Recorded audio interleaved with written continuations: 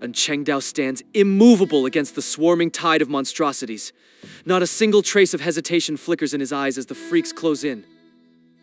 A raw, burning hatred pulses from the old butcher, so powerful it begins to seep into Lin Yi's own mind, anchoring them together in this shared nightmare.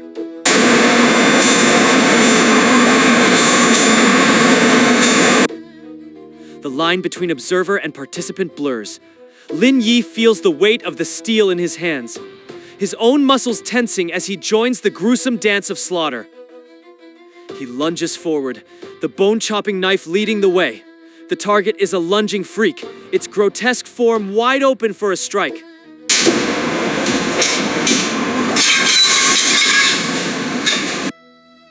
The strike is precise, aimed directly at the joints. The momentum of the heavy blade carries through, severing limbs with terrifying efficiency. But even as the monsters fall, a cold seed of doubt begins to take root in Lin Yi's mind. Something about this battle is fundamentally wrong. The horde is endless. For every creature cut down, two more seem to emerge from the encroaching shadows, an impossible tide that defies the logic of memory. If Chengdao had truly faced these numbers, he would have been torn apart in seconds. The historical survival of the man doesn't match the carnage currently unfolding. Another freak falls to the butcher's relentless assault, its body slumping into the growing pile of corpses. Lin Yi turns to face the next wave, but his eyes widen in disbelief. The corpse he just created is gone. The monster's remains vanish into thin air, evaporating like mist under a harsh sun. There is no blood, no smell, no trace of its existence left behind. The conclusion is inescapable. This isn't a simple memory. Someone else is here, actively distorting the past to suit their own ends. With that realization, the fog of borrowed rage begins to lift, and the connection to Chengdao's visceral hatred starts to unravel. The haze of shared hatred lifts as Lin Yi's perception abruptly shifts. He is no longer bound to the butcher's senses. He is seeing through his own eyes once more. He looks down at his own form, discovering a shimmering, translucent body that pulses like a ghost suspended in the void. The threads of fate emerge from his chest, glowing with a soft, spectral light as they stretch away and disappear through a window to his right. He looks up, and his breath hitches. Floating in the air outside the window is a figure, a man with a complex tattoo etched across his face. The stranger is a semi-transparent spirit, just like Lin Yi, his form shimmering with a cold, predatory energy. It seems you finally noticed me. A momentary flicker of surprise crosses the stranger's eyes as Lin Yi turns to face him, but it is gone in an instant. The man's expression hardens into a look of freezing disdain as he sneers at his uninvited guest. He spreads his arms wide in a grand, mocking gesture of welcome, as if he is the master of this crumbling world. Welcome to this man's consciousness space. And now you're going to be trapped here with him. Forever. Lin Yi lunges toward the window with desperate intensity.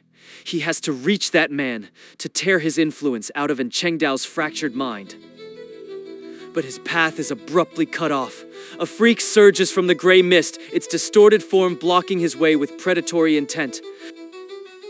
The creature raises its serrated scythe-like forearm, the dark metal glinting with a lethal hunger as it prepares to strike. Lin Yi freezes, his instincts momentarily failing him. He assumes the monster is just another memory, a phantom aiming for the butcher. But a quick glance reveals the terrifying truth, and Chengdao is several yards away, locked in a separate struggle with another beast. This attack is meant solely for him. His heart hammers against his ribs like a trapped bird. In a panic, Lin Yi scrambles backward, his spectral feet slipping on the fragmenting ground. He isn't fast enough.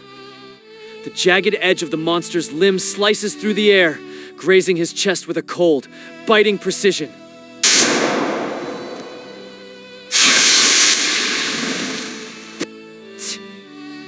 He reels back, clutching at the shallow gash. The sensation is impossible. He is a ghost, a wisp of thought. Why can he feel the bite of steel? The tattooed stranger watches from outside, a dry laugh bubbling in his throat as he enjoys the boy's confusion. You look surprised. You might be in a purely spiritual state right now, but never forget, it is the consciousness that dictates the reality of the body. When the mind is wounded, the flesh responds. It's a fundamental biological reflex that transcends the physical plane.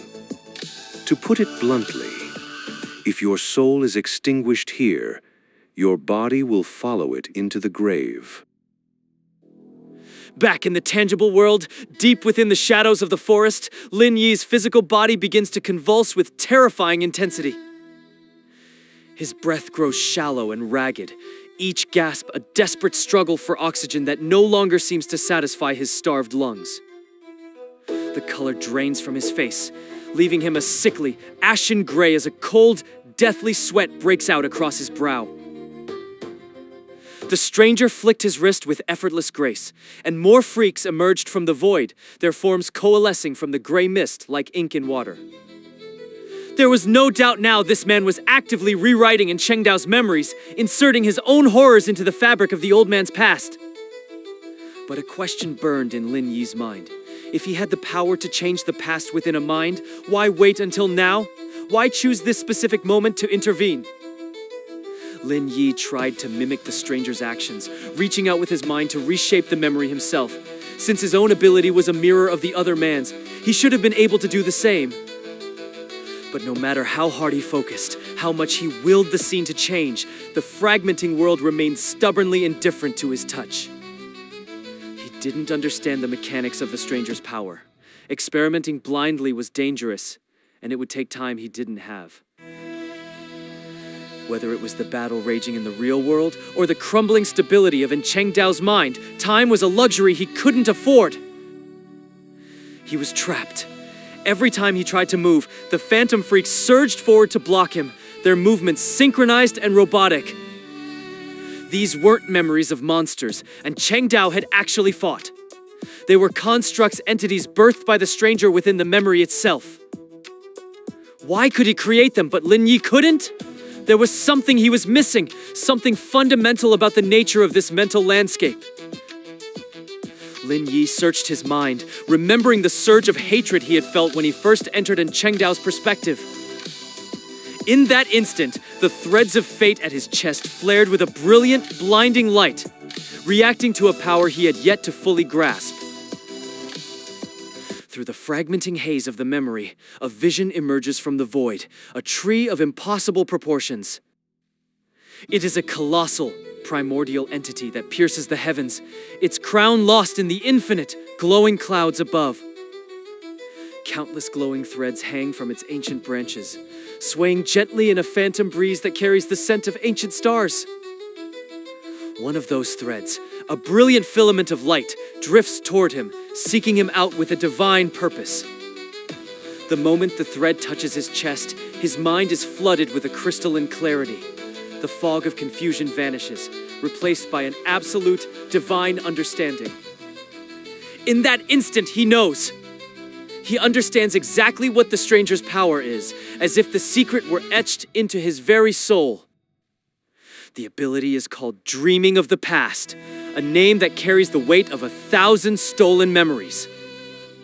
The vision of the celestial tree dissolves as quickly as it had appeared, leaving him wondering if it had been a dream within a dream.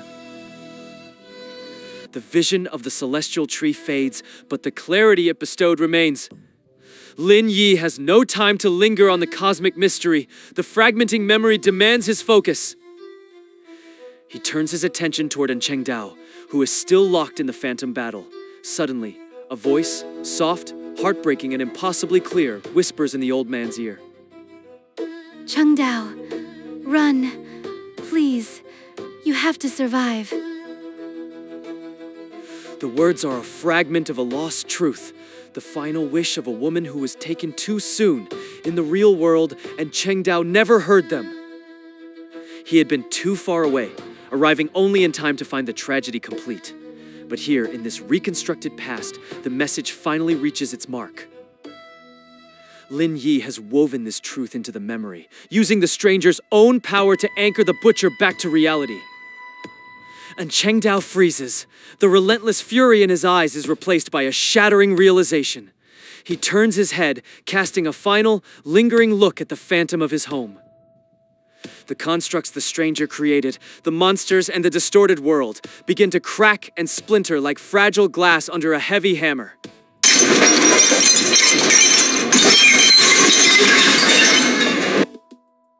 What did you do?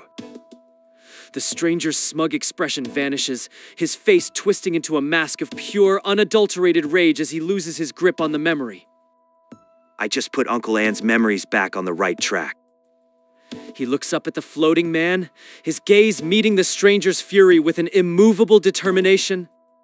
I know what your power is. It's called dreaming of the past. You can't just seize control of someone's body. Not directly. Every soul has its own will, its own fortress of consciousness. As long as a person's mind remains clear and unclouded, you are powerless to enter.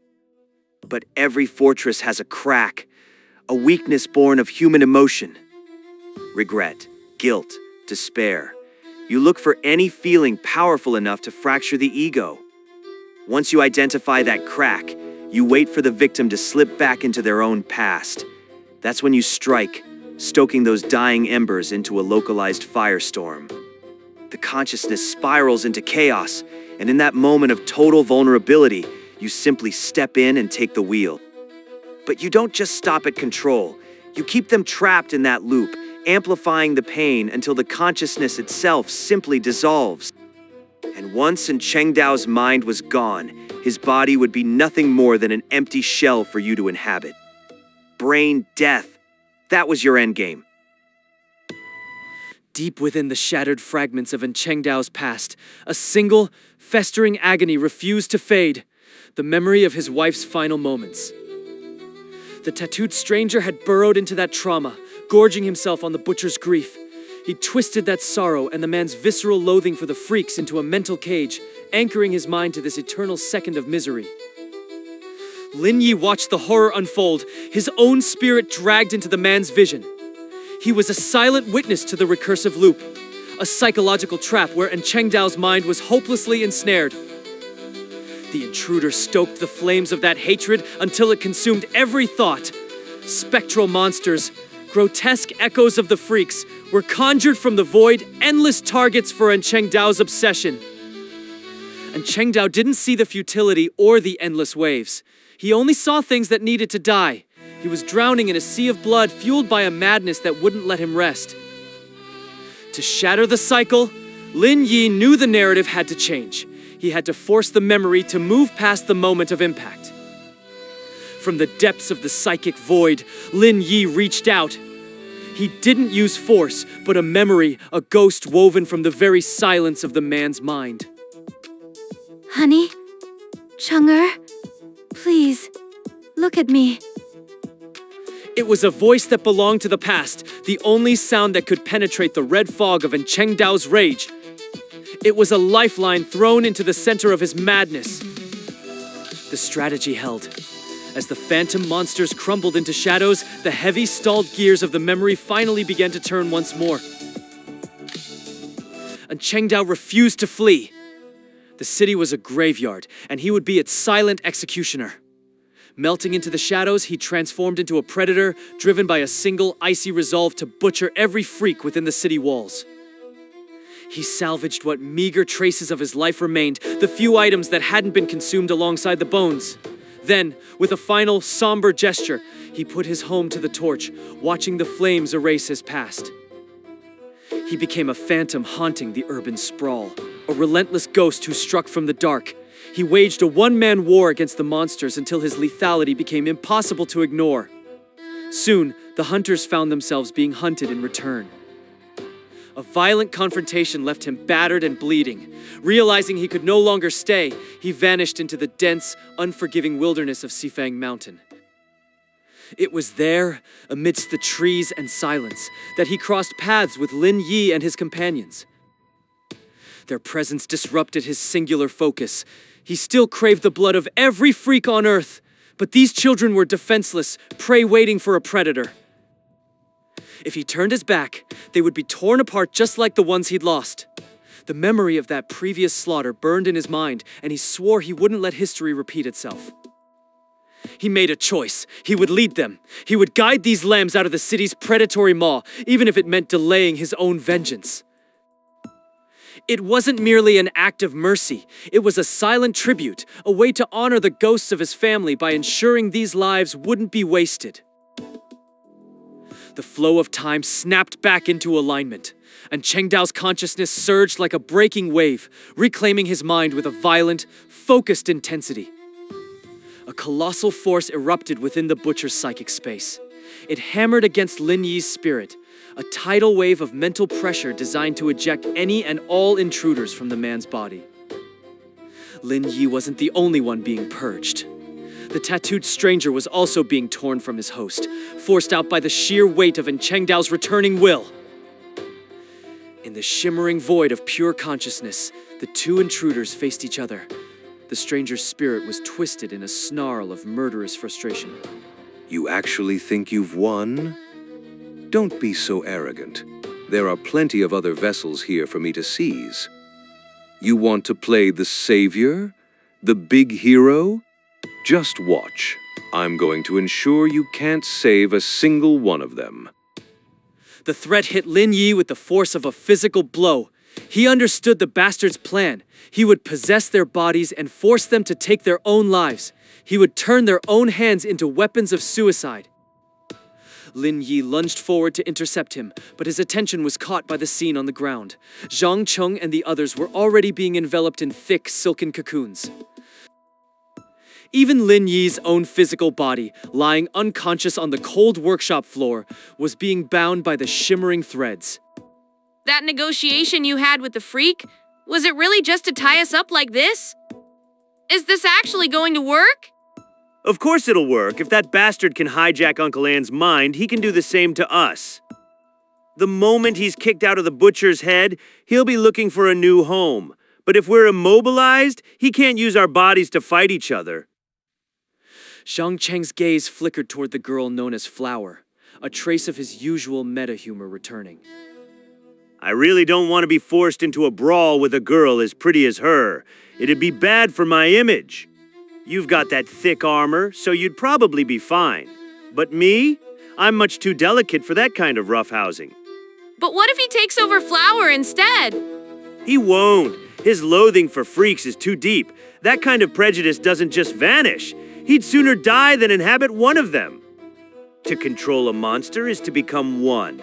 And that bastard is the last person who'd ever accept that. He let out a cold, mocking laugh, the sound echoing hollowly in the workshop. If he actually tries it, I'll spend my afterlife laughing in his face. Lin Yi, watching from the psychic void, felt a grudging admiration for the boy. Zhang Cheng had managed to anticipate the escalation and found a way to neutralize the threat before it could spiral out of control. Well? Lin Yi's spirit began, a thin, knowing smile touching his face as he locked eyes with the intruder. Are you still determined to see this through? The tattooed stranger offered no verbal reply, but the defiance in his gaze was unmistakable. His eyes burned with a cold, flickering fire that refused to be extinguished. And Cheng Dao had fully repossessed his own mind. The threshold had been crossed. The stranger's dominance over the butcher was shattered, leaving him adrift and desperate for a new host. He understood the situation with chilling clarity. If he maintained his current course, if he played his cards right, those silken restraints on the survivors would eventually be severed. He just needed to wait for the right moment to strike. With a sudden, desperate lunge, the stranger's spirit dove toward Lu Lin Hai, disappearing into the boy's form like a shadow sinking into a pool. Lin Yi's brows furrowed in alarm, his own spirit surging in pursuit. He wouldn't let the intruder take another hostage. But before Lin Yi could even reach the threshold of the boy's mind, the stranger's consciousness was violently expelled.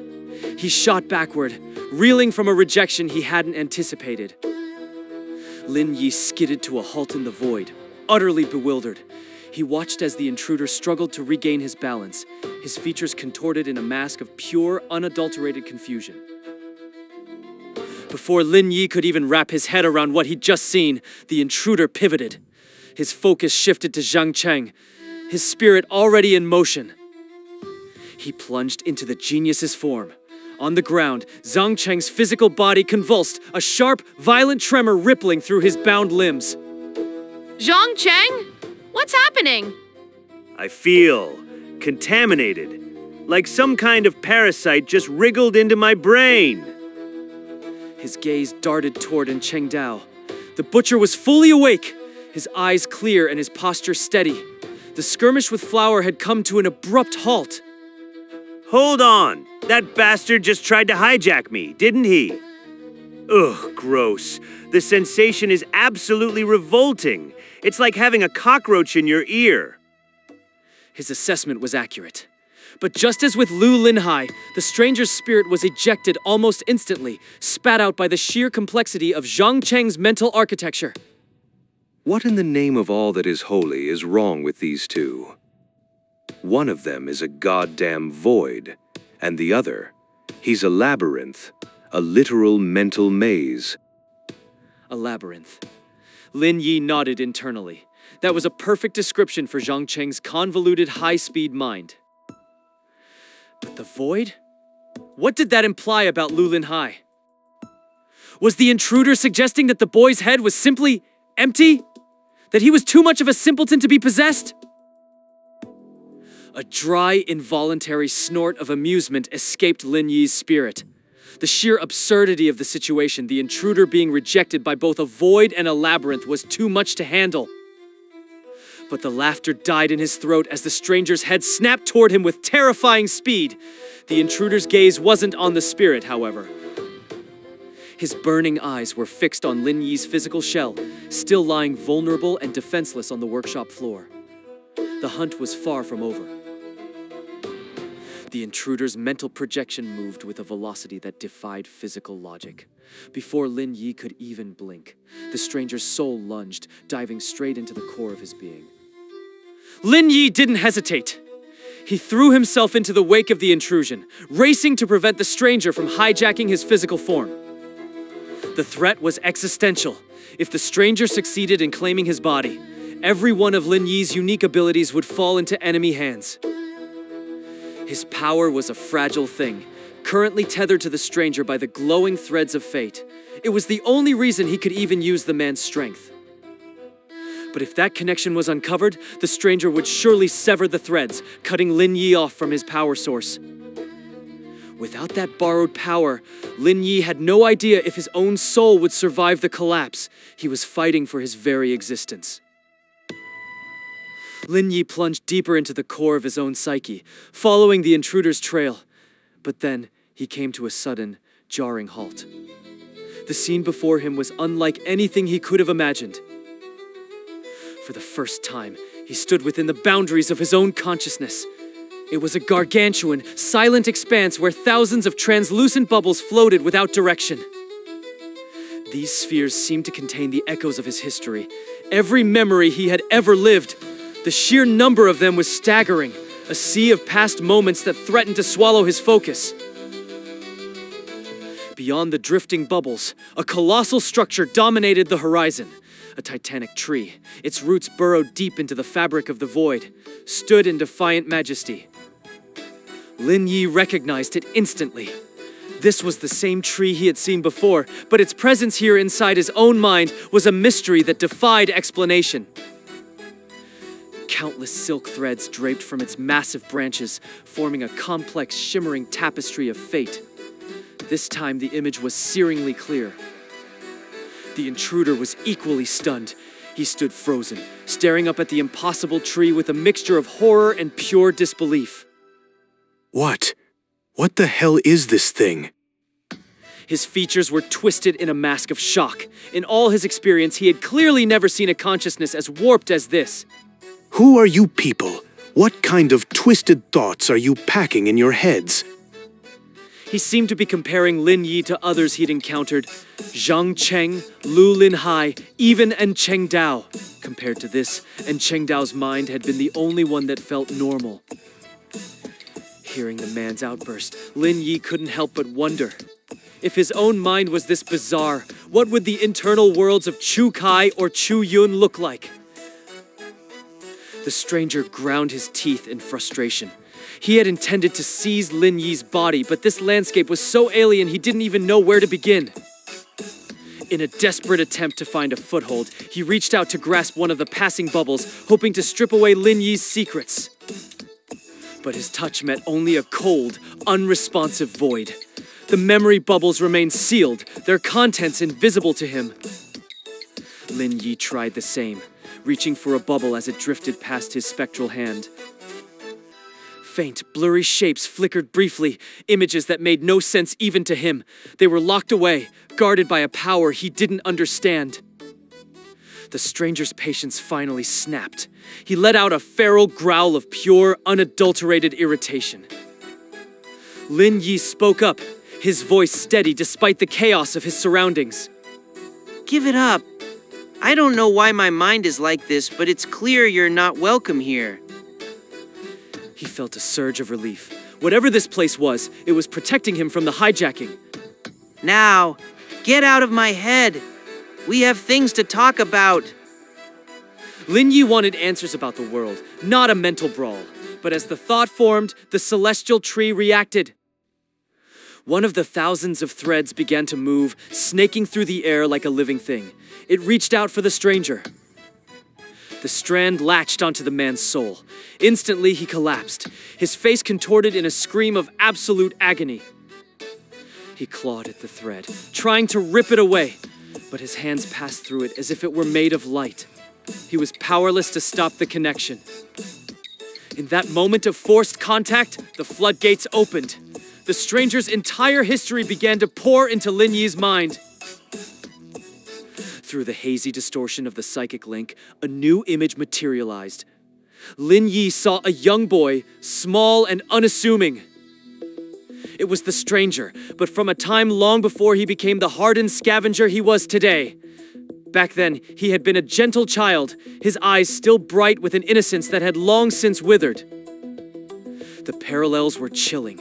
Just like Lin Yi, this boy had been raised by his own flesh and blood, only for those parents to personally hand him over to the monsters. In that city, the residents were well aware of the creatures in their midst. These weren't the mantis wolves Lin Yi knew, but a different, more specialized breed of freak. They were a species that preyed exclusively on the young. Lin Yi felt a grim sense of recognition. Every farm had its own unique way of managing its livestock, and this city's methods were particularly perverse. Decades of systematic brainwashing had twisted the local culture until the people didn't just fear the freaks, they revered them as gods. They were convinced that their city's very survival depended on the monster's continued presence. Periodically, the community would choose a group of children from their own ranks. These lucky few were bestowed with the title of Godchild. Amidst the jealous stares of their peers, they were led away to the lair of the beasts. To the brainwashed populace, there was nothing horrifying about it. It was a holy sacrifice, a divine blessing that ensured the prosperity of the many. Following the ritualistic bathing and purification, the chosen children were confined within a sterile room. There, they waited for the arrival of the divine beings they had been taught to worship. The stranger was among them, a small figure huddled in the corner of the honored group. At the time, he was blissfully unaware of the horror that awaited him. He only felt a sense of pride, knowing that his selection had brought such joy to his parents. He had no concept that the god he was about to meet was nothing more than a ravenous, bloodthirsty predator. The freaks of the city loved children in their own specialized way, a love that was measured purely by the sweetness of their flesh. The monsters of that city held a profound love for children, though it was a love rooted entirely in the hunger of their bellies. They entered the room not as gods, but as ravenous predators, and the feast began.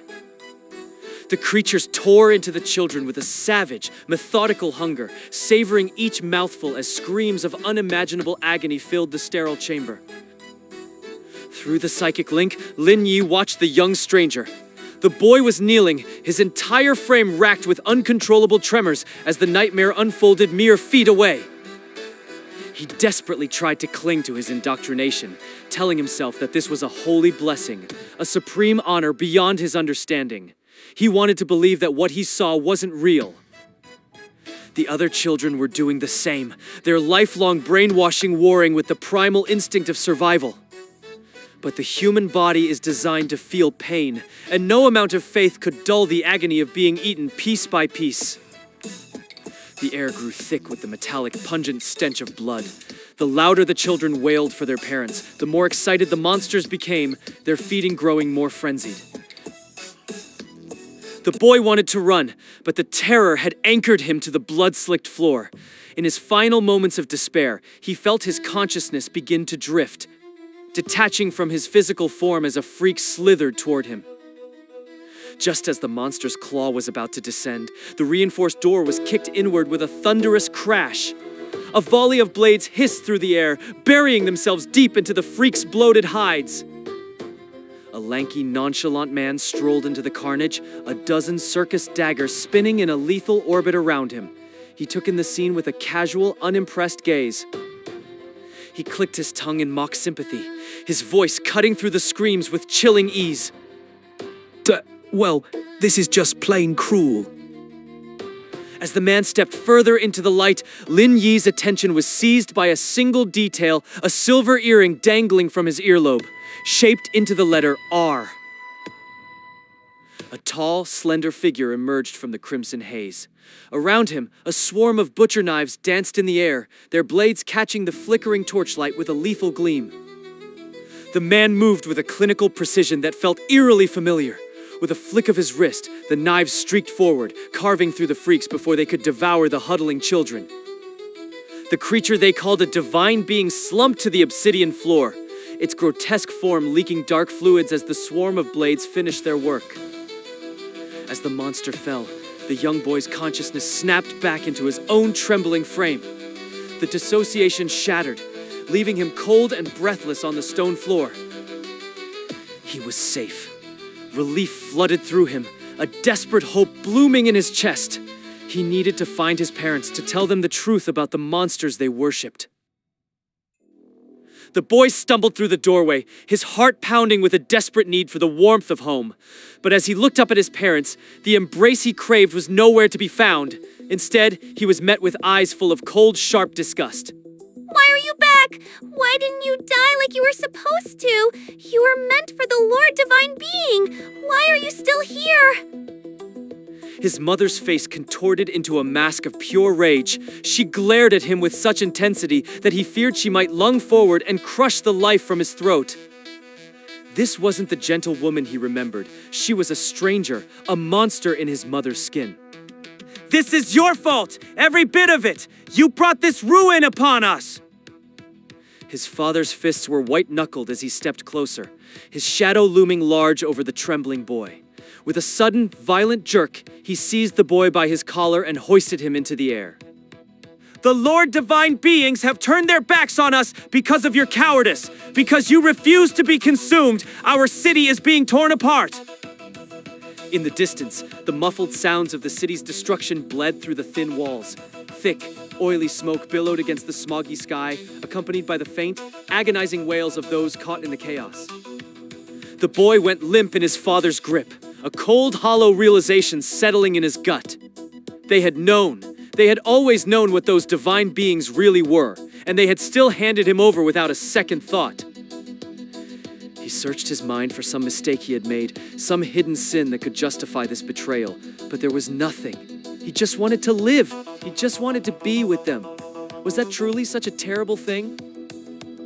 Just die! Go and die! The father's fist swung with lethal intent, aimed directly at the boy's face.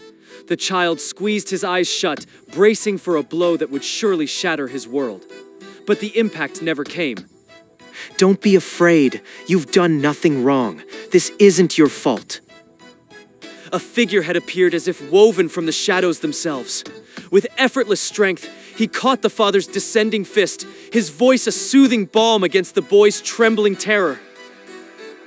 Lin Yi watched the scene unfold with a growing sense of unease. He strained to see the stranger's face, but it was perpetually obscured, shrouded in a mist that seemed to exist only within the memory itself. The reason the world has become like this, it's all because of those disgusting freaks. You dare blaspheme the Lord Divine Beings! The father thrashed, trying to wrench his hand free, but the man's grip was immovable. It was as if he were fighting against stone or something even more absolute. Child, you must understand, your parents love you. If it weren't for these freaks, they would never have been driven to this. Do not blame them. Blame those who allow such monsters to walk among us. Bullshit! You dare show disrespect to the Lord!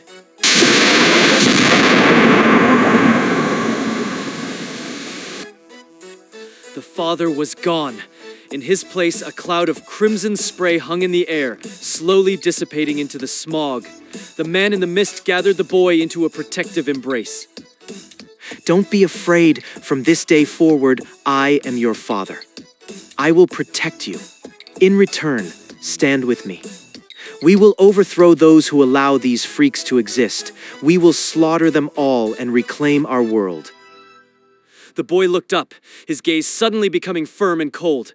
The fear had vanished, replaced by a chilling resolve that made Lin Yi's blood run cold. It wasn't natural. It was the look of someone whose mind had been rewritten. Demon, you're a demon!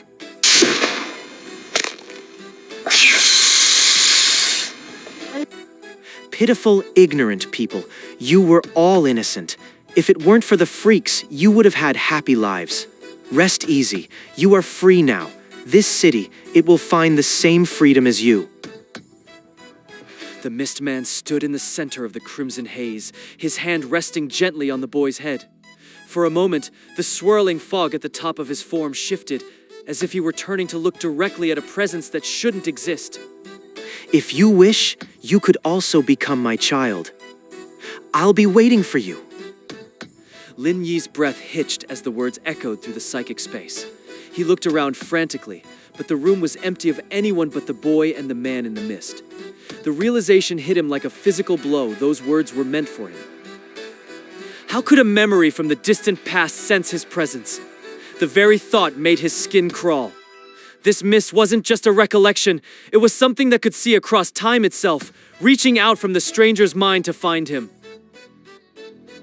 The memory shattered like glass, the gray mist and childhood home dissolving into a blur of light.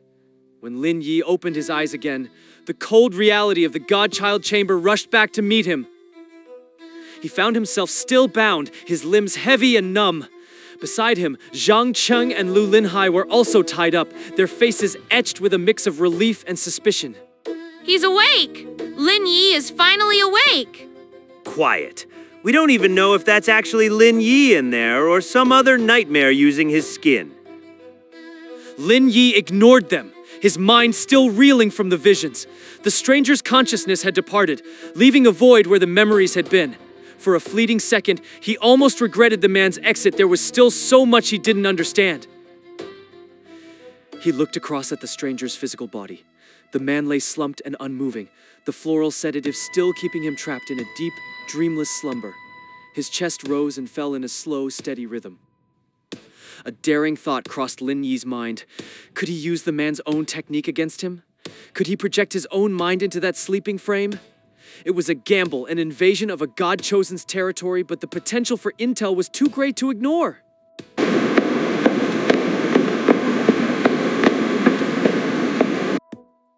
The threads snaked through the air with a life of their own, drifting toward everyone in the vicinity, humans and freaks alike. The plan for possession was forgotten. A new, more immediate danger had just begun. The luminous strands radiating from the motionless figure were a herald of doom, a lethal threat creeping toward Lin Yi and his companions. He couldn't fathom it. How could someone stripped of consciousness and sprawled on the earth pose such a mortal risk? After a tense silence, Lin Yi resolved to sever one of the threads. He needed to understand the nature of the approaching catastrophe. Uncle Ann, Quick, cut these bindings.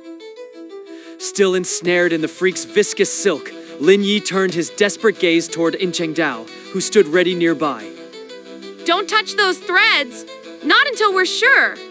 We have no idea who's really behind those eyes. Until your identity is proven, you're staying right where you are. Lu Linhai's eyes narrowed with distrust.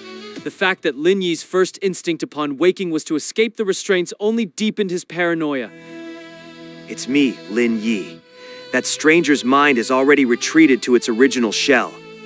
Look at him. 7 threads of destiny are bleeding out, and every single one is anchored to us. I need to snap one of them. It's the only way to glimpse the threat before it hits us. If I don't, we're all dead. Cut the ghost stories, Lin Yi. He paused, his gaze sharpening as he formulated a test. Answer one question. If you get it right, maybe I'll believe you. Tell me, when I say the name Chu Kai, what's the first word that pops into your head? It was a simple trap. Chu Kai was still out cold back in the cavern, far from this clearing. If a foreign consciousness had hijacked Lin Yi's body, they would have no knowledge of the unconscious boy or his quirks. Sister complex, obviously. Spot on, it really is him. Hold on! Zhang Cheng was far less easily swayed than Lu Linhai. He stepped forward, his eyes analytical as they swept over Lin Yi. A soul invading a body might have access to its host's memories. A correct answer proves nothing, it just means the intruder is observant. Time was running out. Lin Yi's eyes darted from Zhang Cheng's cold stare to the towering, insectoid monstrosity standing off to the side. A reckless idea sparked in his mind. He forced himself upright, his legs unsteady as he bolted toward the creature. He closed the distance, deftly dodging the jagged spikes that lined its obsidian carapace. He leaned in, almost touching the beast, then spun around to face Zhang Cheng. That intruder. He'd never get this close to one of these things. He despises them too much. Does that settle it? Is it proof enough for you? That idiotic glint in your eyes is unmistakable. Fine, I believe you, Uncle Ann. Release him. And Cheng Dao had been occupied, his fingers dancing over the mechanisms of his metal gauntlets. At Zhang Cheng's signal, his butcher knife hummed through the air, severing the silk bonds in a single, fluid motion. Free at last, Lin Yi didn't waste a second.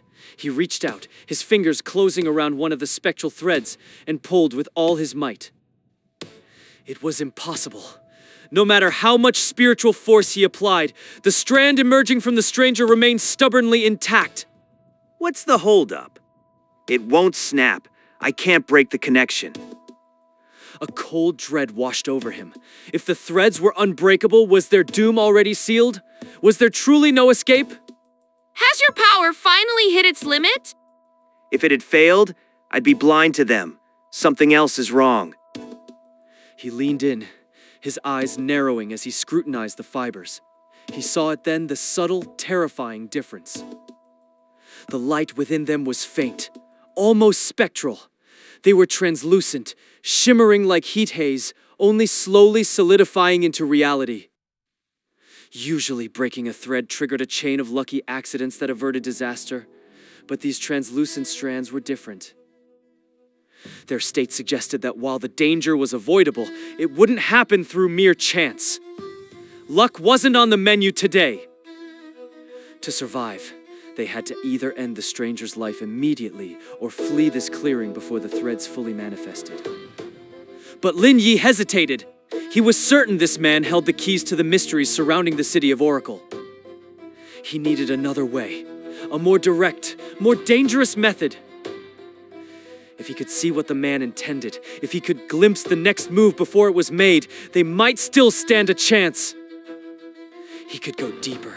He could invade the man's mind, scour his memories, and maybe, if fate allowed, seize control of the body itself. Without another word, Lin Yi let his consciousness drift. Using the very power he'd stolen from his opponent, he surged forward and plunged into the stranger's mental space. The transition was instantaneous. Lin Yi plunged into the stranger's consciousness only to find himself submerged in an absolute suffocating darkness. There was nothing. But as his eyes adjusted to the void, he realized the emptiness wasn't absolute. A pale, flickering light pulsed in the distance. Within that fragile glow, a young boy sat huddled on the floor, his small frame curled into a tight, trembling ball. A rhythmic muttering drifted from his lips. Lin Yi bridged the gap, his footsteps silent in the void. As he drew near, the boy's features became clear.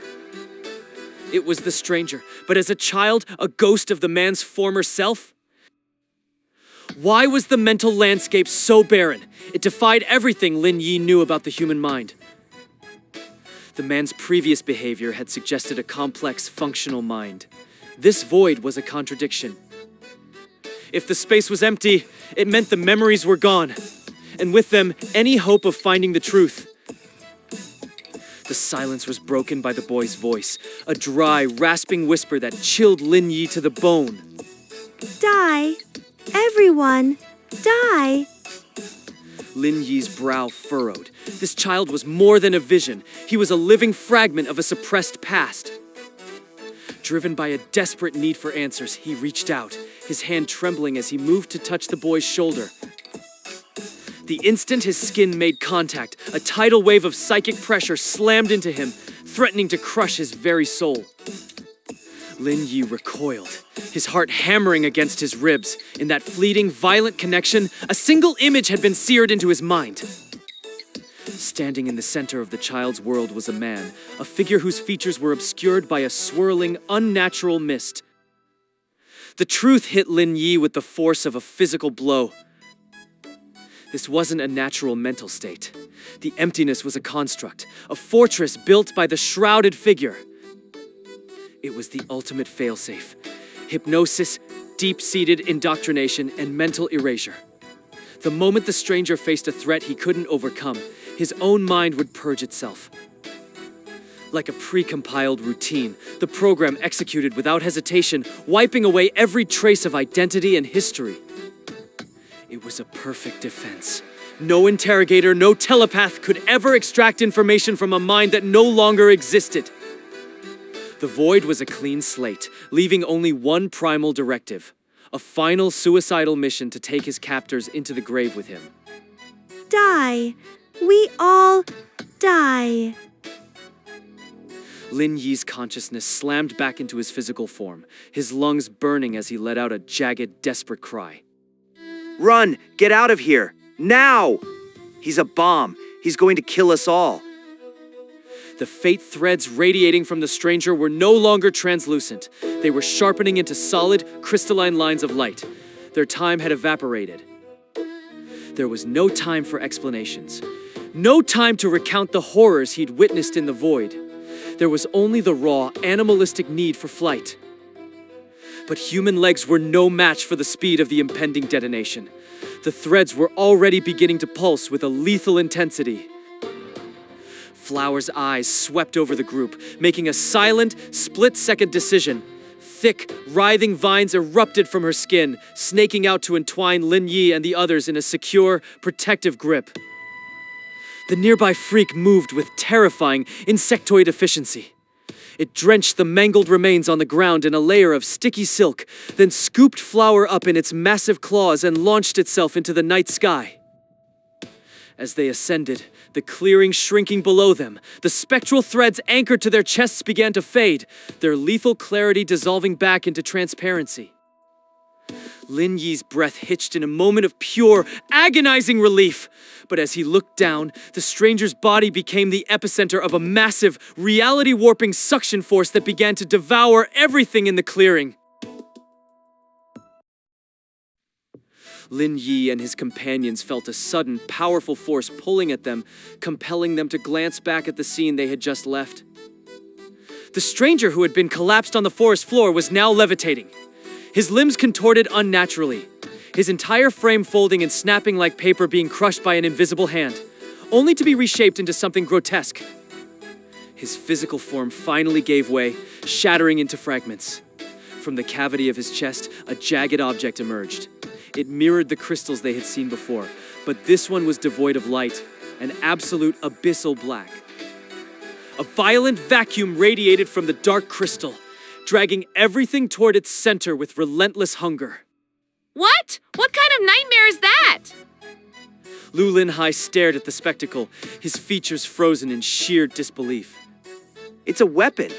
Most likely part of the same kit as those gauntlets and that shotgun. Lin Yi observed the phenomenon with a deep scowl, his mind racing to categorize the threat. The suction intensified. Twisted trees were torn from the soil, roots and all. Small scavengers and mutated birds that failed to flee were caught in the updraft, vanishing into the void around the crystal in an instant. God, if he'd triggered that while we were fighting him, we'd be nothing but dust by now. A cold shiver ran down Lin Yi's spine as he realized how close they had come to annihilation. There's no need to lose sleep over that. Zhang Cheng didn't look away from the swirling vortex. He seemed more analytical than afraid, his eyes narrowed in intense concentration. He spoke up with a casual, almost detached curiosity. Did you notice where it came from? It was embedded right in his heart. That tells us this isn't something he can just use on a whim. There are severe constraints on a weapon of this magnitude. High manufacturing costs, specific environmental requirements, or perhaps a long activation sequence. Hiding it in the heart makes sense. It's the last place anyone looks, giving it the time it needs to spool up. Or maybe it's a dead man's switch. Once the pulse stops, the crystal triggers automatically. In any case, Lin Yi's call to retreat was the right move. Killing him would have likely hastened our own deaths. Zhang Cheng paused for a second, his expression turning thoughtful before he added. Besides, I suspect this power is completely uncontrollable once it's unleashed. The magnitude of this power is simply too immense. It's designed to obliterate the wielder alongside their target, a failsafe for total mutual annihilation. Furthermore, the science behind this, it's light years beyond anything in our textbooks. It shouldn't even exist. The vacuum's grip tightened, the force so absolute it even disrupted the rhythmic beating of the mantis wolf's heavy wings. Reacting instantly, Hua lashed out with her thick vines, anchoring the group to the gnarled ancient trees up ahead. The makeshift tethers held firm, preventing the group from being swept into the heart of the vortex. The stranger had vanished. His physical form had been compressed into a dense, unrecognizable mass, crushed by invisible forces until the abyssal crystal finally consumed the last of him. The object behaved like a microscopic black hole, systematically breaking down every atom it touched, devouring the very fabric of the environment. For several agonizing minutes, the suction roared, only ceasing when the crystal reached its limit and fractured into nothingness. The gravity well collapsed without warning, the sudden lack of resistance nearly throwing Lin Yi and his companions off balance. The mantis wolf counter-shifted its weight with animalistic precision, catching them before they could be impaled by the splintered, razor-sharp remains of the surrounding trees. When the dust settled, they looked back to find the forest floor had been hollowed out. A massive, smooth-walled crater was all that remained of the stranger and the ground he had stood upon. Zhang Cheng's eyes were wide, gleaming with a disturbing level of enthusiasm. A short, sharp laugh escaped his throat. This is beyond anything I imagined. Truly fascinating. Fascinating? We almost just died. There's nothing funny about that. Lin Yi's voice shook with repressed fear. He didn't share his companion's academic curiosity toward their near-death experience. Lin Yi remained silent, his mind drifting to the threads of fate he had glimpsed earlier. Without that warning, they would have been erased just as efficiently as the man in the clearing. You're missing the bigger picture. Zhang Cheng kept his gaze fixed on the empty void of the crater, his mind clearly miles away. Think about the level of technology required to produce a weapon of this scale. The civilization currently occupying this world, its reach must be astronomical. And this is just one man. There have to be even more devastating wonders out there. I can hardly wait to see what else they're hiding. The group moved in silence until they reached the vicinity of the cave entrance. Having fulfilled her role, Hua began to distance herself, preparing to depart. Once you've regained your strength, you should depart from this area without delay. Hua's expression was an impenetrable mask of indifference. Not even the cataclysmic events they had just witnessed seemed to have made a dent in her icy composure. Hua, thank you for everything. After what had happened in the clearing, Lin Yi was finally convinced that her intentions toward them were not malicious. Gratitude is unnecessary. Wait, there are things I need to understand. Questions I have for you. Lin Yi hesitated. Hua was unlike any other monster he had encountered. Her earlier cryptic remarks had planted seeds of concern in his mind that he couldn't simply ignore. Assuming it doesn't inconvenience you, of course. What do you wish to know? Hua turned her gaze toward him, her eyes as vacant and ancient as always. Let's speak tomorrow. This isn't the right time. Lin Yi glanced toward the mangled, dying creature nearby, the victim of the stranger's cruelty. He didn't want to conduct an interrogation while a life was flickering out on the cold ground. Hua followed his line of sight to the broken monster. A flicker of understanding seemed to pass through her, and she gave a small, barely perceptible nod. Agreed. Without another word, Hua turned and vanished into the shadows of the forest, accompanied by the wounded creature. As the group retreated back into the relative safety of the cave, they found that Chukai had finally regained consciousness. Alerted by the commotion outside their refuge, the Chu siblings emerged from the cave mouth to greet the returning group. What on earth happened out there? Chukai's condition had improved significantly. Though his vision remained a blur of shifting shapes, he was no longer the catatonic shell he had been earlier. Recovery, however, would still be a slow and arduous process. That sound. It was deafening. I thought you were just tracking someone. How did it escalate into a full-blown battle? While he'd been drifting in and out of sleep, Chu Yun had kept him informed, but the sheer volume of the recent explosion had forced him to use his auditory senses to monitor their progress. Lin Yi, are you all right? Is anyone hurt? Chu Yun's voice was thick with anxiety as she scanned the group for wounds. It's a complicated story, not one for the open air. Let's head back inside. I'll explain everything once we're settled. As they filed back into the rocky sanctuary, Lu Linhai lingered at the rear, his movements stiff and deliberate. He kept a nervous eye on his backpack, shifting the straps as if trying to shield something from view. Give it up, Lin Yi. We've all seen the goods. There's no point in playing hide and seek now. Zhang Cheng halted, his keen eyes having caught every one of Lu Linhai's suspicious maneuvers. He gave a playful, mocking clap and began to close the distance between them. In fact, I think it's high time we discussed our resident gorilla and his new developments. Zhang Cheng reached out to pat the larger boy on the back, but Lu Linhai flinched away, his reflexes sharp and defensive. Because Lu Linhai had kept his back to the cave entrance during their approach, and because Chukai's vision was still failing him, the Chu siblings remained blissfully unaware of the transformation hidden beneath the straps of his pack. Lin Yi and Cheng Dao had both caught glimpses of the strange growths on Lu Linhai's back earlier, but the life or death struggle in the woods had forced them to bury their questions. Now that the immediate danger had passed, the silence on the matter was becoming unbearable. It was time for the truth. Linhai, why are you being so quiet? Is something wrong? Chu Yun tilted her head, her innocence contrasting sharply with the tension radiating from the others. So, our resident gorilla is going to stay silent, is he? No explanation for the new wardrobe? Zhang Cheng leaned in with a mischievous glint in his eye, clearly enjoying the discomfort he was causing. Driven by a clinical curiosity, he reached out once more to inspect the armored plates. This time, Lu Linhai didn't flinch. He stood frozen, his eyes wide and vacant as he struggled to find his voice. I don't... The texture. the sheer density of it. It's almost a perfect match for the carapace we saw on that mantis wolf. Zhang Cheng tapped the scales lightly, the sound metallic and hollow against the boy's skin. Carapace? What do you mean? Chu Yun stepped around to get a better look.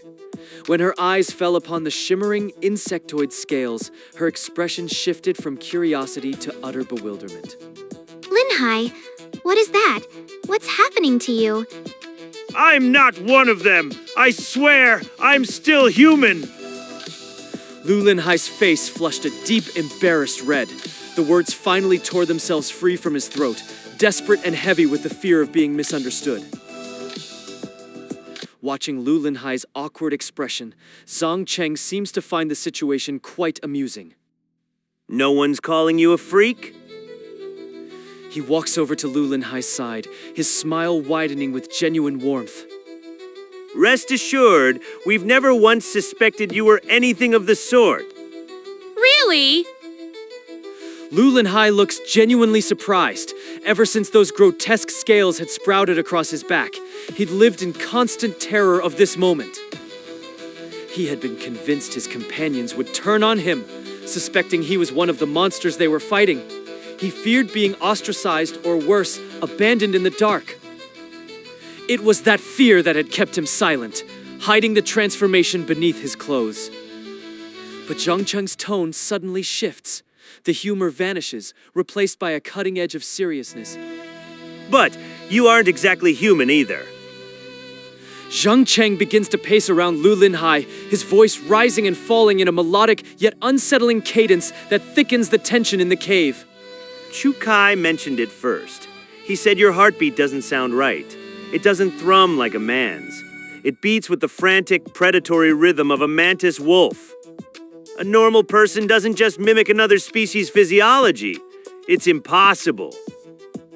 Zhang Cheng pauses, a frown flickering across his face as he recalls their time in the hair snail parasite village. And the mother worm, she said the same. Not a freak, but certainly not a human. Lu Linhai stands there, lost! He tries to find words to explain, but he's just as clueless as they are about the scales hardening on his skin. Zhang Cheng stops directly in front of him, his expression unreadable. Don't worry, I've known what you were for a very long time. You, from the very beginning, you were... He trails off, feigning a deep, dark mystery as he watches Lu Linhai's face go pale with dread. Suddenly, Zhang Cheng bursts into a fit of laughter. A well-developed, thick-skulled gorilla. That's what you are.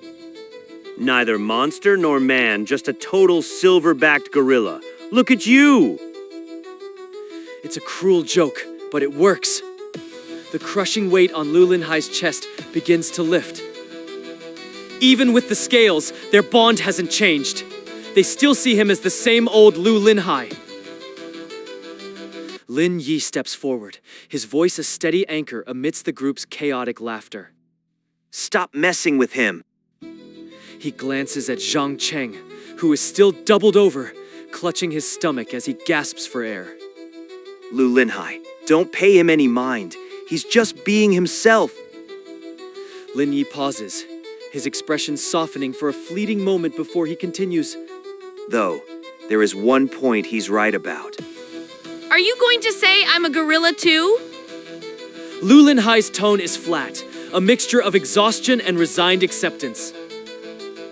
This only sends Zhang Cheng back into another fit of uncontrollable laughter. What's so funny? I'm being serious here. Even Lin Yi can't help but let a small smile slip at Lu Linhai's earnestness. Don't interrupt. What I want to say is, Zhang Cheng is right. We've never once doubted you. Lin Yi looks him in the eye. They all know the truth. Through every horror they've faced, Lu Linhai has always been the first to charge, the shield for the rest of them. A man who wouldn't hesitate to sacrifice his life to protect his companions, whether he's human or some new kind of freak, doesn't change who he is to them. Lin Yi, those scales on your back look awesome. Chu Yun walks around to stand behind Lu Linhai, peering at the shimmering scales with wide, fascinated eyes. They look just like a dragon, right? Just like the scales on a legendary dragon. Xiao Yun, knock it off. Those are clearly fish scales. He's just a big, dumb, armored fish. Zhang Cheng's boisterous laughter fills the cave again. Perhaps infected by his infectious mirth, Chu Yun can't help but join in, her giggles mixing with Zhang Cheng's guffaws. Looking closely, they both realize Zhang Cheng is right. The way the scales overlap and catch the firelight really does resemble the pattern of a giant, prehistoric fish. Chu Kai sits slightly apart, his gaze fixed on the dancing flames. You should have told us sooner. His voice is heavy with a seriousness that cuts through the previous levity. Out of everyone, he had been the most skeptical of Lu Linhai. In the early days, Chu Kai only trusted what his sharpened senses told him. He hadn't seen the sacrifice Lin Yi spoke of, the way Lu Linhai had nearly given his life for Chu Yun in a past that only Lin Yi remembered. To Chu Kai, those stories were just words, abstract concepts that didn't match the cold, hard data of survival. It wasn't until their desperate escape to Sifang Mountain, when they were cornered by the monsters, that everything changed. He had watched Lu Linhai leap recklessly onto a monster's back, a suicidal gambit that saved them all. In that moment, the last of Chu Kai's suspicions had burned away. You can trust us more. And Cheng Dao walks over, his heavy boots crunching on the cave floor. He places a firm, grounding hand on Lu Linhai's shoulder, a gesture of absolute solidarity. Just as we trust you. A surge of warmth, pure and overwhelming, wells up in Lu Linhai's heart. He had wanted to tell them, to scream the truth from the beginning, but the memory of every monster they'd encountered, creatures that saw them only as meat or hosts, had always held him back. He had been terrified that revealing his own monstrosity would make him one of them in their eyes. But now, seeing the faces of his companions, the lingering shadow of anxiety that had haunted him for weeks finally vanishes, leaving only a profound sense of peace. Zhang Cheng doesn't miss a beat, stepping in as Cheng Dao pulls back. Uncle Ann is right. You just don't trust us. I don't! Lu Linhai's protest is immediate and desperate, his hands waving in front of him. How do you not? If you trusted us, why didn't you tell us from the start? Zhang Cheng presses on, closing the distance between them with each word. Even at this point, you still won't admit you were wrong? Still clinging to your secrets? Lu Linhai stands no chance against Zhang Cheng's rapid-fire interrogation. Within seconds, his initial defensiveness crumbles into a heavy guilt. He feels the weight of his own silence, convinced now that he really should have spoken up sooner. How about this? Say, I am a gorilla 3 times loudly, and we'll forgive you. That's a fair price for your silence, don't you think? Lu Linhai opens his mouth, his mind spinning, about to blindly follow Zhang Cheng's lead. I am! He stops abruptly, the realization finally hitting him. Zhang Cheng, are you looking to die? Lin Yi finally intervenes, his expression turning serious as he shifts the conversation back to their reality. All right, let's talk business. When did those scales on your back first appear? Lin Yi looks at Lu Linhai with a quiet intensity. While they don't suspect him, understanding the origin of the mutation is vital for their survival. I don't know exactly when it started. Lu Linhai shakes his head, his brow furrowed in concentration. During that special training on Sifang Mountain, I always felt a bit of an itch on my back. I didn't pay any mind to it at the time, thinking it might just be because I hadn't showered. It wasn't until we came down from the mountain and encountered Teacher Yao that I actually noticed these things growing on me. The conversation continues, the firelight dimming as the night deepens. Anyway, at that time, Teacher Yao was following us closely. When we were running, I felt a sharp pain in my back, like something was being forced out through my skin. I didn't dare to stop or look.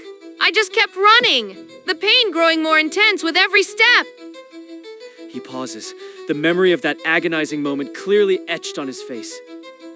By the time we found a place to rest, the pain had subsided into a dull ache. That was when I first touched them, the scales. Zhang Cheng listens with a clinical detachment, his mind already analyzing the physiological implications. And the heartbeat?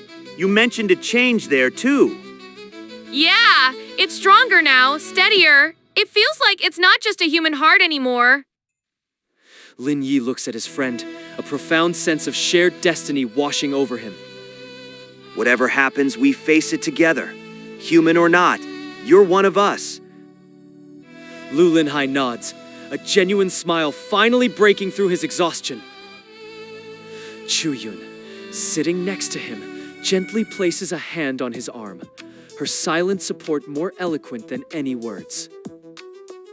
In the quiet of the cave, amidst the dying embers of the fire, the group finds a rare moment of peace, their bond forged in fire and blood, now stronger than ever. The group huddled around Lu Linhai, their eyes fixed on the strange growths covering his back. It had been quite some time since they began their careful inspection of the scales. The scales were layered with the precision of a fish's armor, overlapping in a way that seemed to grant perfect flexibility. Lu Linhai's movements remained entirely unrestricted despite the new protection. More than just flexible, the arrangement provided incredible durability. These scales felt even more resilient than the hardened shell of a mantis wolf. This unexplained toughness was exactly why Teacher Yao's lethal strike had failed to penetrate. When that forearm blade had slammed into his shoulder, it hadn't even left a mark. Zhang Cheng was obsessed, poking and prodding the scales with whatever he could find. He tapped them with stones and tried to wedge a blade between the layers, even suggesting a chemical test before Lin Yi finally intervened. Lin Yi knew that if they weren't so short on supplies, Zhang Cheng probably would have tried to harvest a sample for a full autopsy. For the moment, they could only conclude it was another manifestation of the God-chosen powers. It seemed Lu Linhai had the uncanny ability to absorb the traits of the monsters he encountered. He hadn't shown any signs of the hair snail parasites yet, but that was likely just a matter of time. Their encounter with those things had been too brief for a transformation to trigger. Amidst their theorizing, Chu Yun suddenly went quiet, a distant memory surfacing in her mind. She thought back to that night on Sifang Mountain. Lin Yi and Chu Kai had ventured off to find medicine for the wounded An Chengdao, leaving her and Lu Linhai to keep watch. Once An Chengdao was stable, the issue of the freak's corpse remained. Lu Linhai had volunteered to go back and hide the body to avoid drawing any unwanted attention. He had been gone for an unusually long time that night.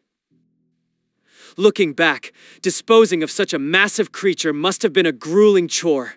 It made sense that he was delayed. At the time, Chu Yun hadn't given the delay a second thought, but now, it felt like a missing piece of a much larger puzzle. We'll label those scales as the gorilla's unique talent for the time being.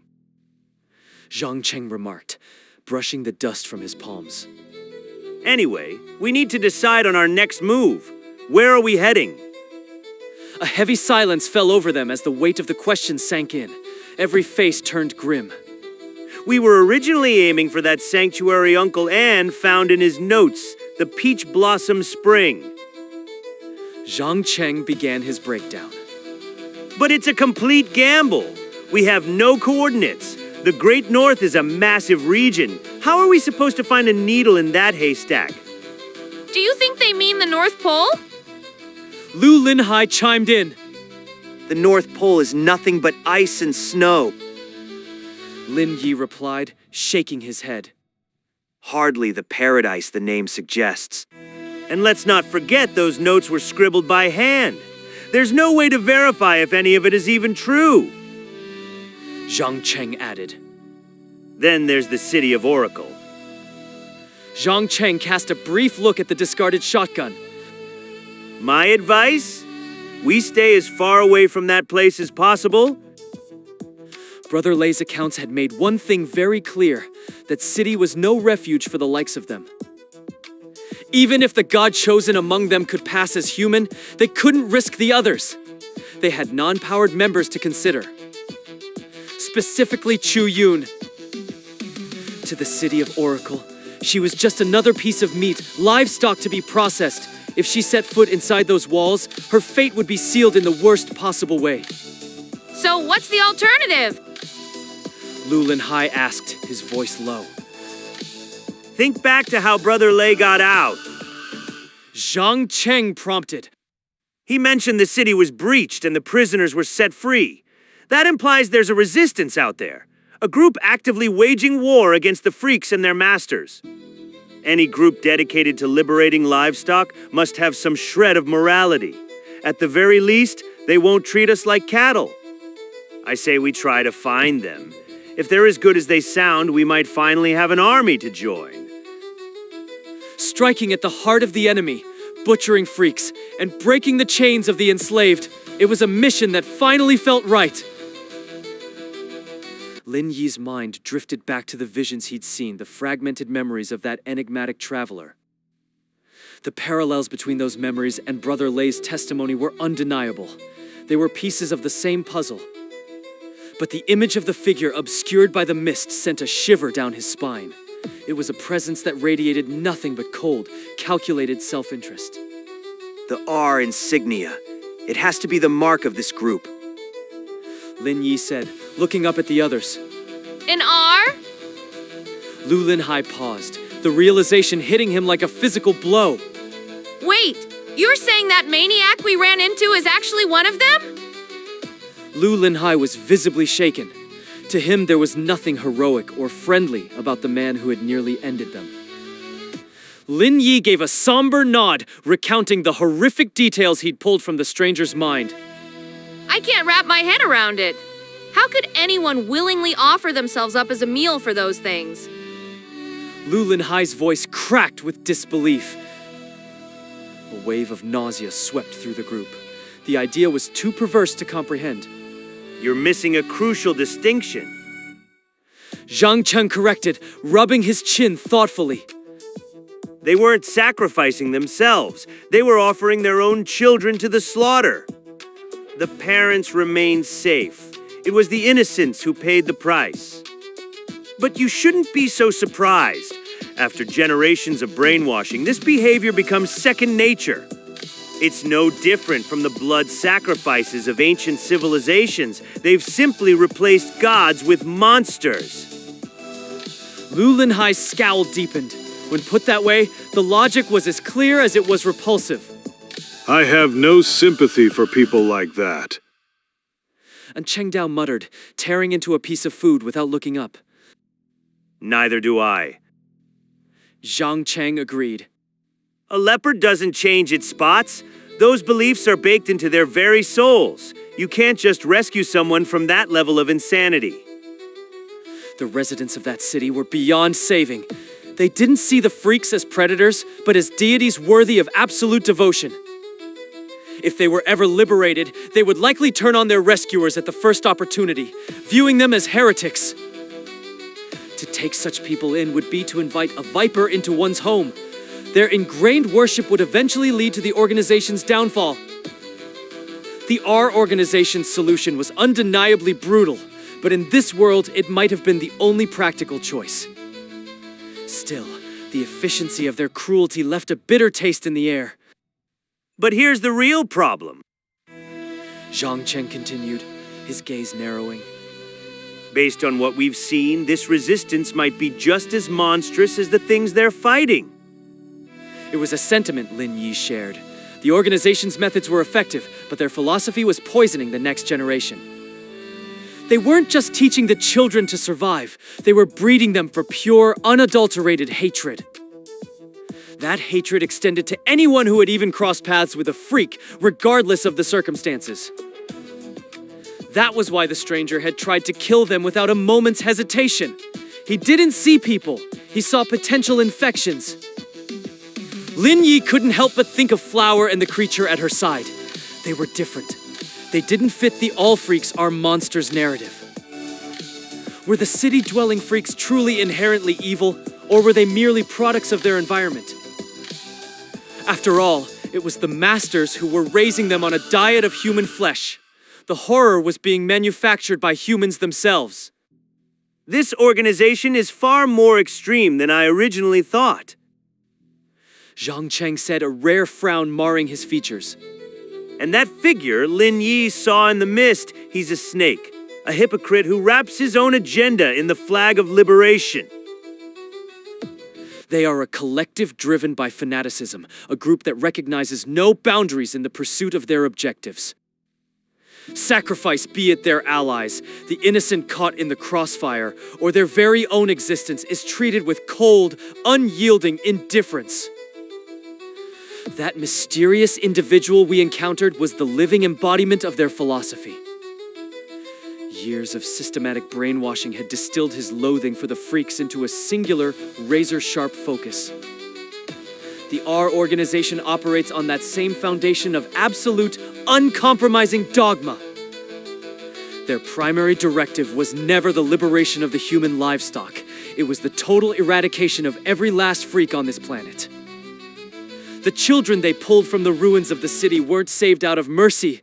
They were simply collateral acquisitions. In the eyes of the R, those orphans are more than just future combatants. They are the vessels for their radical legacy. Raised in this crucible of hate, these children will become the next generation of efficient, heartless killers. If what you're saying is true, then this R organization is a bigger threat than I thought. A shadow passes over Lu Jinhai's face, his features hardening as the weight of the realization sinks in. He pauses, his brow furrowed in deep thought, before he continues. It's chilling, really. They've turned their very lives into weapons, ready to detonate at a moment's notice just to take a few monsters with them. Honestly, I think we need to put as much distance between us and these fanatics as possible. I'm afraid you're looking at this the wrong way. Zhang Cheng shakes his head slowly, his expression one of clinical disagreement. Running away isn't the answer. In fact, I believe establishing contact with them should be our top priority. And if we have to enlist in their ranks to move forward, then so be it. It's a logical step. Wait, what? Lu Jinhai blinks in shock, his jaw practically dropping at the suggestion. Why on earth would you want that? Are you seriously that eager to turn yourself into some kind of biological explosive? You're missing the point. It's not about the martyrdom, it's about our survival. Given our current predicament, they represent our most viable path. Zhang Cheng's cold logic only seems to deepen Lu Jinhai's bewilderment. Consider this. What was our primary objective when we first fled the city's walls? Zhang Cheng poses the question, his eyes fixed on Lu Jinhai, waiting for the obvious answer. Survival, of course. I mean, isn't that why we're out here in the first place? Lu Jinhai gestures broadly, as if the answer should be self-evident to everyone. It's more than just staying alive. We need to find actual safety. Chu Kai steps into the conversation, his voice carrying a weight of lived experience. Images of the village flash through his mind, the poor souls hosting those hair snail parasites. Technically, they were still breathing. But that wasn't living. That was a nightmare from which there was no awakening. Precisely. Our flight from the city was driven by the absence of security. Zhang Cheng picks up the thread of the argument, his tone becoming more teaching. Now, tell me, if our goal is true safety, what is the one thing we lack most in this world? Is it weapons? Chu Yun's eyes drift to the heavy metallic gauntlets in Chengdao's grasp, then to the clinical-looking shotgun resting near Lin Yi's feet. No, that's not it. Lin Yi shakes his head, a look of grim realization dawning on him as he starts to follow Zhang Cheng's train of thought. He rises from his crouch and takes several deliberate steps, positioning himself right next to their strategist. Our biggest deficit isn't firepower. It's a fundamental understanding of the world we're trapped in. He pauses, searching for the right word before clarifying. Simply put, we're missing the very intelligence we've been risking our lives to find. Exactly. Zhang Cheng gives a sharp, approving nod, a rare glint of satisfaction appearing behind his lenses. Arms are essential, yes. But we're dealing with technology and biology that's completely alien to us. Without the right knowledge, even a stockpile of weapons might as well be scrap metal. His words bring back the memory of the key, that enigmatic device Cheng Dao discovered earlier in their journey. With the proper intelligence, that key wouldn't have just been a lethal trap they avoided. It could have been turned into a powerful asset, a tool to facilitate their escape from the city's grasp. Look at us. We're blind. We have no idea how many variations of freaks exist, and we're even more in the dark about what's left of the human race. Zhang Cheng presses his point, his voice becoming more urgent. Fumbling in the dark like this, it's a death sentence. We won't last another week if we don't start seeing the bigger picture. The harsh truth of his analysis hangs heavy in the air. Every scrap of information they've managed to claw together has only served to dismantle their old understanding of the world. The reality they once inhabited is gone, replaced by a twisted, monstrous landscape that follows none of the old rules. Only by fully understanding this new reality could they hope to survive in the long run. The answers we've been searching for, the R organization already holds them in their hands. Zhang Cheng's voice loses its usual mocking edge, replaced by a gravity that commands absolute attention. They count God chosen among their numbers. Their understanding of our supernatural potentials is light years ahead of our own. Those crystal integrated armaments we saw? That's just the tip of the iceberg. They're utilizing a level of technology that's completely beyond our comprehension. And the way they hunt, the efficiency with which they dispatch those monsters, it proves they've categorized the freaks. They know their biology, their patterns, and their weaknesses. Lin Yi recalls the fragmented memories he glimpsed. The stranger as a young boy, perhaps no more than 8 years old. Comparing that child to the man in his 20s they faced, the timeline becomes clear. This R organization has been operating for over a decade, at the very least. 10 years of systematic study and combat. Their pool of knowledge is a vast ocean compared to our shallow puddle of observations. If we can successfully infiltrate or join their ranks, we'll have access to the very core of that intelligence. Zhang Cheng finishes his assessment, his gaze sweeping over the group to gauge their reactions.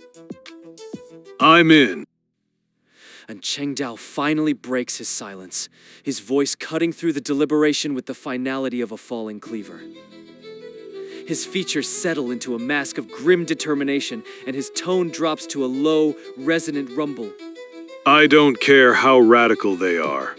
What matters is that they're hunting the same monsters we are. If aligning with them is what it takes to tear those freaks apart, then I'll sign up without hesitation. Looking at our options, establishing contact is the only logical move we have left. Lin Yi's stomach churns at the thought of the R's methods, but he can't deny the brutal logic of his companion's arguments. But what if they try to turn us into one of their human bombs? What if they want to implant those things in us? Lu Jinhai's voice is thick with anxiety, his eyes reflecting the horrific possibility. You're getting ahead of yourself. Zhang Cheng waves a hand as if brushing away a persistent fly, his tone dripping with clinical condescension. Don't mistake luck for power. We didn't overcome that stranger through strength. We survived because he underestimated us. Zhang Cheng begins a clinical breakdown of their recent victory, his eyes cold and analytical. Think back. After he seized control of Uncle Anne, he utilized a specialized device that became a mask. It's clear proof they've cataloged the freaks and developed countermeasures we haven't even dreamed of. If that floral sedative hadn't caught him off guard, and if Lin Yi hadn't disrupted his mental link at the critical moment, we wouldn't be standing here talking about it. So relax. Even if they wanted to turn you into a weapon, you're not even close to meeting their criteria yet. You'd need to be capable of taking down a freak single-handedly before you're worth the investment. Strength is a slow build. While we work on that, we use the time to siphon every bit of intelligence we can from them. Zhang Cheng's eyes flicker rapidly, his mind clearly racing through 1,000 different permutations and escape routes. Even in the worst case scenario, if they do try to make us martyrs, the intelligence we've gathered by then might just be the key to our final escape. It's a calculated risk, of course, but right now it's the only path that leads anywhere but a grave. Lin Yi gives a slow, solemn nod. The path forward has narrowed significantly, leaving them with few choices. The legendary Peach Blossom Spring remains a distant, mist-shrouded enigma. Chasing a myth would likely only lead them into deeper, more unpredictable perils. And the City of Oracle! That's a hornet's nest they aren't prepared to kick just yet. Wandering aimlessly through this distorted mirror of their world is a fool's errand. They need a target, a central hub where they can strip away the layers of secrecy and see the truth for themselves. Their talk is just that for now, a speculative roadmap for a future they haven't even reached. The feasibility of this new course is still a question mark, hanging over them like a dark cloud. Even with the resolve to seek out the R organization, they're faced with a staggering obstacle. They have no idea where to start looking. The road ahead is a black void, but amidst the uncertainty, one conviction burns brightly in Lin Yi's mind. Listen, everyone. Before we take another step toward this organization, I have a proposal. The air in the cave was thick with hesitation. Lin Yi's proposal hung in the silence, catching everyone off guard. Training? From that thing? Chu Kai scoffed, his face twisting into a scowl. He hadn't witnessed Flower's lethal precision against the stranger. To him, her power was just another monstrous mutation, something they could never hope to mimic. Actually, it's not a bad plan. Zhang Cheng mused, tapping his chin as he processed the thought. Flower isn't just relying on instinct. She has form, discipline. Even a basic understanding of her movements could be a lifesaver out there. Zhang Cheng surveyed the group. Their current state was fragile. They needed every advantage they could get. Chu Kai's eyes were still clouded and sensitive. Any encounter now would find them at a severe disadvantage. Beyond the safety concerns, Zhang Cheng's academic curiosity was piqued by the energy crystals they had scavenged. Extra time here meant extra time to study them. Lin Yi's motives were simpler. He remembered Flower's words without technique. They were nothing more than meat waiting to be carved. Every time he used his loop, it felt like a piece of his soul was being chipped away. He couldn't keep dying forever. She really was something else. Lu Linhai added, his eyes wide with lingering awe. I saw her using Tai Chi and that other thing. The horse riding style? Krav Maga. Zhang Cheng corrected with a dry smile. Whatever it's called, it worked. She's a master. Tai Chi? Chu Kai's jaw dropped. You're telling me a monster knows martial arts?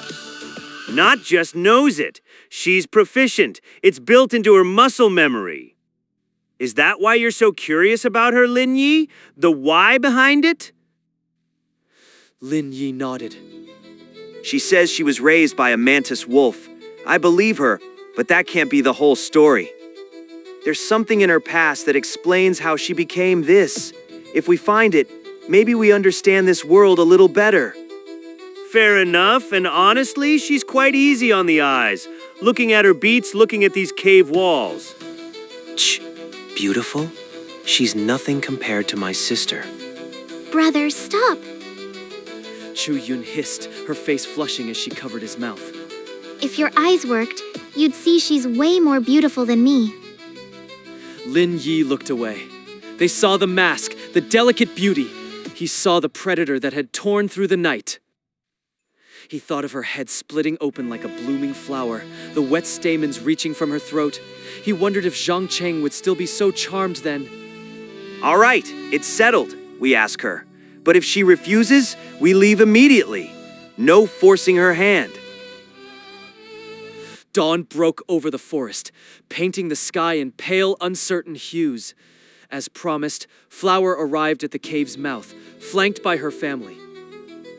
The mantis wolves were surprisingly docile, carrying piles of strange, vibrant fruits, a gesture of goodwill that felt bizarrely domestic for such predators.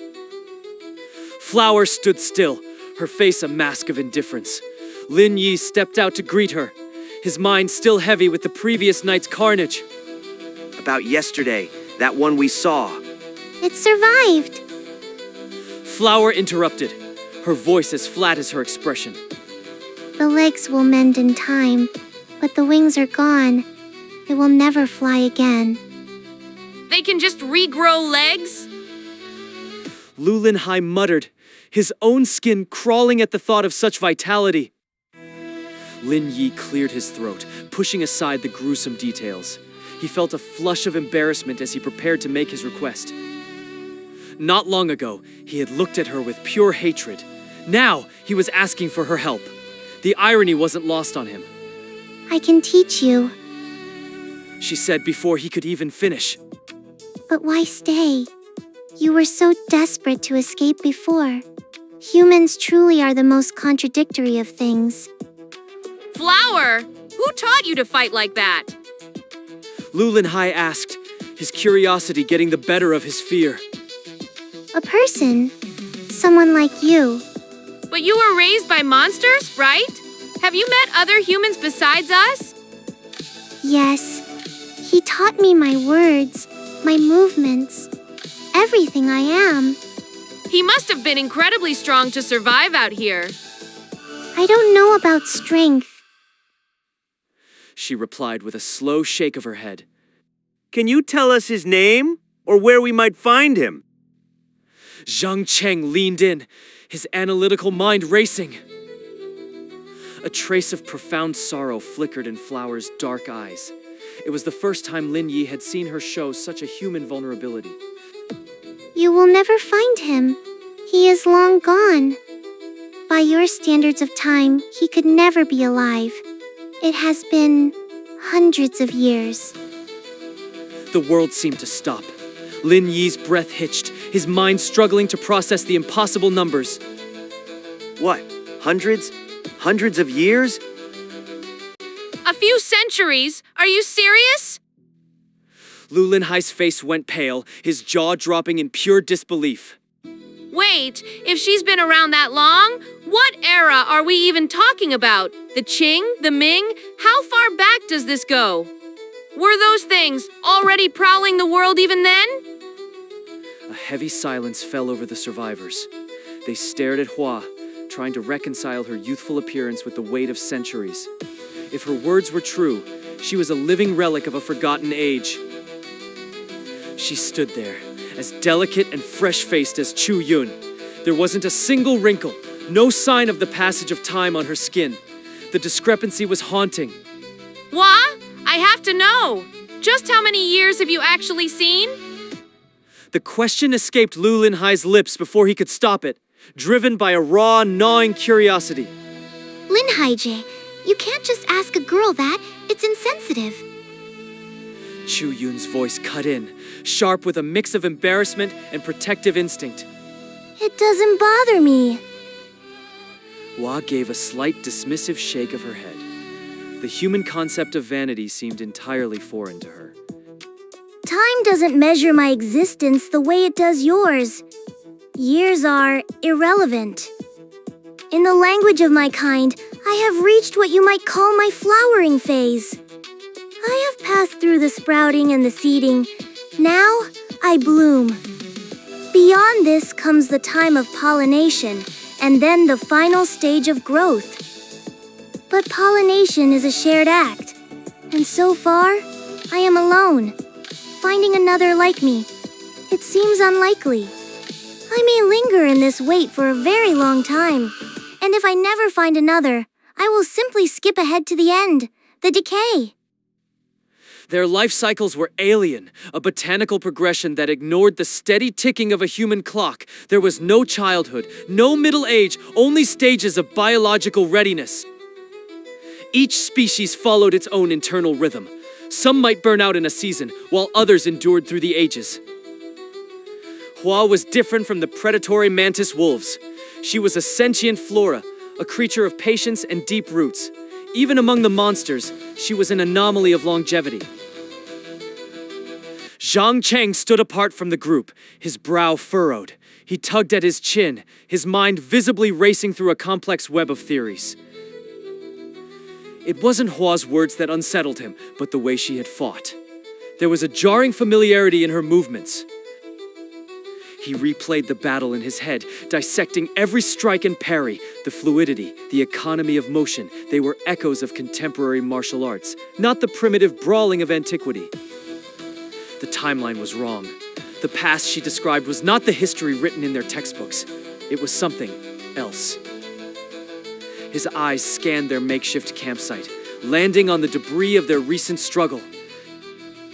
He gestured toward the discarded shotgun lying in the dirt. Wah! Back then, centuries ago, did people use tools like this to kill? Guns? In the Ming Dynasty? That doesn't make any sense, Zhang Cheng. Lu Linhai's gaze followed the finger, his expression one of total confusion. Actually, the later dynasties did have gunpowder weapons, but nothing like that. Lin Yi caught the intensity in Zhang Cheng's eyes. He knew his friend wasn't just rambling. He gave Lu Linhai a sharp look, silencing him. Hua's gaze drifted to the high-tech firearm. Yes, I have seen them. Zhang Cheng's face hardened. He reached into his pack and produced the crystalline energy vessel. And this source of power? Was it also part of your world hundreds of years ago? Hua's eyes locked onto the glowing crystal, then flickered momentarily toward the heavy metal gauntlet discarded nearby. Yes, the form was not exactly as this, but the essence, the look of it, it is familiar. There it is, the piece that fits. A sharp, triumphant grin spread across Zhang Cheng's face, though his eyes remained cold with the weight of the implication. I don't get it. What are you saying, that people back then were carrying around high-tech gear? Lu Linhai looked from Zhang Cheng to the shotgun, his mind failing to bridge the gap between his childhood history and this present horror. It's not about what they had. It's about when they had it. Our understanding of time. It's broken. Lin Yi watched them, the pieces of the puzzle clicking together in his own mind. He finally saw the picture Zhang Cheng was painting. A mismatch. You mean history isn't what we thought? And Cheng Dao's weathered face twisted into a scowl of concentration. Then, slowly, his eyes widened as the horror of the implications set in. Are you telling me that if we stepped back through time, we wouldn't find the emperors and the scholars we read about in books? Precisely. A bitter, cold resentment flickered in Zhang Cheng's eyes, a sharp contrast to the group's simple shock. We've been living in a tiny bubble, oblivious to the vast, terrifying reality outside, like prisoners who think their cell is the entire world. What's with the metaphors? Just tell me straight. My brain is already starting to hurt. Lu Linhai threw up his hands, his frustration boiling over as he looked for a concrete answer. Are you saying the books were all lies? That the history we studied was just a fairy tale? The history is true, Lin Hai. Every war, every dynasty, it happened. But during those centuries, the monsters weren't a factor. They were buried, silent, waiting in the shadows. Humanity was allowed to live its life, to build and fall, while the predators remained asleep. It was an era of genuine, unmanipulated existence. Until the moment everything changed. Until we got too smart for our own good. Until our technology reached the point where we finally woke them up. Recall my theory on the Great Biological Explosion. It's the key to all of this. A superior civilization once ruled this planet, but they didn't just vanish, they buried their secrets. They left behind fragments of their power, hidden in the same deep, dark places where the monsters slept. Zhang Cheng paused, his gaze fixed on the distance as if he could see through the layers of time. And so, while that knowledge remained buried, the history we were taught began its slow, mundane crawl. Lin Yi has it right. For thousands of years, the predators were dormant. Human technology was too primitive to disturb them, so the world remained simple, real. But progress is inevitable. Eventually, we dug too deep, We stumbled upon the monsters, and along with them, the remnants of that ancient advanced power. The discovery was a death sentence. Humanity tried to harness the ancient tech, but in doing so, they tripped the alarm. The monsters awoke, and a war of extinction began. We were children playing with God's tools. The original masters could have wiped the monsters out with a thought, but we were just fodder. The conflict became a grinding, centuries-long nightmare. Victory only came when we finally learned to bleed that ancient tech for all it was worth. Slowly, painfully, the tide began to turn.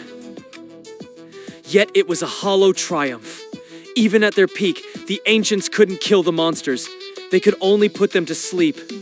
We, with our stolen scraps of power, were even more helpless. Desperate, humanity birthed a horrific alternative. If the enemy couldn't be killed, they had to be managed. And that's where the Human Farm Project comes in. It's not a failure of humanity, it's a desperate, monstrous strategy for survival. Zhang Cheng's voice was a low, chilling rasp. His eyes were devoid of any hope as he uttered the project's name. It was a logical leap, a bridge built from fragments of truth and whispers of the past. But even with the pieces in place, the core of the mystery remained shrouded. Was the human farm a desperate shield against annihilation, or was there a darker, more predatory purpose behind the harvest? We're trapped in a chronological cage. When we hear centuries ago, our minds instinctively retreat to the comfort of the Tang and Ming dynasties. It's the only past we've been allowed to know. But those dynasties are ancient history, thousands, maybe tens of thousands of years in the past. We've lost the scale of time. We're ghosts haunting a future we don't recognize, clinging to a past that's already turned to dust. We think we're living now, but we're just echoes of what was. Lin Yi let out a heavy, weary sigh. The weight of his repeated lives seemed to press down on him as he looked at his friends. There's a void in our history, a massive, echoing silence between the world we know and the world that actually exists. Zhang Cheng gave a single clinical nod of agreement. Hidden is too kind a word. It was purged, erased from our collective memory to keep the farm running smoothly. Or maybe it was to ensure the livestock never realized they were being raised for slaughter. Ignorance is the best fence, after all. Exactly. Zhang Cheng hit the nail on the head. The masters aren't just hiding history, they're burying it to keep the freaks from ever knowing the truth. Lin Yi's voice sharpened, his eyes flashing with a sudden burning heat as he spoke. Give it enough time, centuries, millennia, and the past just vanishes. It stays hidden until even the freaks on the farm forget where they came from, until the livestock they eat is just another part of the scenery. It's just like that place. His mind drifted back to the city where that mysterious stranger had spent his final days, a ghost of a memory that refused to fade. Wait, if Zhang Cheng's right, then does that mean the freaks were here first? That they were the original masters of this world? Chu Kai stood off to the side, his brow furrowed as he struggled to wrap his head around the implications. And then some high-level civilization just showed up. They invaded, tore the world apart, and obliterated the freaks' home. After that, nature took over. Humans evolved, eventually becoming the apex predators of this new world. We tell ourselves we're just defending our home, but the truth is, in that dark reality, the freaks weren't invading. They were merely trying to reclaim a world that had been stolen from them. The revelation left Chu Kai frozen. If the theory held, then the monsters were the ones with the moral high ground. But he was human. How could he reconcile his identity with such a bloody foundation? Wait, even if this world was theirs first, that's not on us. Lu Jinhai whispered, his voice shaking. We're victims in all this too. If anyone's the villain, it's those high-level creatures who started the slaughter. They're the ones who wiped them out first. It's easy to judge, but if they hadn't invaded, we wouldn't even be here. We only exist because of that massacre. We're the ones who profited from their blood. Maybe, but whether humanity is actually innocent in this? That's a much harder question to answer. What's that supposed to mean? You're not saying you don't think the invaders were humans, do you? Actually, it's more than possible. Lin Yi met Zhang Cheng's gaze. In that single fleeting moment, a terrifying realization passed between them, unsaid but perfectly understood. Think about the old legends. Pangu splitting the world, Nuwa crafting humanity from clay. We've always taken them as stories, but what if we missed the point? What kind of world did he really open? Maybe those myths are just echoes, metaphors. Pangu could have been the vanguard of the invasion and Nuwa the architect of the biological explosion that followed. So the immortals from the stories, the ones who could fly and move mountains, were they real? Chu Yun stared at them, her breath catching as the boundary between myth and reality began to blur. It's highly likely. High-level technology would look like magic to anyone else. Flight, terraforming, deep-sea exploration, it would have been trivial for them. What if the immortals were actually the god-chosen? With their advanced civilization and powers, they could easily have driven the original inhabitants into the shadows. They weren't gods, they were just better equipped. It's not just our myths either. Look at Noah's Ark. A massive vessel carrying the seeds of life through a global catastrophe. Sounds a lot like a colony ship, doesn't it?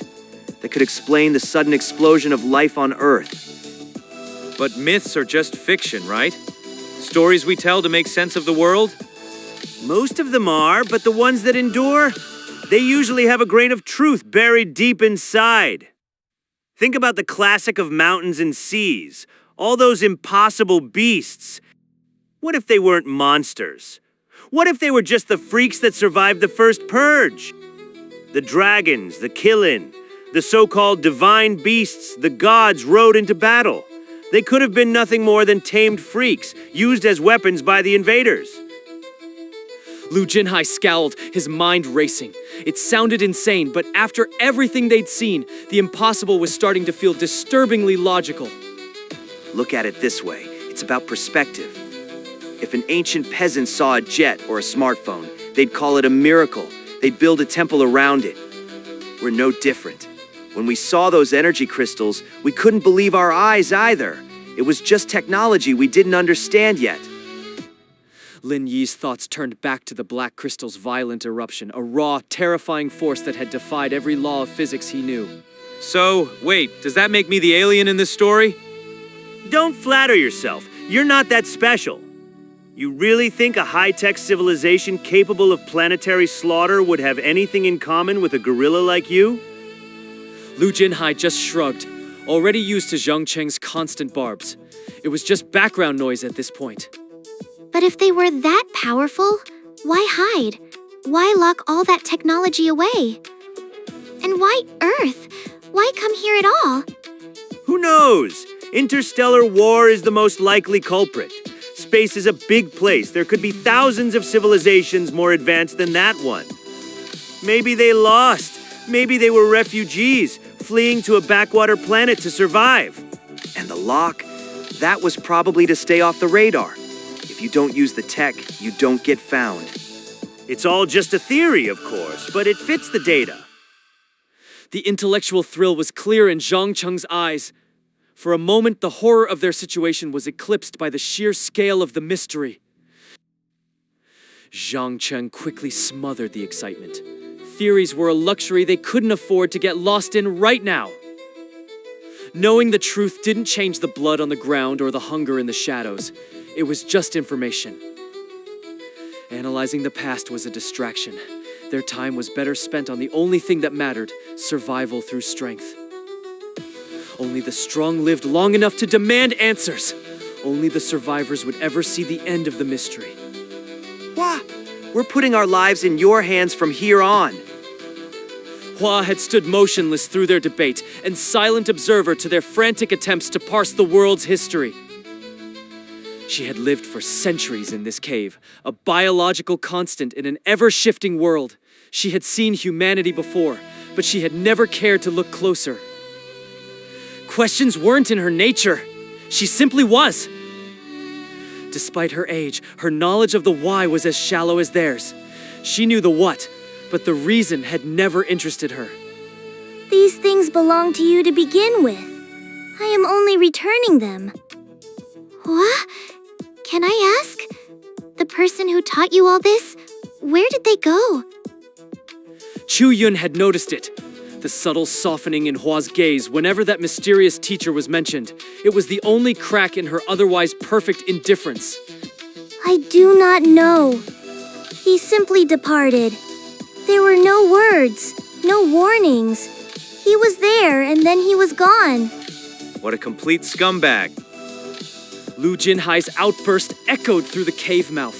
A sudden burst of human frustration against the cold, silent history they had just uncovered.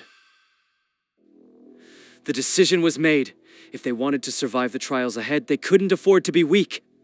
Under Hua's detached guidance, the group began their grueling training. Days bled into nights as they pushed their bodies and minds to the limit, learning the lethal secrets Hua had gathered over her long centuries of observation. Time became a blur of sweat, blood, and the rhythmic sound of strikes against the forest floor. In what felt like a heartbeat, more than 2 months had slipped away. When they finally stopped, they were no longer the same survivors who had first entered the cave. They were sharper, colder, and ready for whatever the monsters had in store. A small silhouette circled high above in the hazy distance, its flight path cutting erratic arcs against the gray sky.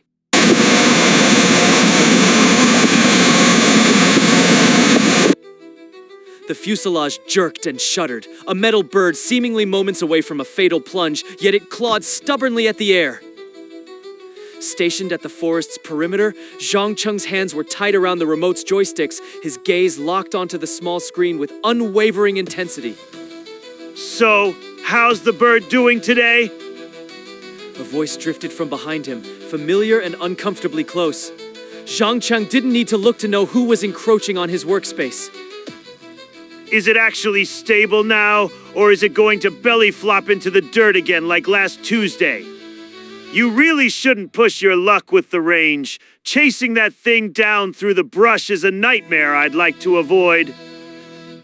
Lin Yi stepped into view, his bare chest glistening with exertion. 2 months of survival had carved his frame into something far more formidable and rugged. As he twirled a heavy steel rod with effortless precision, the scales along his spine caught the dim light once fan-like plates. They were now hardening into jagged, diamond-edged structures creeping toward his waist. Will you stop jinxing me, just for once? Zhang Cheng snapped the retort without lifting his eyes from the telemetry data.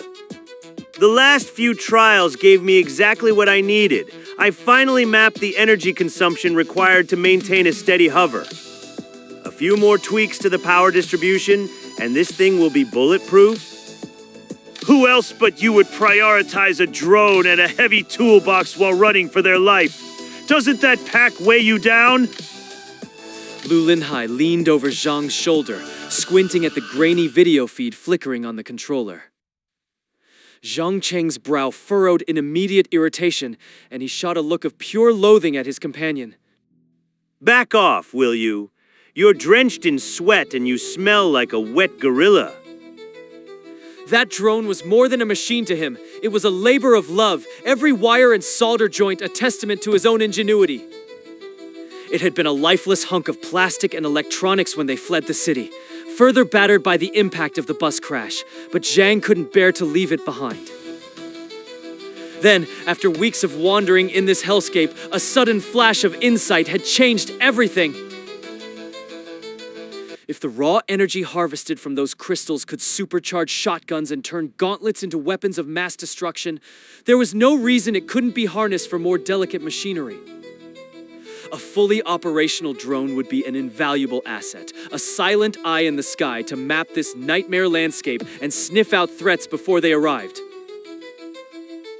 While the rest of the survivors focused on hardening their bodies through brutal training, Zhang Cheng poured every ounce of his genius into the workbench. He spent hours dissecting the intricate wreckage of the shattered key, slowly integrating its energy-conductive containers into the drone's fragile chassis. By reverse engineering the energy release valves he'd seen in the shotguns, he successfully overhauled the drone's power distribution system. Through sheer obsessive persistence, the drone finally buzzed back to life, hovering steadily on its own power once more. If I can rig some rudimentary firing mechanisms and script a new flight path, I might actually manage a remote fire platform. Hold on! If I just tilt the camera mount like this. Zhang Cheng was lost in a low-muttered internal monologue, his fingers dancing over the drone's exposed wiring. You should really consider spending some time on the training grounds, Zhang. Lu Linhai cut in, his voice grounded and practical. The technical jargon was clearly flying right over his head. Pick up some basic self-defense at the very least. If something jumps you out here while you're staring at your screen, you're going to be helpless. Haha, very funny. Zhang Cheng shot him a dry, theatrical roll of the eyes. Success for a team comes from everyone knowing their specific function. My value is up here, not in my biceps. I'm the strategic core. I'll leave the heavy lifting and brute force to the gorillas who are built for it. And don't think for a second that a lack of combat skills means I'm an easy target. He gave his heavy backpack a meaningful pat, a smug smirk playing on his lips. You think I've just been playing with toys? If I decided to erase you, I have 100 different ways to make your life an absolute hell before you even got within arm's reach. Is that so? I'll believe it when I see it. Lu Linhai's expression was one of pure, unadulterated skepticism. Anyway, where are the others? Still at it. I just wanted to see if your top-secret research was actually going anywhere. Lu Linhai tossed a glance back toward the clearing where the rest of the group was likely still sweating through their drills. In a secluded pocket of the forest, Chu Kai stood with a heavy frown, his senses strained to their absolute limit. It had been a month since his vision finally returned, and he had spent every waking moment since then pushing himself through a relentless training regimen. A sharp whistle of air cut through the silence near his ear. Reacting on pure instinct, he lunged to the side.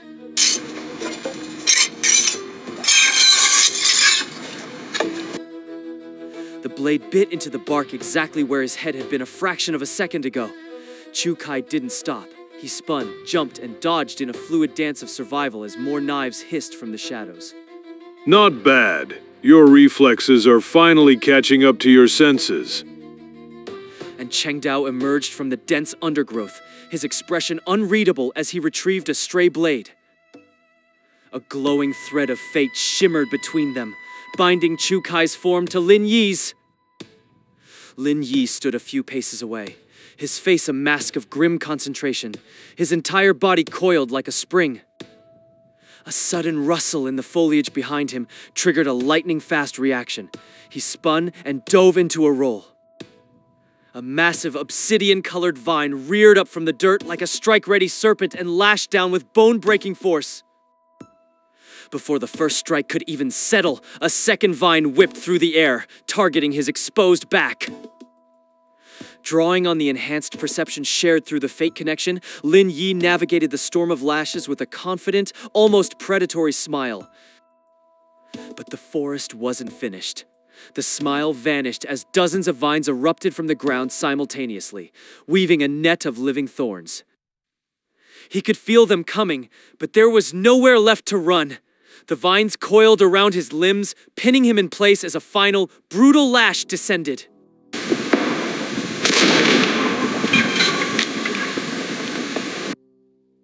A searing wave of pain exploded across his back, yet Lin Yi remained standing. His teeth gritted against the agony.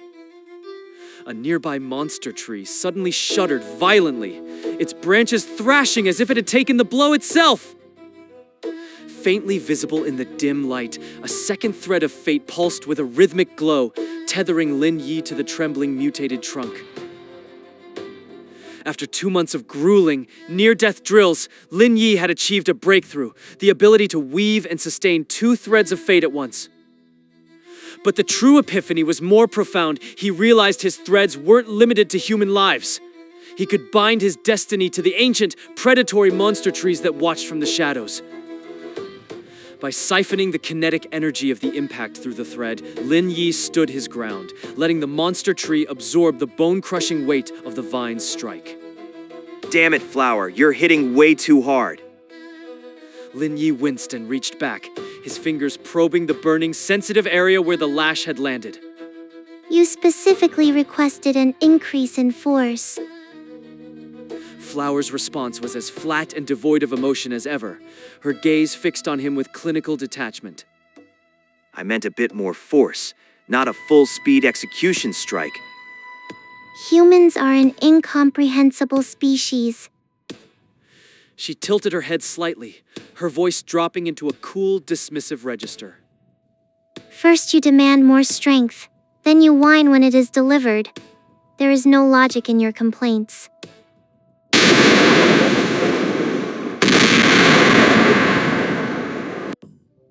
A massive, gnarled monster tree groans and splinters before crashing to the forest floor, sending a cloud of ash and dry needles into the air. Xiao Yun, are you hurt? Talk to me. Chu Kai sprinted toward the epicenter of the blast, his face a mask of frantic, protective panic. I'm okay, truly. Chu Yun lowered her gaze, her posture shy and apologetic as she whispered the reassurance. My control just slipped for a second. I didn't mean to release that much energy from the crystal. Heavy metal gauntlets, the same lethal weapons taken from the stranger 2 months ago, were strapped to her slender forearms, still humming with a faint, residual glow. I've said this before. You don't have to put yourself through this training. I'll be the one to keep you safe. His voice was thick with a brother's unwavering concern, his eyes searching her for any sign of injury. And I told you I can't just stand by. I refuse to be a weight that drags the rest of you down. She shook her head with a quiet, stubborn resolve, her eyes reflecting a determination that mirrored her brother's.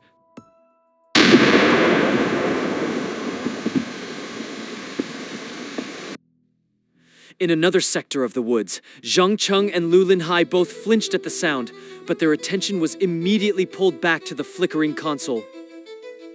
The drone, circling high above, was transmitting a grainy, high-contrast video feed that turned their expressions from irritation to stark, cold dread. What on earth? Zhang, what is that? What the hell is going on down there? Lu Linhai leaned in so close to the screen his breath fogged the glass, his voice cracking with a sudden, sharp fear. The glowing monitor flickered with movement. From the deep, oppressive shadows of the tree line, a sudden surge of movement erupted. Thousands of rats began pouring out of the forest. They moved with a singular, desperate purpose, a roiling carpet of gray fur driven by a primal, instinctive dread. This wasn't a hunt, it was a mass exodus toward the unknown. What in the world is going on? Lu Linhai's voice cracked, the words tight with a sudden, sharp shock as he stared at the screen. In the 2 months they had carved out a life here, they had seen plenty of horrors, from forest vermin to the predatory birds in the sky. But this was different. These creatures were usually hidden away during the day. For them to abandon their nests in such a massive, coordinated stampede, it was something they had never witnessed before. Creatures like these have a sense for calamity long before we do. Zhang Cheng's voice remained unnervingly level as his eyes tracked the movement on the screen, his mind already dissecting the patterns of their flight. If they're fleeing with this much desperation, they've picked up the scent of something terminal. They aren't just moving, they're abandoning this entire region. He rubbed his chin thoughtfully, the flickering light of the monitor reflecting in his narrowed eyes. But what could be terrifying enough to turn a whole swarm into a frantic stampede like this? What kind of nightmare are they running from? The footage revealed the rats moving with bone-snapping speed. Even when the smell of blood had drawn them to the hair-snail parasite village, they hadn't looked this haunted. This wasn't a craving for meat. This was pure, primal terror. Is the earth about to shake? Could it be an earthquake? Zhang Cheng glanced around their immediate surroundings. The open terrain was relatively safe from tremors, unless the ground itself was planning to open up and swallow them. Or maybe... He trailed off, his expression darkening as a more chilling thought took root. Maybe there's something truly horrific closing in on us right now. He turned sharply toward Lu Linhai, his urgency finally breaking through his analytical mask. Their behavior is completely wrong. Go find Lin Yi and the others and bring them here immediately. I'll keep the drone in the air. I want to see exactly what's chasing them before it gets here. On it! Lu Linhai gave a quick, sharp nod before spinning around and sprinting toward the training grounds at full tilt. The rest of the group arrived in short order, their faces grim as they gathered around the small, flickering screen. As Lu Linhai finished his hurried, breathless report, the air in the small room seemed to thicken, growing heavy with a suffocating sense of dread. Zhang Cheng, give me a status update. What are we looking at? Lin Yi stepped closer to the monitor, his eyes narrowing at the chaotic blur of gray fur that filled the feed, a relentless flood of rats rushing through the undergrowth. Zhang Cheng didn't look away from the screen, merely shaking his head slowly as his fingers danced over the drone's controls. Nothing concrete yet. They're moving fast, and they've already covered a massive distance. I'm pushing the drone to the very edge of its signal range. If they go much further, we're going to lose the feed entirely. The interference is already starting to crawl across the edges of the display. There are just so many of them. It's even worse than when they swarmed the village. Chu Yun whispered the words, standing on her tiptoes and peering over Zhang Cheng's shoulder with a look of pure apprehension. Do you think they've caught the scent of blood again? Are they hunting? I doubt it. Lin Yi's voice was like ice, his gaze fixed on the screen as he analyzed the creature's frantic movements. These are nocturnal scavengers. They don't expose themselves to the sun unless they're on the absolute brink of starvation. Even hunger wouldn't drive them to move with this kind of coordination. This isn't a search for food, it's a desperate retreat. There is nothing approaching through the earth. Flower spoke tonelessly, her eyes distant as if she were listening to a rhythm only she could hear. Her vines had already burrowed deep into the soil, acting as sensitive seismic needles. If the ground were preparing to buckle or shift, she would have felt the first vibrations long ago. Even her wild mantis wolves, stationed as aerial sentries, remained silent. If a predator were stalking the area, they would have shrieked a warning by now. Maybe we should follow them? See where they're going? Lu Linhai suggested the idea tentatively, his eyes darting between Lin Yi and the monitor. Absolutely not. Lin Yi's rejection was firm and immediate, leaving no room for argument. Wandering blindly into the unknown, like that is nothing short of suicide. In those numbers, those rats are lethal. If we get caught in that tide and something triggers them to turn, we'll be torn apart before we can even process what's happening. I have survived in this nightmare for many years. Flower's gaze was fixed on the horizon, her vines twitching rhythmically as they sensed the faint vibrations of the distant stampede.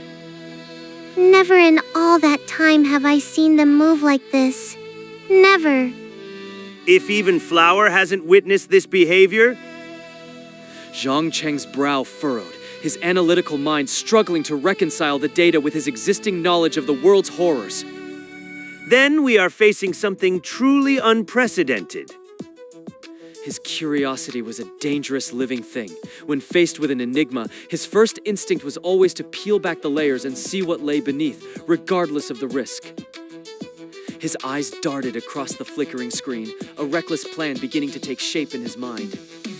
Lin Yi is right. Tracking them on foot is a death sentence. We've grown stronger, yes, but this world has a brutal way of reminding you how insignificant you really are.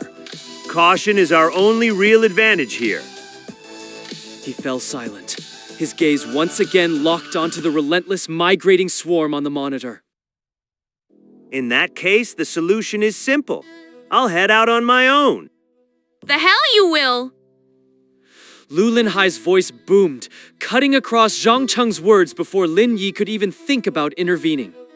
You aren't one of the God chosen. You don't have any powers. You haven't had a day of combat training. You've got nothing. You wouldn't last 5 minutes out there by yourself. If you step foot outside this village alone, you're as good as dead. Watch your mouth. Zhang Cheng snapped back, his eyes flashing with a cold, intellectual fury. I might not have your divine gifts or your muscle-headed training, but I'm far from an idiot. I have my own methods for survival, and they've served me well so far. Besides, I said I'd be the only human going. I never said I'd be going entirely alone. What? What's that even supposed to mean? Lu Linhai blinked, his frustration momentarily replaced by sheer confusion. Lin Yi's eyes narrowed as he studied Zhang Cheng. He recognized that look, the spark of a plan that was as brilliant as it was reckless. Are you planning to take Flower with you? Flower wasn't human. In Zhang Cheng's clinical logic, if she accompanied him, he would still technically be the only person on the scout mission. Zhang Cheng shook his head, his gaze shifting toward the edge of the clearing. No, I'll take one of the wild mantis wolves. His strategy was simple and effective: flight. By using the mantis wolves, he could track the swarm from the safety of the sky, well beyond the reach of the rats. If the situation turned dire, the rats would have no way of reaching him in the air. He would be untouchable. He intended to maintain a safe distance, utilizing the drone to scout the rat's destination while he remained safely airborne. If the drone's feed revealed anything truly threatening, he would have more than enough time to bank the creature and retreat to the village. Fine, but I'm not letting you go off into that madness by yourself. I'm coming with you. Lu Linhai's tone was final. There was no way he was going to let Zhang Cheng vanish into the blue without backup. Zhang Cheng opened his mouth to argue, but one look at Lu Linhai's set jaw told him it was a losing battle. The other man was immovable. Flower raised her hand, her vines rustling as she signaled one of the massive wild mantis wolves to descend. The creature touched down with a heavy thud, crouching low to the ground. Zhang Cheng and Lu Linhai wasted no time climbing onto its broad, armored back. With a powerful beat of its insectoid wings, the beast launched into the air, banking sharply toward the horizon where the gray tide of rats continued its relentless exodus. Lin Yi stood in the clearing, his eyes tracking their flight until they were little more than specks against the shifting clouds. A cold, gnawing unease twisted in the pit of his stomach. In this fractured world, the unusual was rarely anything but a harbinger of suffering and death.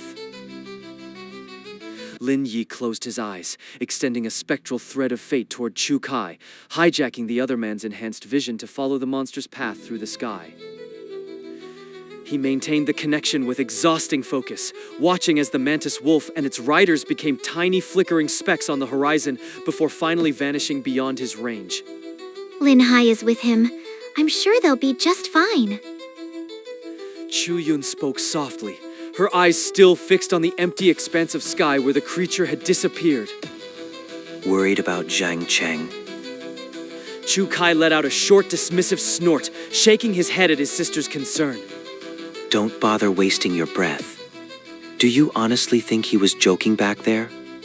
He hasn't been out on the field with us, but that doesn't mean the man has been sitting on his hands. I've heard the noises coming from that workshop of his, strange mechanical grinding and high-pitched whirs. He's been building things, dangerous things, things that are designed to bite back when this world tries to swallow him. If the worst really does happen, Zhang Cheng has a better chance of crawling his way back than Lu Linhai ever will. Lin Yi turned to look at Chu Kai. Behind them, the sunset bled across the horizon, painting the sky in violent, jagged streaks of crimson and bruised orange. It was a scene of devastating beauty. But to Lin Yi, it looked like a world already engulfed in flames, a funeral pyre for the reality they had once known. You're right about Zhang Cheng. He's not the kind of man who waits for fate to come knocking on his door. But this, whatever this thing is that's driving the forest into a panic, it's already here. It's among us. He turned his gaze back toward the dark, jagged edge of the forest, where the very last of the rats were vanishing into the lengthening shadows. The exodus was complete, and the silence that rushed in to fill the void was heavier and louder than any scream they had ever heard. Did that mantis wolf come back by itself? Lin Yi's brow furrowed as he watched the solitary beast descend. A cold pit of dread formed in his stomach. Where were the others? By itself? And Chengdao's expression turned grim, his eyes fixed on the horizon. Chu Kai gave a slow, somber nod. Lu Lin Hai and Zhang Cheng aren't with it. I don't see any sign of them out there either. Do you think they're in trouble? Chu Yun's voice wavered, her eyes shimmering with unshed tears. Lin Yi watched the creature's flight path with narrowed eyes, his mind racing. After a moment, he shook his head. I don't think so. The mantis wolf isn't even scratched. If there had been a real fight, it wouldn't be returning so calmly.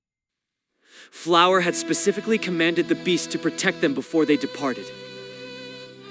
It wouldn't have just left them behind if things had gone south, especially not without a single wound to show for it. Maybe Brother Zhang found something interesting? Chu Yun spoke up, a thoughtful look crossing her face. Like that time at the parasite village when he went off on his own with Brother Lin Hai. Zhang Cheng was always 3 steps ahead. If they'd spotted something suspicious near the rat swarm, they likely stayed to verify it. Sending the mantis wolf back made sense. Its massive frame was far too easy to spot from a distance. The thought brought a small measure of comfort to Lin Yi. Zhang Cheng wasn't the type to gamble without an ace up his sleeve. If he stayed behind, it was because he knew exactly what he was doing. He was certain he could bring Lu Linhai back in one piece. We'll get our answers as soon as I speak with it. Flower spoke with a quiet confidence that settled the room. Even after all this time, Lin Yi found her rapport with the freaks to be nothing short of a miracle. The mantis wolves of the wild were a different breed from the domesticated ones in the city. They could mimic sounds, but true communication was beyond them. Lin Yi had spent the last 2 months attempting to bridge that gap, hoping to teach them the basics of human speech. His efforts had been in vain. The creatures were only capable of mindless repetition. While they weren't mindless, the wild mantis wolves lacked the generations of human influence that had civilized their urban cousins. The city dwellers had been refined by centuries of contact, a process that couldn't be replicated in a matter of weeks. Flower, however, was something else entirely, a sentient freak of the highest order Lin Yi suspected. Her perception was far more intimate than Chu Kai's. She didn't just sense movement, she sensed the soul. Fear, malice, caution, none of it could be hidden from her emotional radar. This profound empathy, combined with years of living alongside the beasts, gave her a connection to them that defied logic. Chu Kai's face contorted as the mantis wolf drew near. He'd spotted a deformity that shouldn't have been there. Lin Yi, look, something's wrong with that thing. Chu Kai's tone was icy. He gave Lin Yi a sharp nudge and pointed at the approaching monster. Lin Yi's eyes darted upward. He scanned the beast for several long seconds, but at first glance, everything seemed normal. Its thick shell was intact, its wings pulsed steadily, and all its limbs were accounted for. It looked like any other mantis wolf in flight, its claws tucked and its feelers pulled back. But then, the details began to resolve. As Lin Yi focused on the creature's head, his heart skipped a beat. Brother? What is it? What do you see? Chu Yun's voice was filled with a mixture of curiosity and growing dread. Is it injured? Did it get hurt out there? Those eyes, the mantis wolf's eyes. A wave of revulsion washed over Lin Yi, making his skin crawl. They're covered in some kind of meat sprouts? Meat sprouts? And Chengdao squinted at the sky, though from this distance, the finer details were still a blur to him. Why would something like that be growing on its eyes? Thick bundles of what looked like raw, pulsating muscle protruded from the creature's facets like jagged hooks. They were a sickening shade of bruised crimson. It wasn't until the monster began its final descent that the true scale of the horror became visible. The tiny, thread-like growths writhed and twitched, as if they were living parasites trying to eat their way out of the beast's skull. It was a sight that turned the stomach. In all his time with these creatures, Lin Yi had never seen anything even remotely like this. This wasn't natural. It had happened after it left with Zhang Cheng and Lu Linhai. A sudden, biting cold settled in his chest. If even a monster could be ravaged by this infection, what chance did Zhang Cheng and Lu Linhai have? He forced himself to stop, unable to bear the weight of that conclusion. Can it even see through that mess? Chu Kai spoke up, his practical mind already analyzing the creature's sensory capabilities. How is it even flying with that filth obscuring its vision? The truth was revealed in an instant. The creature was completely blind. It soared right over Lin Yi's group, oblivious to Flower or anyone else on the ground. Flower didn't hesitate. A thick, thorny vine burst from her arm, snapping through the air like a lash. It coiled around the beast, and with a brutal yank, she slammed the monster into the dirt. The impact did nothing to quell its rage. The beast was frantic, its mind seemingly gone. Not even Flower's presence could reach it now.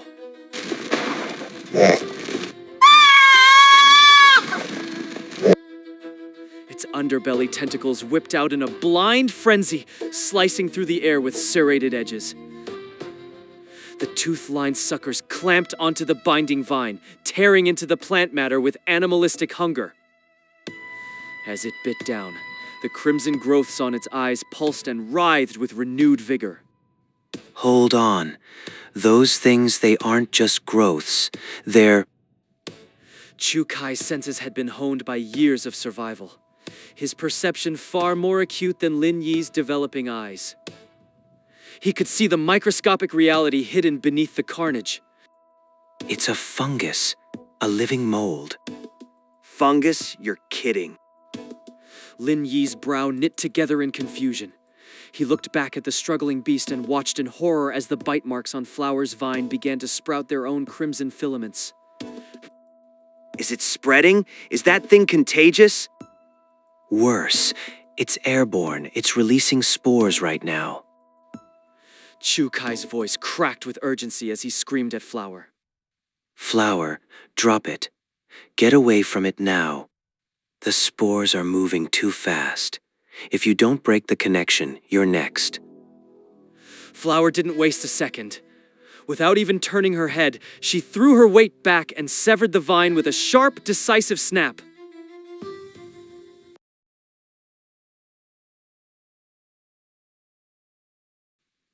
We returned to the moments just before the journey began, a brief pause before the storm. Zhang Cheng and Lu Jinhai were suspended in the air, blissfully unaware of the horrors waiting for them in the shadows of the forest. They were clutched tightly in the mantis wolf's multi-jointed insectoid limbs. The cold, hard texture of the beetle-like carapace dug into Zhang Cheng's ribs, a constant, unpleasant reminder of their captor's strength. See anything interesting on that screen? Zhang Cheng's brow furrowed, a spark of genuine irritation flickering in his gaze as he glanced sideways. Shut it! Your breath is blowing right in my face, and it's disgusting. Hey, I don't have bad breath. Lu Jinhai muttered under his breath, his expression shifting into a defensive pout. Zhang Cheng ignored him, his focus entirely on the flickering screen of the drone controller.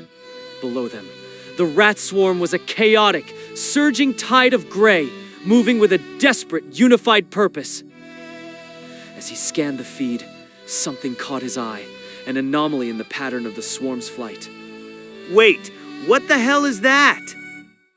He adjusted the drone's flight path, panning the camera back toward a specific patch of the gnarled forest canopy. What did you find? Remembering the earlier complaint, Lu Jinhai pointedly kept his head turned away while he spoke. Did you figure out why those rats are acting so crazy? He finally gave in to curiosity, leaning closer to peer over Zhang Cheng's shoulder at the small glowing display. Look at the rats. They're throwing themselves onto the trees. What? You mean they're committing suicide? Zhang Cheng didn't answer, instead pointing a trembling finger toward a corner of the display. Lu Jinhai squinted, his eyes widening as the grainy image resolved into a nightmare. Dozens of rats were impaled on the jagged spikes of the gnarled trees below. These weren't random accidents. The spikes were everywhere from the thickest trunks to the highest branches, even protruding from the exposed roots like biological needles. The distribution was chaotic. While the lower spikes were smaller and thinner, the ones at the canopy level were thick enough to skewer a man. The horror lay in the angle of the wounds. The spikes had entered from the front, through noses, through eyes, through mouths. The rats hadn't been hunted. They had been running so fast, so blindly, that they had impaled themselves on the environment. This was a flight of pure, unadulterated panic. They were fleeing something so terrifying that death by impalement was a secondary concern. If they're this scared, if they're literally running themselves through just to get away, what the hell is coming for them? Lu Jinhai's voice wavered. He knew these rats. Individually, they were pests, but in these numbers, they were a force of nature. To see a force of nature in retreat was chilling. He thought of Hua. Even her nightly hunts, as brutal as they were, had never caused a mass exodus like this. Whatever was out there in the dark was something far more horrific than the strongest person they knew. No, it's not just the spikes. Look closer at their bodies. Zhang Cheng shook his head, his fingers dancing across the controller as he sent the drone into a steep dive, chasing the shadows of the forest floor. There's something growing on them. Something wrong. What are you talking about? They're rats.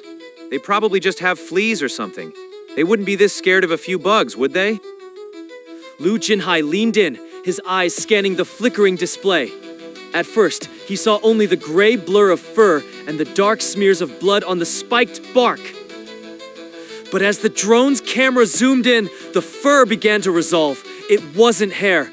It was a dense, writhing forest of tiny, fleshy appendages. Wait, why is their fur moving? Is it the wind? That's not fur, you idiot. Look at the thickness. Look at the way it pulses. Those are meat sprouts. Meat? Sprouts? The sprouts were sickening to behold. Their tips were a bruised black, fading into a deep, visceral crimson at the base. They looked like parasitic anemones clinging to a dying host. Even on the rats that had already died, impaled and lifeless, the meat sprouts continued to writhe and twitch with a grotesque, independent vitality. My God, they're covered in them. Even their tails. It's like they're being eaten from the inside out. Zhang Cheng remained silent, his expression grim as he manipulated the drone to sweep across the remaining swarm. He was no longer just observing, he was looking for a pattern. Not every rat is infected yet. Look at these few. Their tails are still clean. No sprouts, no discoloration. Wait, look at the one on the left. The tail, it's starting. Zhang Cheng suddenly went rigid, his breath hitching in his throat as he stared at the screen. On the display, the transformation was happening in real time. The few rats that had seemed healthy were now erupting with tiny, dark red buds along their tails, a rapid, aggressive growth. It's contagious, and it's spreading faster than anything I've ever seen. Does it just take physical contact? The speed of the transmission is impossible. You mean it's a plague? A disease? Lu Jinhai's voice went sharp with panic. For the last 2 months, these rats had been their only sustenance. The thought of what they had been putting into their bodies made his stomach churn. They had grown used to the oily, fishy tang of the meat, even joking about seasoning it. But if the source was tainted, if they were already hosts to whatever this was... Oh God, look at the scales on my back. They're already weird enough. If these meat sprouts start growing out of me too, I'll be a monster, a complete freak. Disease? No, it feels like something else. Zhang Cheng trailed off, his mind racing through possibilities.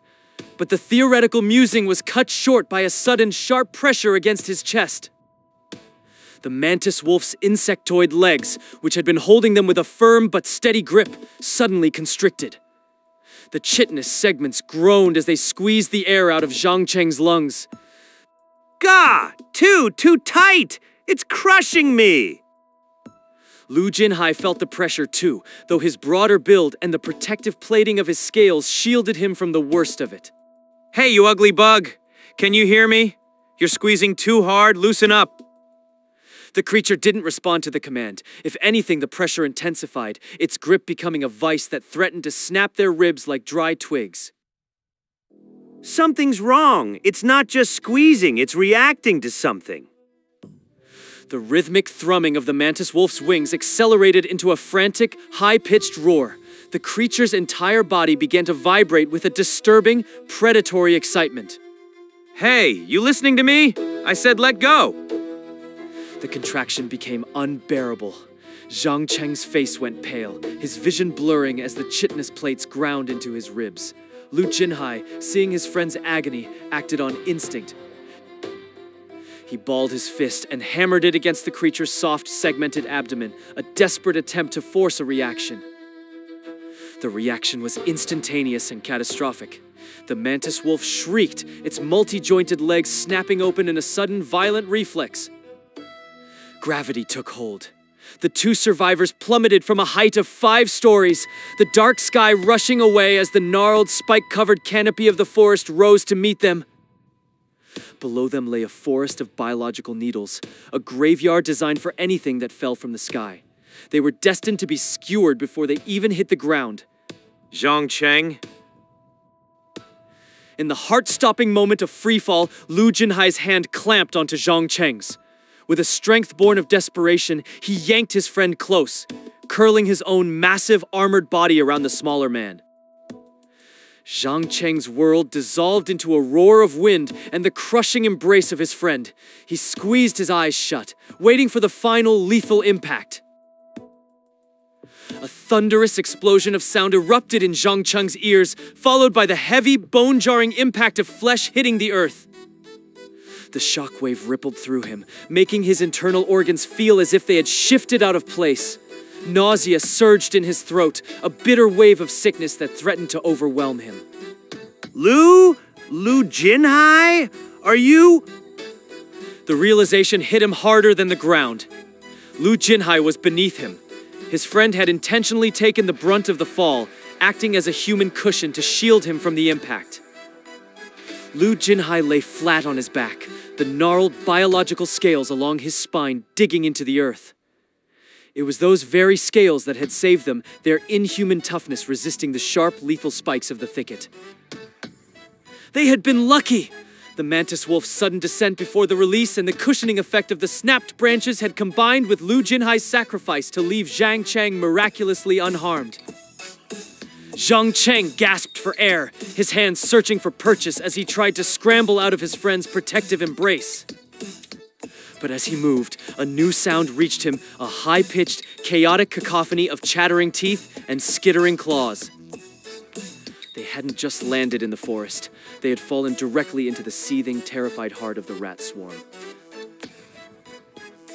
Lin Yi stared at the mantis wolf's compound eyes. Fleshy, pulsating sprouts erupted from the facets, writhing like miniature worms. The realization hit him with a cold chill. This wasn't natural. This fungal infestation was a deliberate act of sabotage. In the 2 months they had survived in these woods, they hadn't seen anything this repulsive. Flower and her kin had claimed this territory for ages. If a threat like this existed naturally, they would have been wiped out long before Lin Yi ever arrived. Chu Kai leaned in, his face hardening as he scrutinized the creature's mangled form. The eyes are just the beginning. Look at the joints. Beneath the thick beetle carapace, the rot had taken hold. Foul, pale mushrooms sprouted from the delicate hinges of its limbs, hidden from a casual glance but deeply rooted in the creature's mechanics. This thing, it's more mushroom than monster now. It's been completely consumed. The mantis wolf was a corpse, a hollow shell animated by a parasitic hunger. The fungus had spread with unnatural speed, its spores claiming every organ and nerve. It wasn't the creature moving anymore, it was merely a macabre puppet dancing on fungal strings. To keep this rot from spreading through the forest, there was only one solution. They had to destroy it, completely. Every trace had to be reduced to ash. Lin Yi hesitated, his gaze drifting toward Flower. The mantis wolf was dead, its mind gone, so her calming scent could no longer pacify it.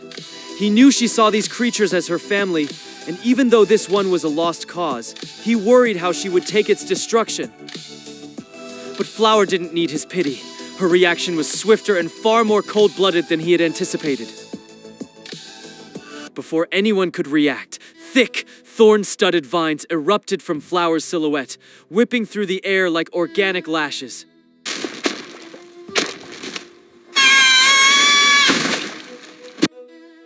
As the mantis wolf hit the dirt, the fungal sprouts at the point of contact began to writhe and multiply. Without a flicker of hesitation or pity, Flower detached the contaminated vine from her own body. 2 more emerald lashes snaked around the monster's limbs, pinning it to the earth. Once the beast was secured, Flower severed those links as well, leaving the creature bound in her dying limbs. The sheer clinical efficiency of her violence left Lin Yi and the others paralyzed in shock.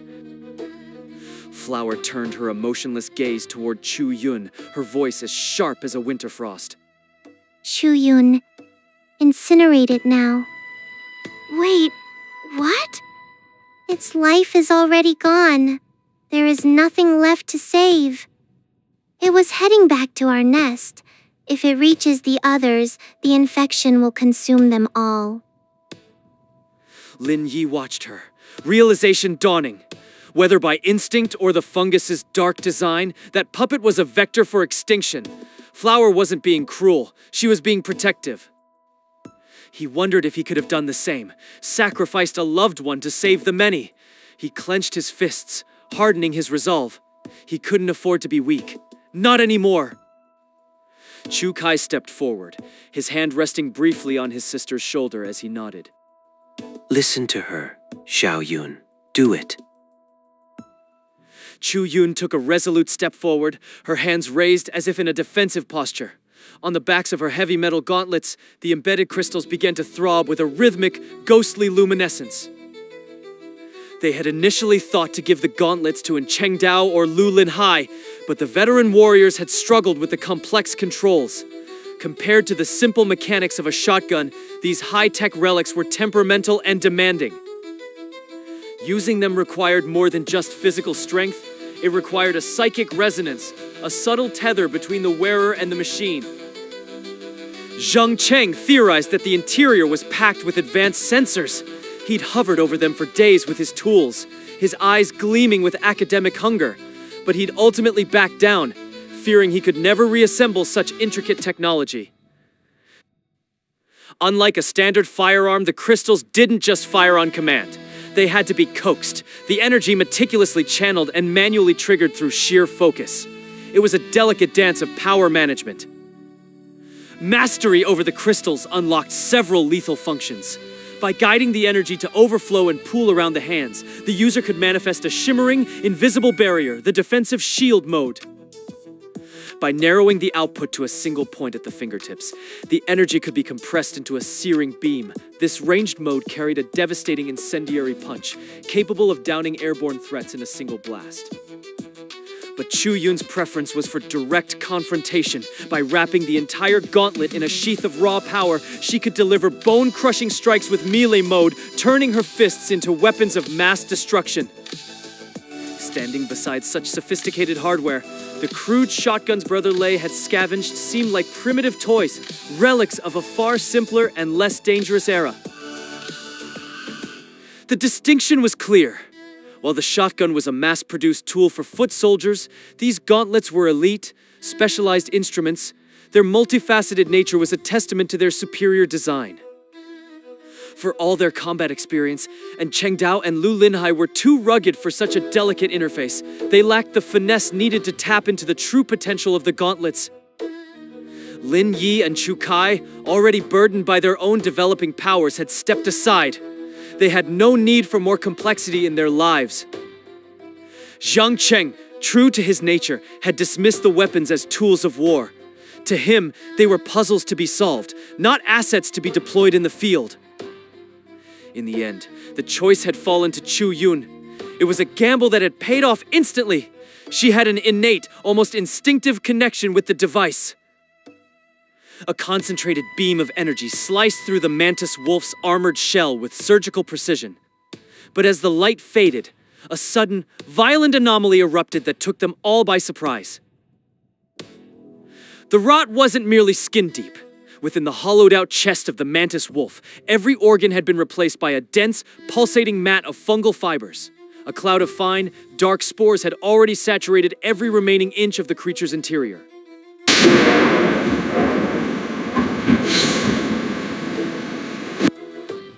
The explosion was contained, but the danger of inhalation remained. Reacting on pure instinct, Lin Yi threw his arm around Flower, hauling her back from the drifting cloud.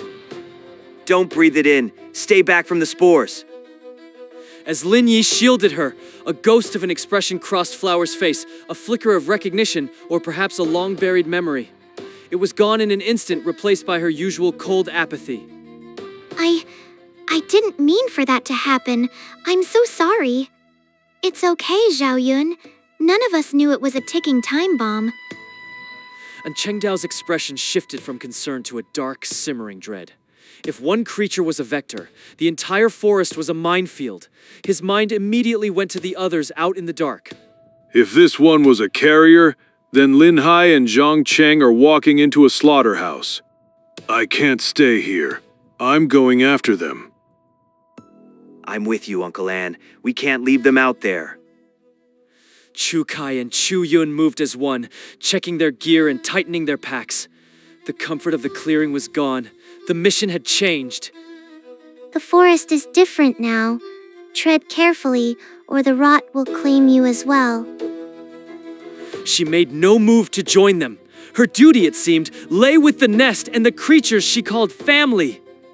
She stood like a sentinel as they began their descent into the dark. As they crossed the threshold of the clearing, the forest seemed to close in around them. The trees were twisted, skeletal hands reaching through a fog that smelled of decay and ozone. A cold weight settled in Lin Yi's chest. This infestation wasn't a natural disaster, it was a deployment. The fungus was merely the first wave. If the masters are pulling the strings, what kind of endgame are they playing for? The time for preparation was over. The hunt had truly begun, and they were no longer the predators. The group follows the path of the fleeing rat swarm, only to stumble upon a grisly sight. A series of rat carcasses are impaled on the sharp, jagged thorns of the forest thicket. They impaled themselves. Lin Yi says, his voice flat as he stares at the carnage. He recognizes the signs instantly. The fleshy buds erupting from the rats' bodies are the same grotesque parasites he saw infecting the mantis wolves. The hive mind had stolen their autonomy. Driven by a frantic impulse, the rats had slammed into the spiked trees with enough force to drive the wooden spikes through their vitals. Now, the sprouts are shriveled and dry. The parasites have finished feeding, having drained every drop of life from their host before their brief existence ended. These spores, they seem to only infect animals other than humans. To test his theory, Lin Yi reaches out to touch one of the fleshy buds. It isn't recklessness, he has his own unique defense. If the spores could take root in a human host, the threads of fate would have shimmered into existence, warning him of the impending catastrophe. But as his fingers brush against the fungus, the spectral threads remain silent. The bark of the monstrous trees also shows no signs of new fungal growth. Lin Yi theorizes that the fungi are unable to spread to humans. Still, the group keeps their faces covered with wet cloth to prevent inhaling the spores. It's a precaution against mushroom lung, a lethal condition caused by the airborne spores. The damp fabric acts as a reliable barrier against inhalation. Chu Kai maintains a razor-sharp focus, his sensory enhancement reaching out through the dense, suffocating thicket. He is the group's eyes and ears in this wooden graveyard. Something's wrong with the trees up ahead? Chu Kai calls out, his pace quickening as he spots something in the distance. The strange trees ahead bear the marks of a violent impact. Many of the needle-sharp thorns have been snapped off by the force of a collision. There's something on the ground. And Cheng Dao says, pointing to a ring of pale green powder circling the base of a tree. This scent, it's the flowers. Chu Kai notes, his brow furrowed as he sniffs the air. The flower? Lin Yi muses for a moment before the pieces click together. I know what this is. It's Zhang Cheng. During their months of training, Zhang Cheng would often slip away to tinker with various items. Lin Yi recalls seeing him grinding stones and drying materials in the sun. Those materials were the flower's vines. Zhang Cheng had been preparing for this moment long before they left their sanctuary. This powder, it's made from dried and ground flower vines. Lin Yi explains to his companions. Why would he grind them into powder? And Cheng Dao asks, looking skeptical. The scent. Chu Kai replies, glancing at the green dust. To the rats of this forest, the flower is their ultimate predator. Rats are intelligent creatures with an acute sense of smell. They can detect the presence of a predator long before they see it. The flower has preyed on them for centuries, and that primal terror is hardwired into their collective consciousness. One whiff of that scent is enough to drive them into a panic. Zhang Cheng had prepared this vine powder as a contingency. If they were ever swarmed by rats, the scent of their natural enemy would provide a non-violent deterrent. They couldn't have fallen from the sky, could they? Chu Kai asks, his eyes tracking up the gnarled trunks toward the impenetrable canopy. The impact marks, they're too high up. Only a fall from above explains the damage to those branches. It's possible. Lin Yi agrees, his voice low. The spores are airborne. They could have infected the flying freaks. Once the parasite took hold, the hosts might have simply dropped their prey. Gravity did the rest. Lin Yi approaches one of the spike-covered trees. On the jagged, broken thorns, he spots faint, dark smears of dried blood. They're gone. If they hit these trees and aren't here now, they survived the fall. Lin Yi says, though his own words sound hollow to his ears. To survive a plunge from such a height, even with the branches breaking the fall, seems impossible. The injuries should have been catastrophic. Yet the bloodstains are sparse. There are no bodies, no signs of a gruesome end at the base of the timber. The scent continues further ahead. They're still moving. Let's go.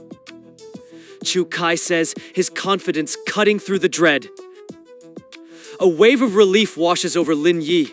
If Zhang Cheng and Lu Linhai are still on the move, they are functional, at least enough to keep walking.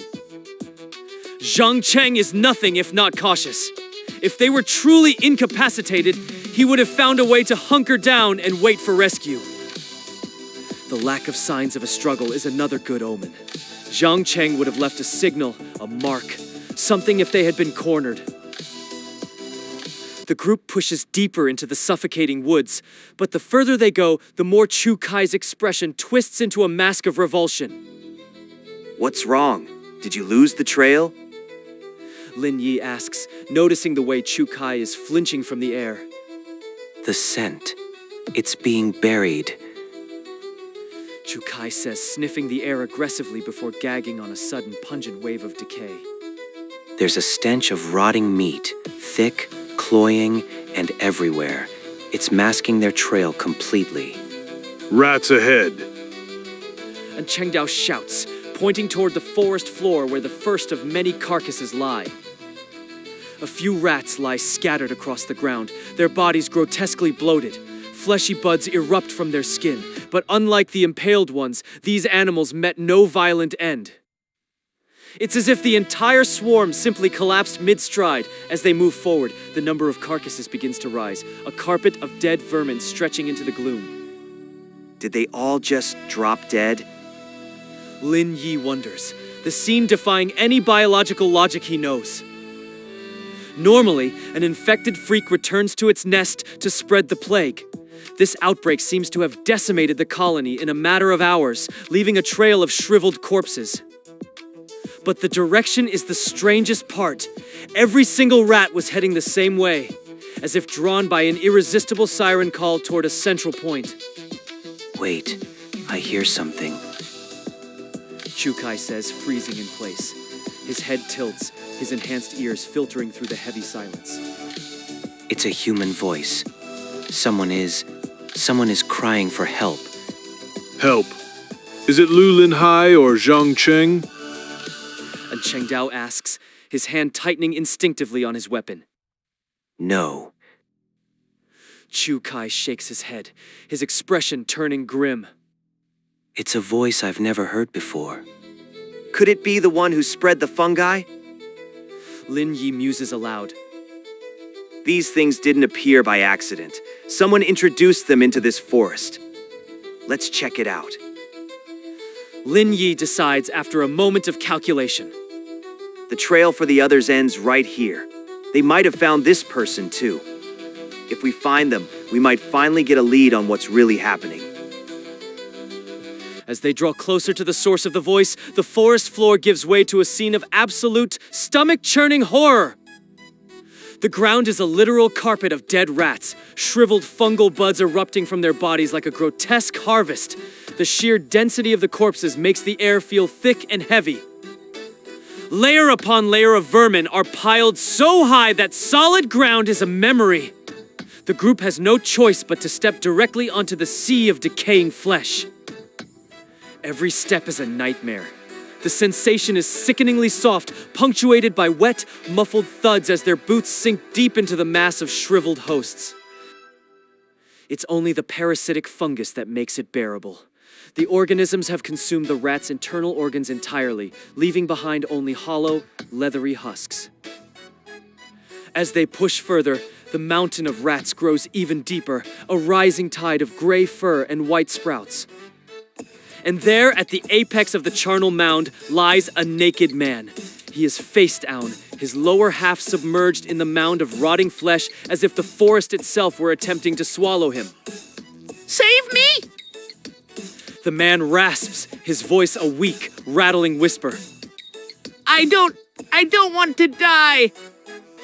He is deathly pale, his skin translucent and stretched thin over his bones. He looks like a ghost that has been dragged back into the world of the living by a nightmare. The air was thick with the copper tang of blood and the sickening sweet rot of thousands of dead rodents. What the hell is that thing? Chukai's voice trembled slightly as he pointed toward a slumped figure nearly swallowed by the sea of gray fur. A human. Lin Yi replied, his eyes narrowing as he scanned the perimeter. No kidding. I'm not blind. But why would someone be lying in the middle of a rat swarm? And Cheng Dao stepped toward the mound, his hand tightening on his blade, but Lin Yi quickly blocked his path. Don't go over there, Uncle Ann. Something's wrong. There isn't a single bite mark on him, even though he's surrounded by vermin. Through the dim light, the man's back was visible, covered in jagged, poorly healed surgical scars that looked like hideous centipedes.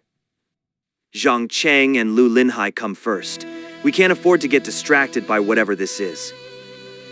Lin Yi looked at the path ahead. The fungal stalks on the flattened rats swayed in a breeze they couldn't feel. Let's go. We find the others first. Then we decide if this person is worth saving. In a world where monsters wore human skin, hesitation was a death sentence. The group turned to leave the graveyard of rats behind. As they turned to leave, a dry, rhythmic scratching sound broke the heavy silence of the forest. Lin Yi snapped his head back, his shotgun leveled at the mound.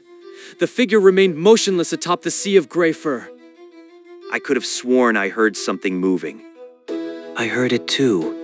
It's the sound of something crawling. Something large. Chukai's eyes were locked onto the man's torso, his pupils dilated with growing dread. Wait, was his waist always that long? And Cheng Dao leaned in, squinting. The man's midsection seemed to be stretching, elongating right before their eyes like pulled taffy. Help! Help me! A pale, trembling hand reached out from the mound, clawing desperately at the air. I beg you, please, The man's voice was a wet, rattling wheeze, but Chu Kai's face had gone deathly pale.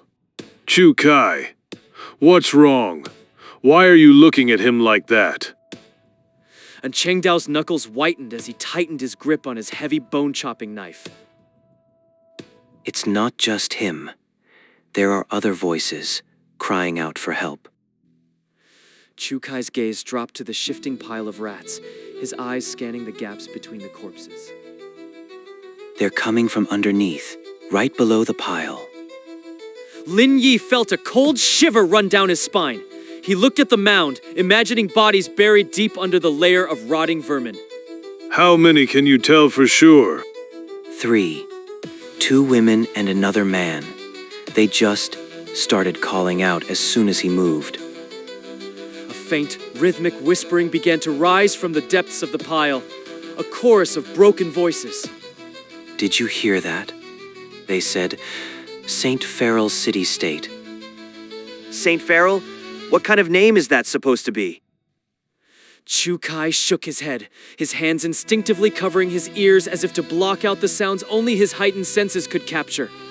Sounds like a place from overseas. Foreign. Nothing to do with us. I don't care where they're from. Zhang Cheng and Lu Linhai aren't here. We're leaving now. Lin Yi's survival instincts were screaming at him to flee. This place was a charnel house of secrets he had no desire to uncover.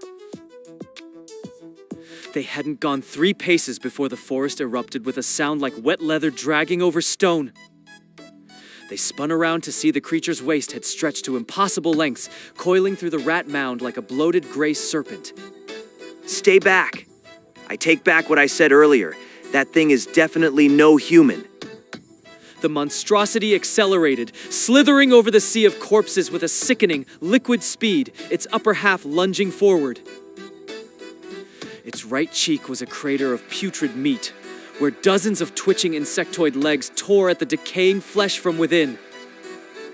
A jagged surgical seam split the face in 2.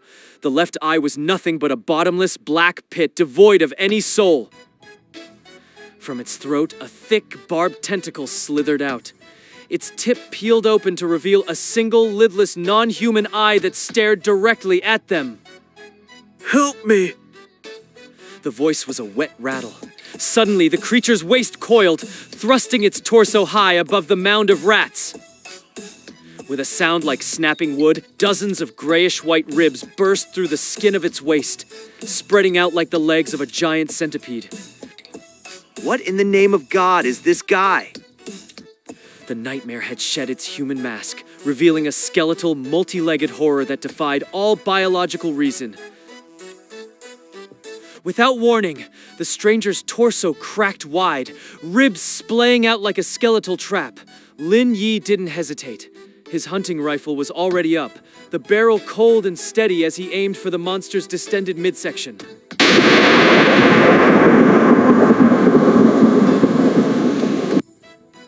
A blinding streak of concentrated energy erupted from the muzzle, tearing through the air before slamming directly into those hideous, centipede-like bone structures. The impact was absolute, pulverizing the creature's unnatural defenses in an instant. The detonation ripped the man's torso away from his lower half. Blood and viscera sprayed across the ground in a grotesque arc as the force of the blast literally tore him in 2. What the hell was that for? Chu Kai recoiled, his entire body jerking as the shockwave of the blast nearly threw him off balance. The unexpected roar, occurring right next to him, sent a jolt of pure adrenaline-fueled panic through his system. A little warning would be nice. I just got my vision back. You trying to blow my eardrums out next? Because of his sensory enhancement, Chu Kai's hearing was dialed to a supernatural level. He hadn't yet deactivated his auditory focus when Lin Yi pulled the trigger, making the sound 1,000 times more devastating. The gunshot was a physical assault on his brain. A high-pitched, agonizing whine drowned out all other noise, leaving his thoughts scrambled in a haze of white-hot mental interference. My bad, man. Lin Yi glanced back, a faint, regretful smile tugging at the corners of his mouth, despite the carnage around them. As the mangled remains of the long-waisted creature began to stir again, Lin Yi's expression hardened. He had no time for a drawn-out fight. Every second wasted was a second Zhang Cheng and Lu Linhai spent in mortal danger. He had anticipated the threat the moment the man twitched. His finger had been hovering over the trigger, waiting for the exact moment those interlocking bones erupted from that freakishly elongated spine to deliver a decisive blow. This isn't like any freak I've ever seen. And Cheng Dao muttered, his eyes narrowing as he stared down at the mangled remains. He leaned closer, his brow furrowed in a grim mask of concentration as he examined the unnatural proportions of the cooling meat. Take away that impossible waste, and he's almost human. Too human. No human being has a spine that length. That's pure bone erupting through the epidermis, a structural impossibility. Lin Yi felt a cold shiver trace a path down his spine. The memory of those interlocking ribs bursting through skin was enough to make his stomach churn with visceral revulsion. There was a deep-seated wrongness here that surpassed the obvious lethality of a mantis wolf or the crawling horror of the hair snails. This was a violation of the human form itself. The cloying, sweet-sour odor of advanced decay hung heavy in the air, a scent so thick it was almost palpable. This must have been the very source of the stench Chu Kai had detected earlier. I can't even begin to guess how a biological entity ends up in this configuration. Lin Yi whispered, already turning away from the charnel pile. He paused, his gaze drifting back toward the dark forest canopy as if searching for a logical explanation. What if it's some kind of mimic? A predator that uses a human facade as a primary camouflage? Like a lure on an anglerfish. The human torso is just the bait, meant to draw us in before the real monster strikes. Enough. We need to keep moving. They hadn't taken 3 steps before a sharp, dry rustle erupted from the mound behind them. It was a rhythmic, scratching sound that cut through the silence like a blade. Lin Yi pivoted, his eyes locking onto the center of the rat pile. From the jagged, raw edge of the man's severed waist, dozens of thin, pale meat sprouts were erupting like fungal growth. Each sprout branched out at the tip, twitching with a frantic, independent life as they groped blindly into the air, seeking purchase. The lower half of the creature was mirroring the movement, the meat sprouts from both ends intertwined, writhing in a sickeningly excited dance as they began to drag the upper body back toward the waist. You've got to be kidding me. It's still alive. Lin Yi's expression tightened into a mask of pure, concentrated frustration. He was well aware of the terrifying vitality freaks possessed, but this was a different level of horror. Blasting a creature in half usually spelled the end, yet this grotesque reconstruction was happening right before his eyes. He didn't waste another second. The hunting rifle snapped back into position, its barrel tracking the writhing meat with lethal intent. To guarantee the shot, he reached out with his mind, weaving a glowing silver thread of time that tethered his consciousness to Chu Kai's. The forest sharpened into a high-definition nightmare, every twitch of the meat sprouts rendered in crystal clarity. He shot a brief, meaningful glance at Chu Kai, confirming the link was established.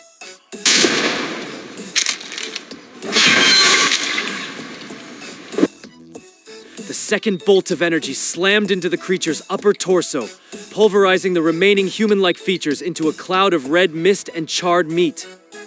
Try coming back from that, you freak. He lingered for a moment, his gaze fixed on the lower half that was still twitching amidst the rats. His finger hovered over the trigger, debating whether a third shot was necessary.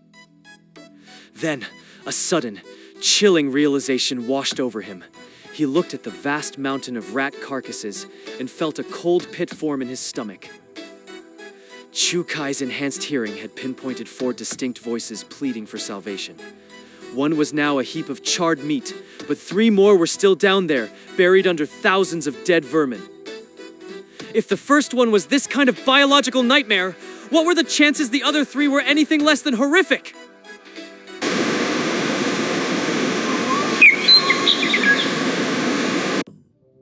Lin Yi and Chengdao both jerked to a standstill, their bodies tensing as the deafening cacophony vibrated through their very bones. The air itself seemed to tremble under the sonic assault. Is that the mantis wolves? Are they back? Lin Yi's knuckles turned white as he gripped his energy rifle, his eyes darting toward the source of the shriek. No, that's not a biological cry. That's a signal, a whistle. And Chengdao pointed a steady, calloused finger toward the heart of the forest. His expression was a grim mask of recognition.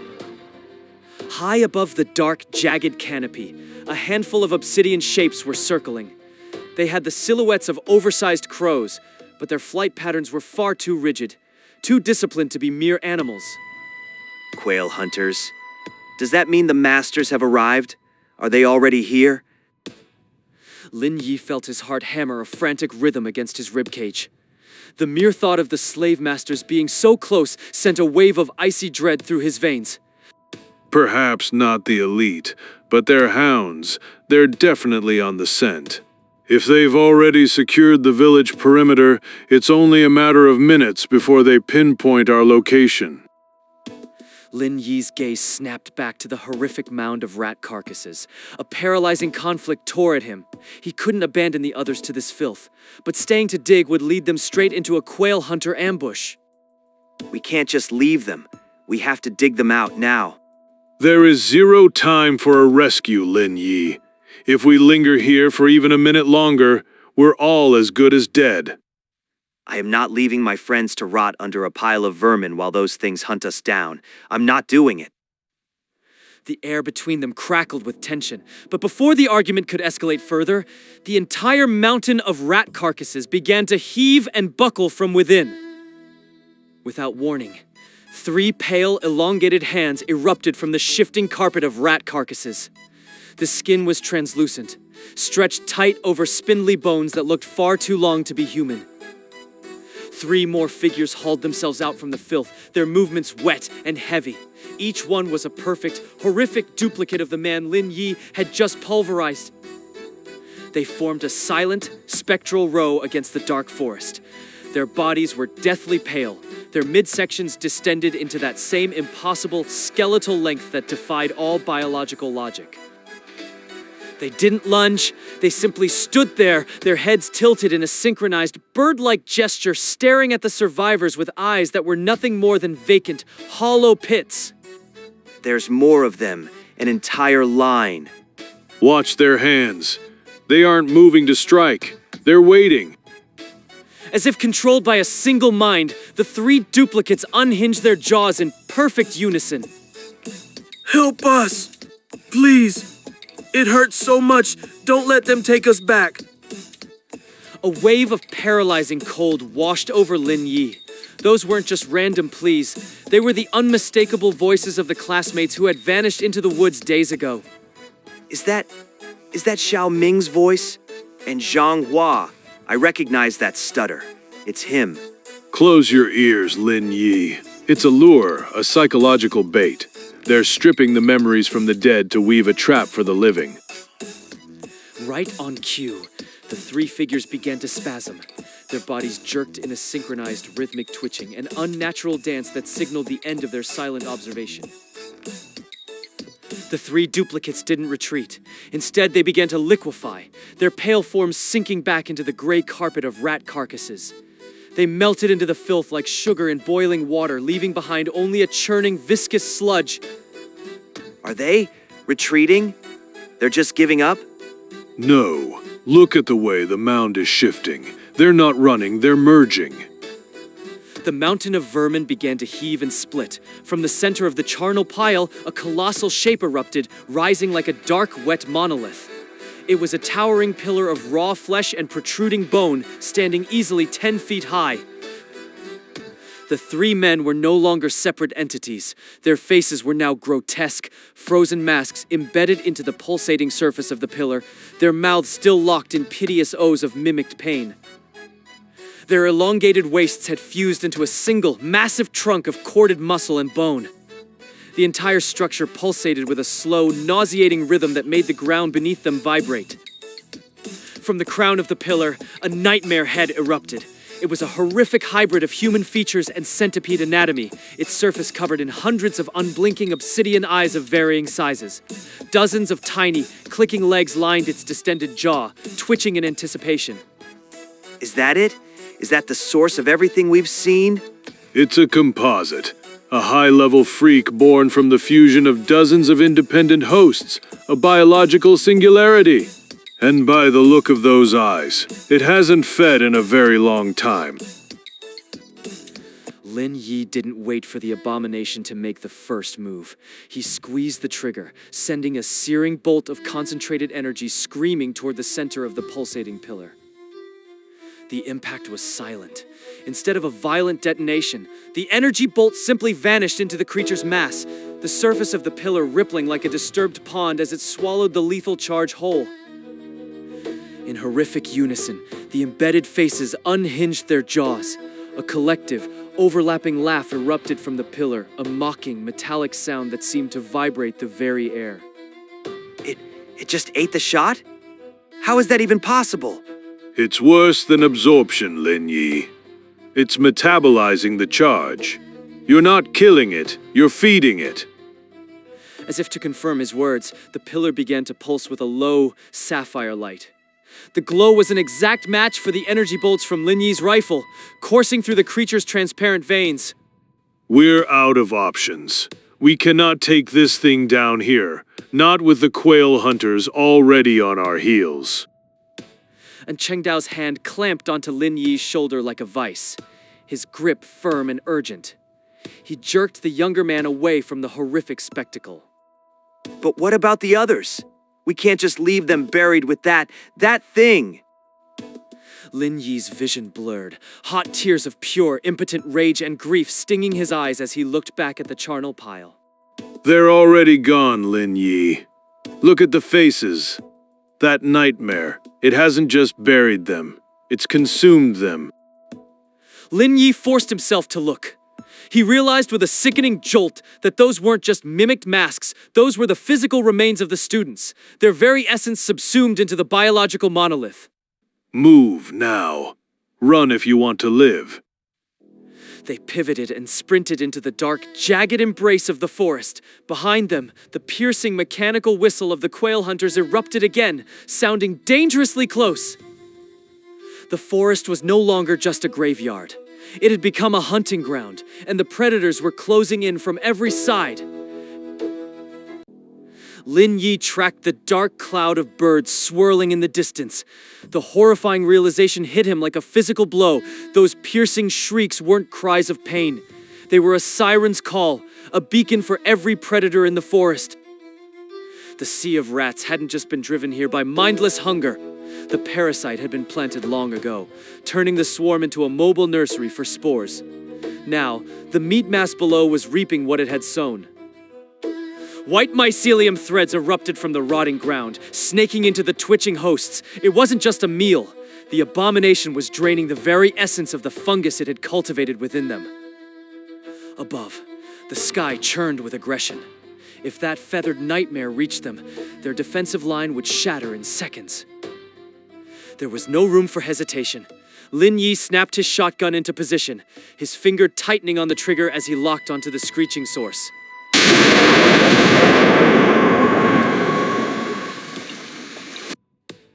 One head vanished in a spray of gore, but the silence was short-lived. The aerial swarm didn't even flinch, their descent only gathering more speed. Lin Yi's brow furrowed, a low hiss escaping through his teeth as he realized the shot hadn't been enough to break the lure. Damn it, we're out of time. Those birds are already locked onto us. Focus on what's in front of you. I'll take care of the sky. And Cheng Dao's voice was as hard as the steel he carried. His butcher knives slid from his pack with a metallic ring, hovering in the air like a wall of hungry blades as he glared at the approaching swarm. Resources were dwindling. The shotgun needed a fresh charge, and Chu Kai's crossbow was spent. In the face of that overwhelming volume, and Cheng Dao was the only thing standing between them and a swift, violent end. The shadow of the encroaching flock cast a heavy pall over the clearing, but as the dark canopy threatened to swallow them, a tiny, erratic speck flickered on the horizon, wobbling unsteadily toward the avian swarm. Wait, what on earth is that? Lin Yi squinted against the glare. The confusion lasted only a second before a fierce, triumphant grin broke across his face. It's the drone. It's Zhang Cheng's drone. The sight was a lifeline. If that machine was still in the air, it meant Zhang Cheng and Lu Linhai were still fighting, still breathing. The drone was a battered wreck, tilting and dipping like a dying bird, yet it carried a heavy, mysterious payload strapped to its frame as it plowed directly into the center of the flock. The collision was instantaneous. A blinding flash of fire consumed the machine, disintegrating it into a rain of molten scrap.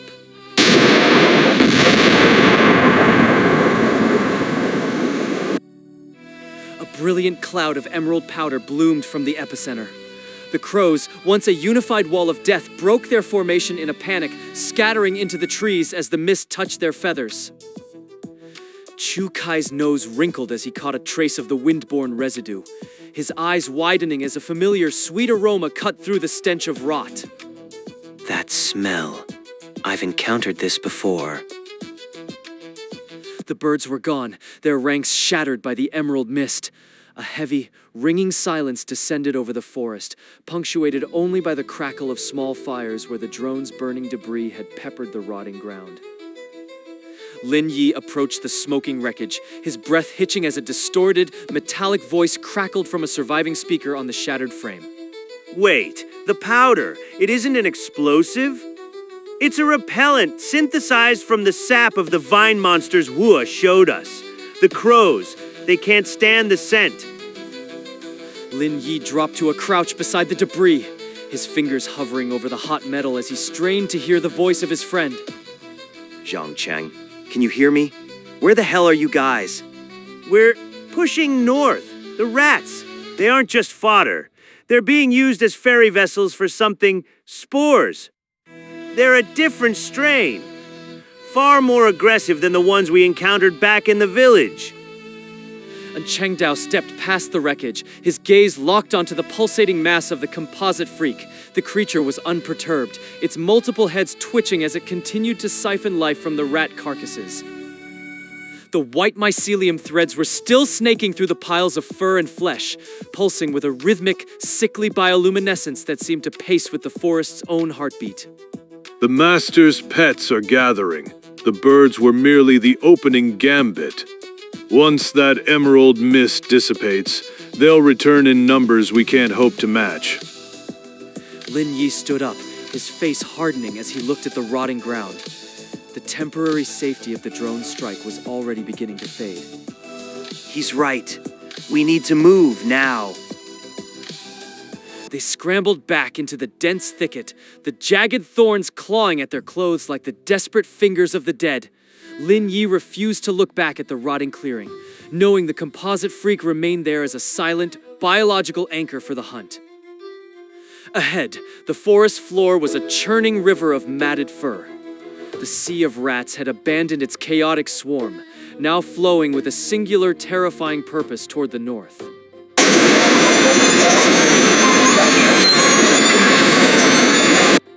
The repellent is holding for now. The birds, they're staying back. They aren't diving. They're just hovering, waiting for the line to break. Above, the dark cloud of crows formed a swirling, tattered ceiling. They circled the emerald mist with mechanical precision, their cold eyes fixed on the survivors while respecting the invisible boundary of the repellent. It was a stalemate of biology and desperation, with the avian swarm ready to plunge the moment the floral shield weakened. We have 10 minutes at most, perhaps less. Once that emerald haze thins out, the boundary will vanish and they will descend upon us. They pushed deeper into the woods, the stench of decay and the sweet floral repellent mixing into a nauseating, cloying perfume that clung to their skin. In the heavy silence of the forest, every snap of a dry twig felt like a thunderclap, threatening to reveal their position to the unseen predators lurking in the shadows. Keep your pace. We need to reach the North Village. If we can find a defensible position there, we might actually stand a chance before the trap fully closes on us. As they moved deeper into the thicket, Lin Yi kept his eyes fixed on the churning river of fur at their feet. The infected rats weren't just running, they were carrying something heavy, their movements burdened by a horrific payload. One of the larger rodents struggled in the current, its belly bloated to the point of transparency. In the dim light, Lin Yi could see a mass of dark, writhing filaments churning beneath the skin like a nest of snakes. The sight was a grotesque violation of biology, the rat's body reduced to a mere vessel for a much more sinister cargo. It's far worse than just spores. The masters are using the rat swarm as a mobile delivery system for the hair snail larvae. The fungal infection is just a biological camouflage. The fungus suppresses the rat's central nervous system, keeping it functional just long enough for the parasites to take root and spread. A surge of cold dread washed over Lin Yi. The tactical implications were clear. If this swarm reached the North Village, the survivors wouldn't just be slaughtered, they would be transformed into a living nursery for the next generation of horrors. The entire forest was no longer a battlefield. It was a mass-scale inoculation project of the most horrific kind. We cannot allow them to reach the village. We have to stop this river here. If even a single one of those rats slips past us, everything we fought for is over. The radio signal from the drone's wreckage dissolved into a final hiss of static as they pushed deeper into the woods, the silence of the forest reclaiming the air. Lin Yi's gaze remained fixed on the jagged horizon, where the faint, flickering amber lights of the North Village were finally beginning to bleed through the dense canopy of trees. We're almost there. Just a little further. We can't stop now. Behind them, the forest let out a low, ominous groan as the protective emerald mist finally began to thin and dissipate into the dusk air.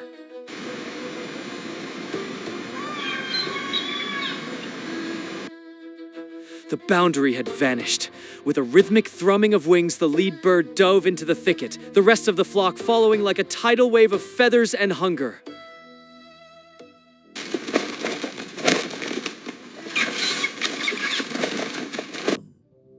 The fissure atop the fungal bulb splits wider, spilling out thick, ropey mycelia that anchor into the surrounding carpet of rat corpses. Beneath the shifting mass of rats, the bodies of the vermin shrivel into husks, their life force siphoned away by the insatiable appetite of the central flesh ball. They're using the rats to heal. It's a biological battery. Don't let it finish. Destroy that core now. Lin Yi snaps the heavy shotgun into place, the barrel locking onto the center of the pulsating rot.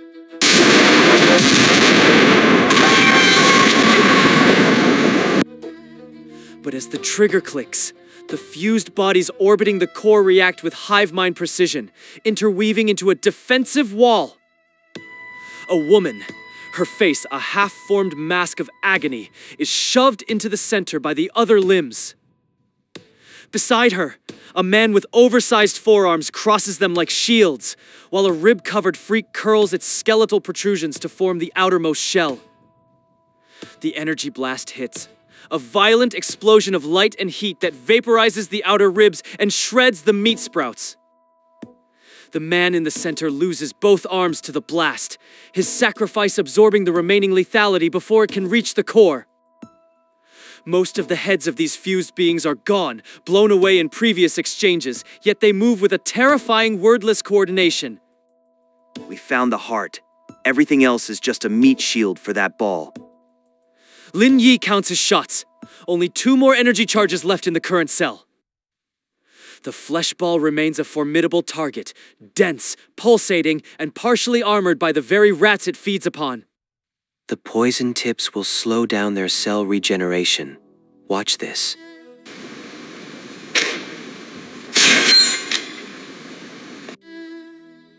Chu Kai's bolt sinks deep into the ribman, the site of impact immediately bloating with an unnatural toxic inflammation. Uncle Anne, keep the others off me. I'll pin them down while Lin Yi recharges for a final shot.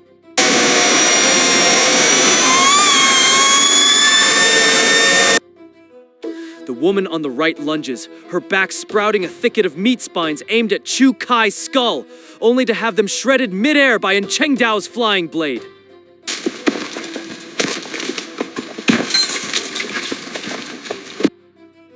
Chu Kai fires in rapid succession, targeting the woman on the left, the one whose shrieks could summon the winged horrors above. Chu Kai, stop your eyes. You can't push your ability any further. We'll rotate the pressure. I've got this. Chu Kai fires, his fingers moving with practiced, mechanical speed to reload even as he snaps his eyes shut to avoid sensory burnout. 2 months of hellish drills under Hua's guidance have turned him into a biological weapon, capable of operating with lethal precision in total darkness. Lin Yi watches the trajectory, borrowing Chu Kai's enhanced awareness through their thread, yet he lacks the intuitive grasp of the wind's currents that his friend possesses. My limit's still a ways off. Don't worry about me.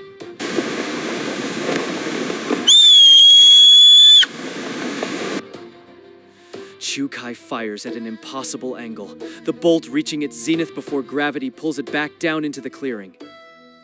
It strikes the woman on the right squarely in the back, the poison instantly slowing the writhing meat sprouts into a sluggish, inflamed mass.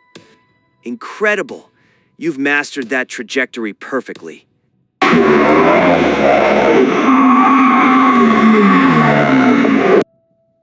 The man in the middle lunges, but his path is cut short as a heavy cleaver buries itself deep into his shoulder, pinning him momentarily. Though he bears the forearms of a mantis wolf, he lacks the natural armor, leaving his pale, stretched skin vulnerable to the butcher's steel.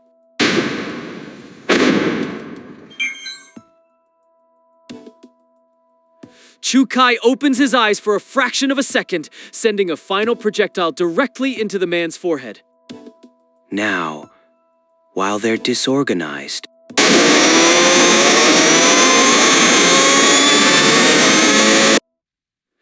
Lin Yi pulls the trigger. This time, the coordination of the composite freak is shattered. The woman on the left is still reeling from the poison, her shrieks dying in her throat. The man in the middle is still pinned by Cheng Dao's blade, unable to rejoin the cluster. Even the ribman's shield is incomplete, the previously shattered bone plates failing to provide a solid barrier.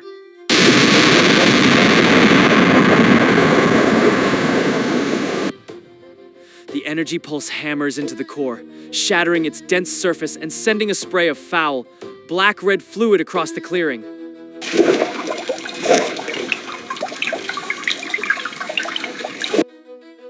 The constituent bodies twist and thrash in agony, desperately trying to pull themselves over the exposed wound to protect their vital core. Fungal mycelia erupt from the flesh ball in a frantic wave, latching onto more rat corpses to fuel a desperate final recovery.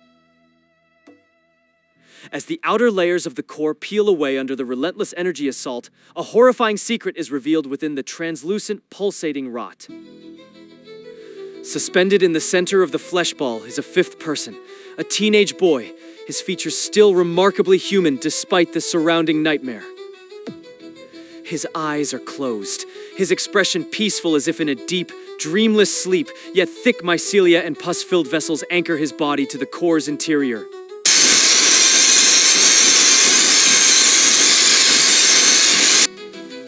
The boy's eyes snap open, his brows furrowing in a sudden sharp surge of agony as the harsh air of the clearing hits his exposed form. He looks directly at Lin Yi and the others, a flicker of genuine human surprise crossing his face before it dissolves into a silent, desperate plea.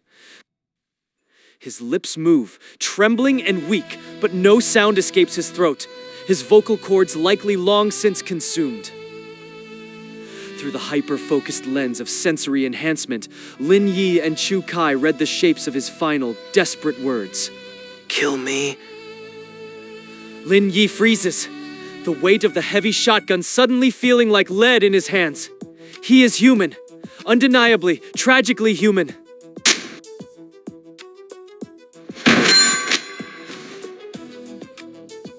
Chu Kai fires, his bolt striking the raw wound near the boy, a grim reminder of the mission's brutal, necessary reality. Lin Yi looks at the boy's lower half, already fused and assimilated into the flesh ball. There is no saving him, only the mercy of an end. Uncle Anne, now, clear the way!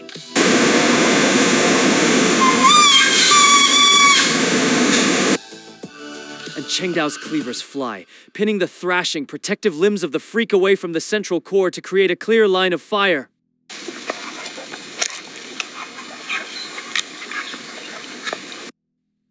A mass of shredded meat spines lunges at Lin Yi, but he is faster, using the spine of his blade to pin the writhing mass to the blood-soaked ground.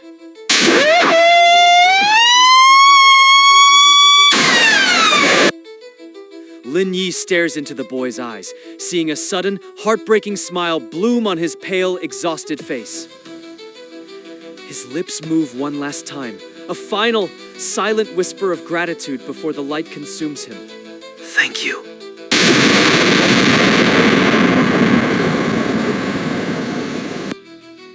The clearing is engulfed in a brilliant, cleansing white light as the energy pulse vaporizes the core and the boy trapped within it. Silence returns to the forest, leaving only the acrid smell of ozone and the heavy, lingering weight of a necessary sacrifice.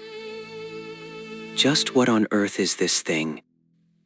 Chu Kai looked down at the mess of torn, bloody meat, his face twisted in pure revulsion. Now that Lin Yi had blown the creature apart, the 4 corpses once trapped within the meat began to slide free. It was a sickening sight. It hadn't been a simple fusion, but more like the decay had consumed them from the inside out. As the tissue on their backs dissolved into rot, the original, broken shapes of the 4 victims finally became visible. White fungal threads were laced through their spinal columns, acting as the strings for some macabre puppet show. They were human. Every last one of them. Lin Yi stepped toward the center of the carnage. There was nothing left of the boy who had been trapped inside. The blast had been absolute, leaving behind only a pile of stinking, useless flesh. Look here, they have serial numbers tattooed on them. And Chengdao nudged a piece of offal away with his heavy cleaver, his eyes fixed on the bodies. Numbers? Lin Yi went still, then leaned over to look at the closest victim. There, at the very base of their spine, was a neat row of letters and digits. It didn't look like a normal tattoo. It had been burned deep into the flesh, as if by some clinical branding process. This one's got them as well. Chu Kai moved to another corpse, checking the same spot. Could they be like us? People who managed to flee from a farm? Every farm had its own way of breeding freaks, and the lies they told the livestock were never the same. It was a grim possibility, and one that couldn't be easily dismissed. But Lin Yi couldn't stop looking at the scars. What kind of hellscape would leave human beings this broken? The skin was a map of surgical threads, evidence of dozens of procedures. Suddenly, he saw the boy's face again, that final, peaceful smile as the blast took him. It was the look of someone who had finally found an exit from a nightmare. He couldn't imagine the agony that would make a person welcome death with such gratitude. One thing was certain, creatures like Flower were the anomaly, not the rule. Without that human teacher, she would have been just another predator in this city of monsters. In the end, it wasn't a question of morality, but of cold, hard survival from 2 different sides. Just what happened to these people once they got out? They were alive, and then someone decided to sew them into that horror. Chu Kai looked at the pile of rot and gagged.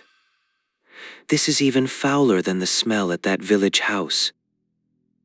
We need to find Zhang Cheng and Lu Linhai before anything else. The rest of this, we'll just have to handle it later. He looked around the desolate clearing, a deep sense of unease settling in his gut. The explosion had sent a cloud of spores into the air.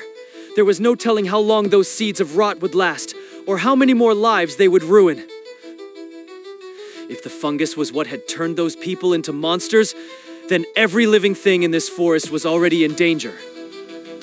If the infection spread, Flower and her family wouldn't be safe here for much longer. They tracked the signal back to the drone's origin, finding Zhang Cheng and Lu Linhai in a small, shadowed clearing.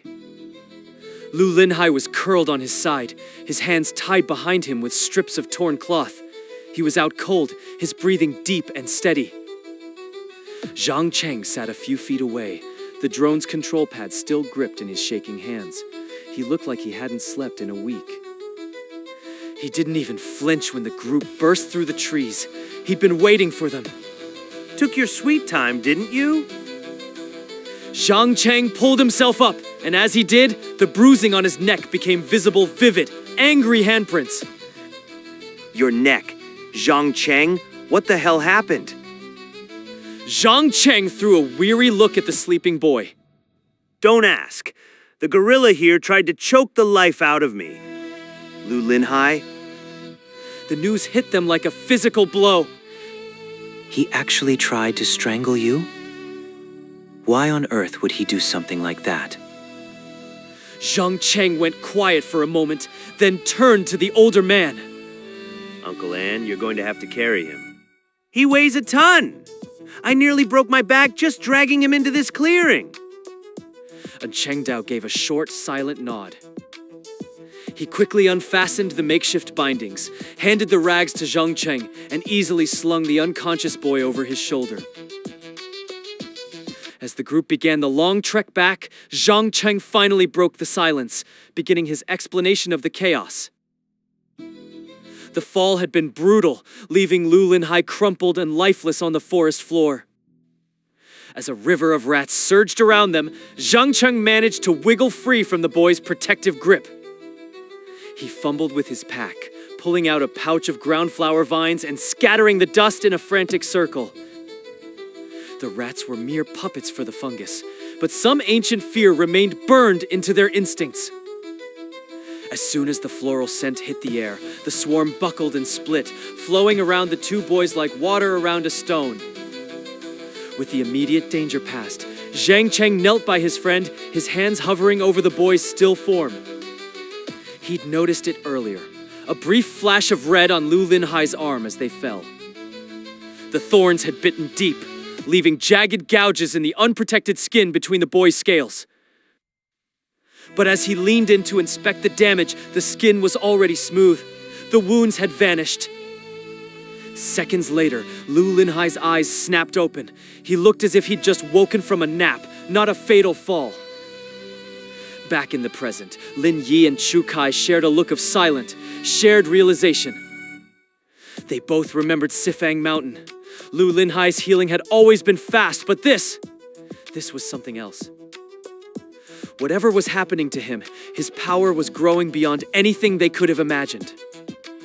For a split second, Lin Yi saw the fleshy mass again, pulsating with that same terrifying vitality. That abomination had healed just as quickly, sealing its wounds before they could even finish their attack. He shook the thought away. Lu Linhai was his friend, not a monster. He didn't have those brands, those horrific scars. Zhang Cheng had seen it all too, but for once, the genius had the sense to keep his mouth shut. Because no matter what he was becoming, Lu Linhai's first instinct had been to save his friend, using his own body to take the blow. By the time Lu Linhai finally came to, the forest was silent. The rats were long gone. They tried to follow the flattened trail the swarm had left behind, but it wasn't long before Lu Linhai started acting wrong. His eyes went empty, glazed over like a doll's.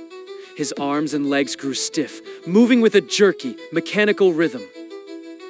He began to speed up, his pace quickening until he was almost running, driven by that same silent command that had led the rats. Zhang Cheng reached out to pull him back, but the boy whirled around with animal speed. Before Zhang Cheng could even shout, Lu Linhai's fingers were locked tight around his throat. Lin Yi knew better than anyone what that kind of strength felt like. In just a few months of hunting monsters, Lu Linhai had become a powerhouse. He was already as strong as Uncle Anne. At the rate he was going, it wouldn't be long before he was the strongest person Lin Yi had ever known.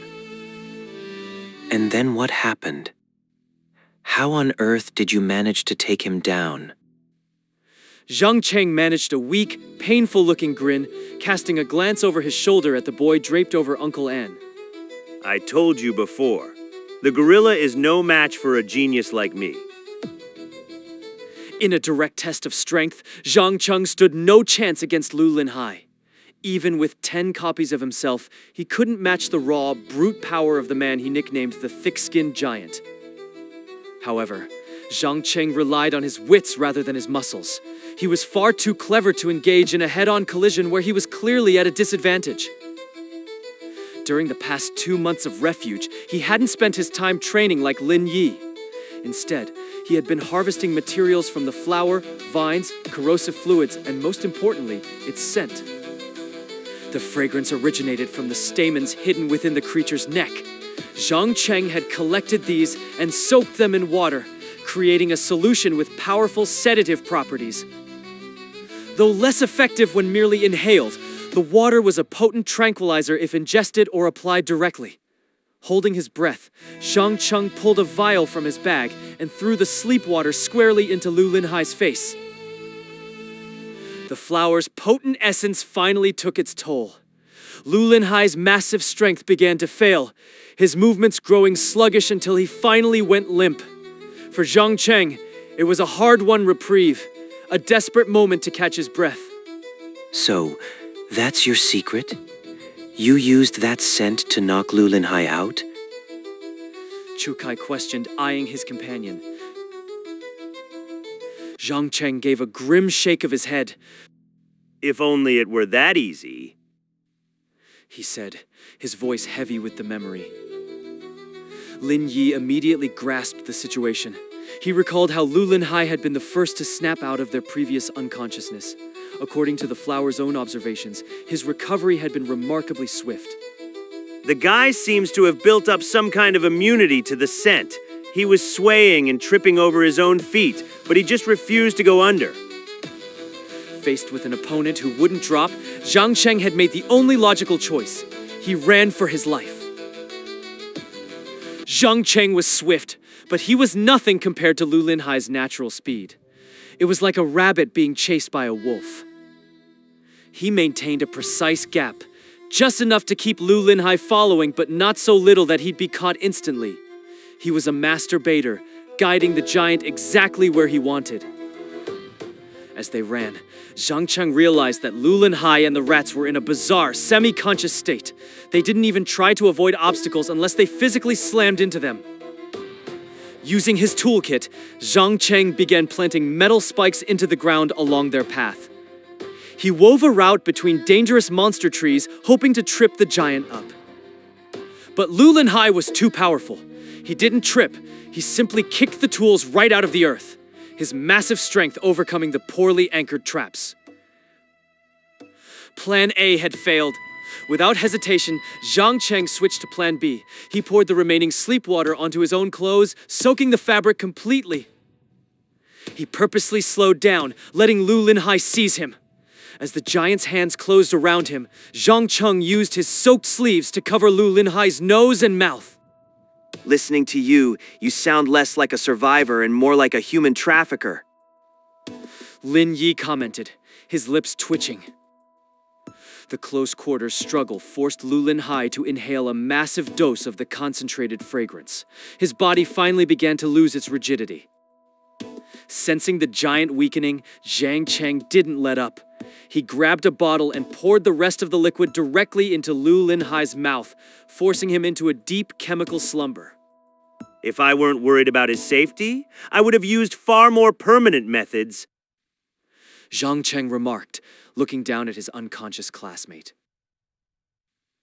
Zhang Cheng's bag was a mobile laboratory of the macabre, filled with components he'd carefully harvested over the last 2 months.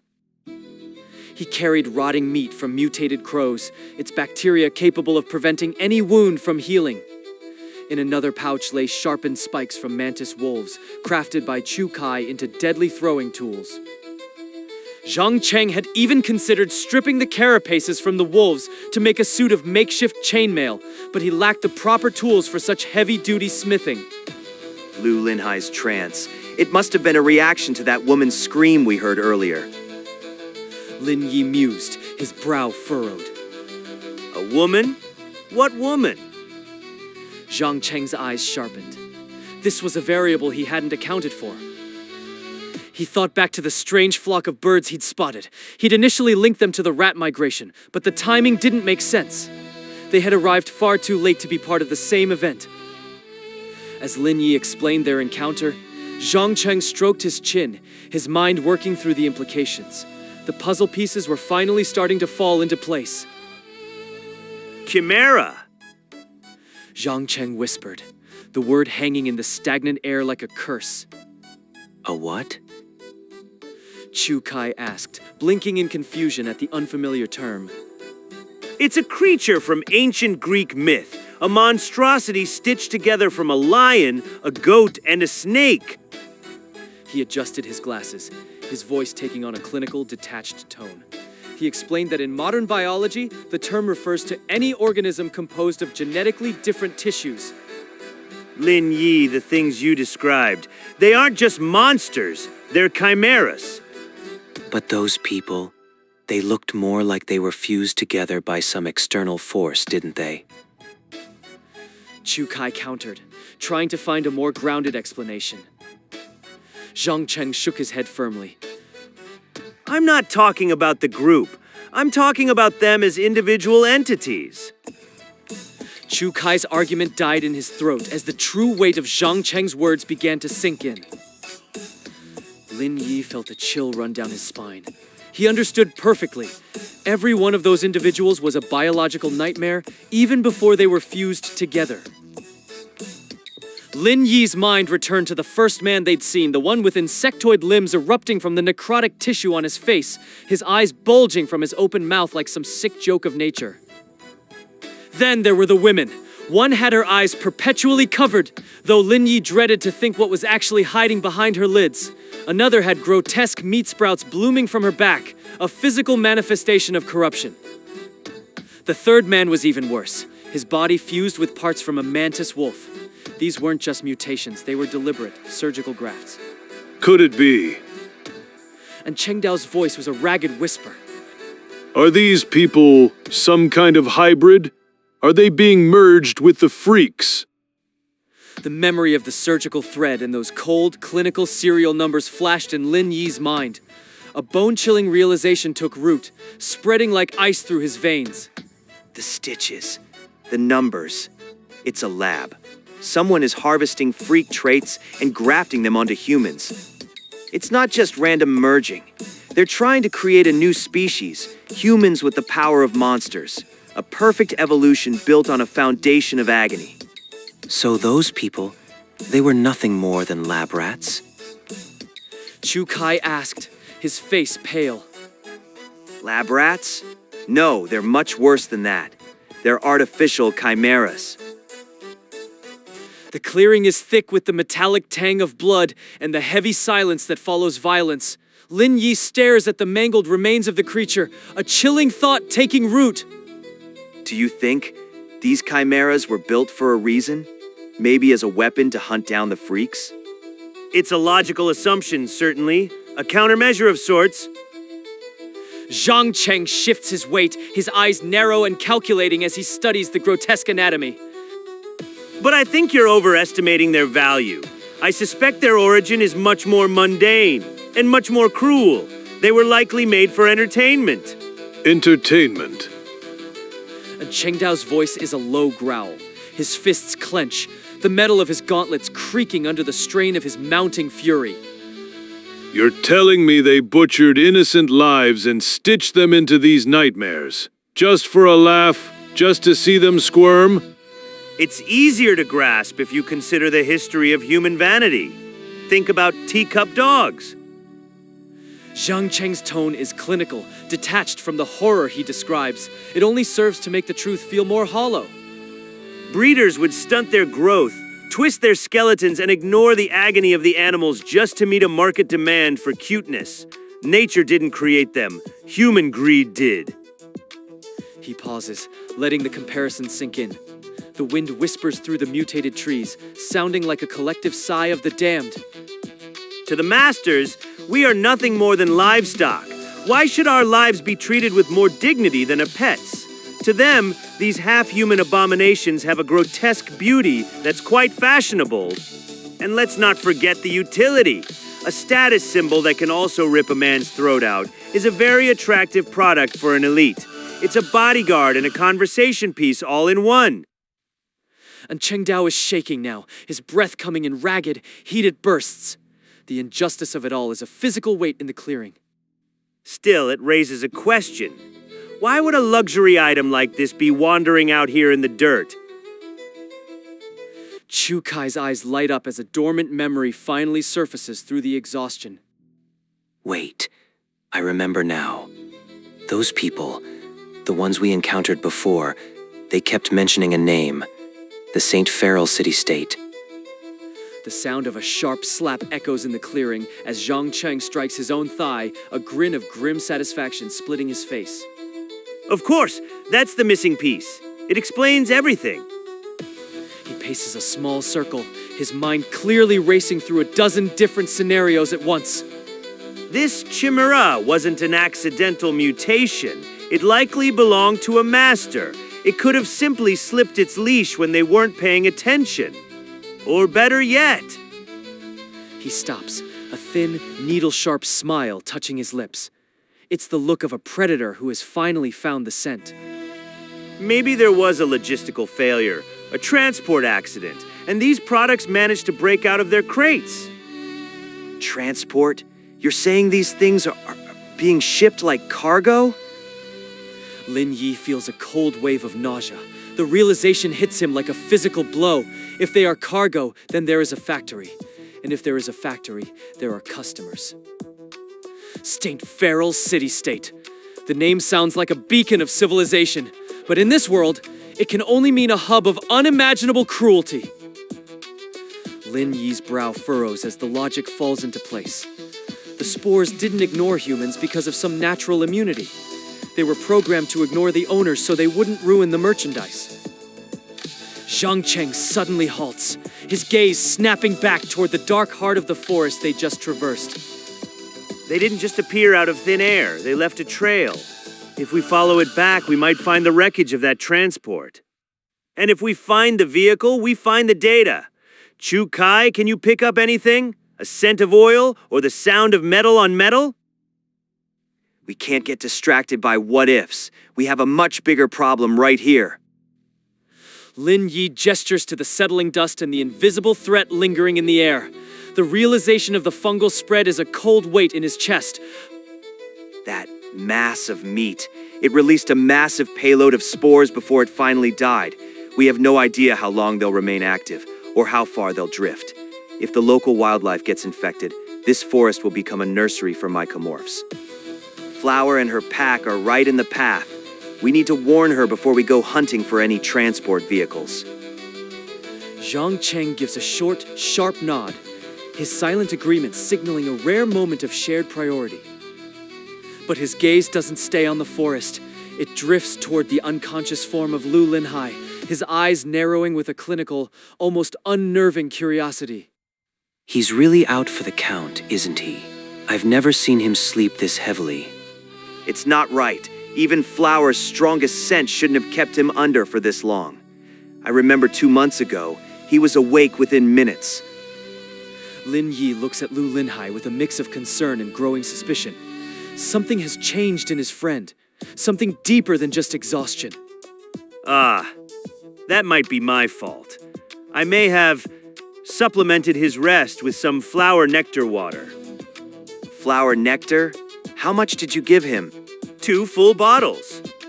2 bottles, Zhang Cheng? That's enough to knock out a bull. Are you trying to kill him? Zhang Cheng shrugs, his expression one of pure, detached logic. I I gave him a sip at first, but then he twitched. And honestly, considering his explosive growth lately, I didn't fancy being in the splash zone if he woke up in a bad mood. So, one twitch, one gulp. It was a very systematic process. If you'd taken another 10 minutes, he'd be starting on bottle number 3. Lin Yi remains silent, his gaze fixed on his unconscious friend. The helplessness of the situation is a bitter pill to swallow. He doesn't blame Zhang Cheng. In this world, the rational choice is often the cruelest one, and Zhang Cheng has always been the group's anchor of cold logic. I can't stop thinking about it, though. Why did that woman's scream hit him so hard? Chu Kai's brow is deeply furrowed, his enhanced hearing likely replaying the frequencies of that horrific sound. Based on everything I felt, that sound was tuned to a specific biological frequency. It was meant to paralyze animals and freaks. If it was a human killer, none of us would be standing here. So why did it drop Lu Linhai like a stone? The simplest explanation? Our friend here is secretly a gorilla. A very strong, very sleepy gorilla. Zhang Cheng's joke is flat, a thin veil over the very real questions he's likely calculating in his head. He knows as well as Lin Yi that Lu Linhai is changing. Whether it's his unique constitution or some dormant freak characteristic surfacing, the line between human and something else is blurring. At the very least, the spores seem to have spared him. For now, they can take solace in that small mercy, however fleeting it might be. The air in the cave is heavy with the scent of damp stone and the faint, sweet musk of Flower's presence.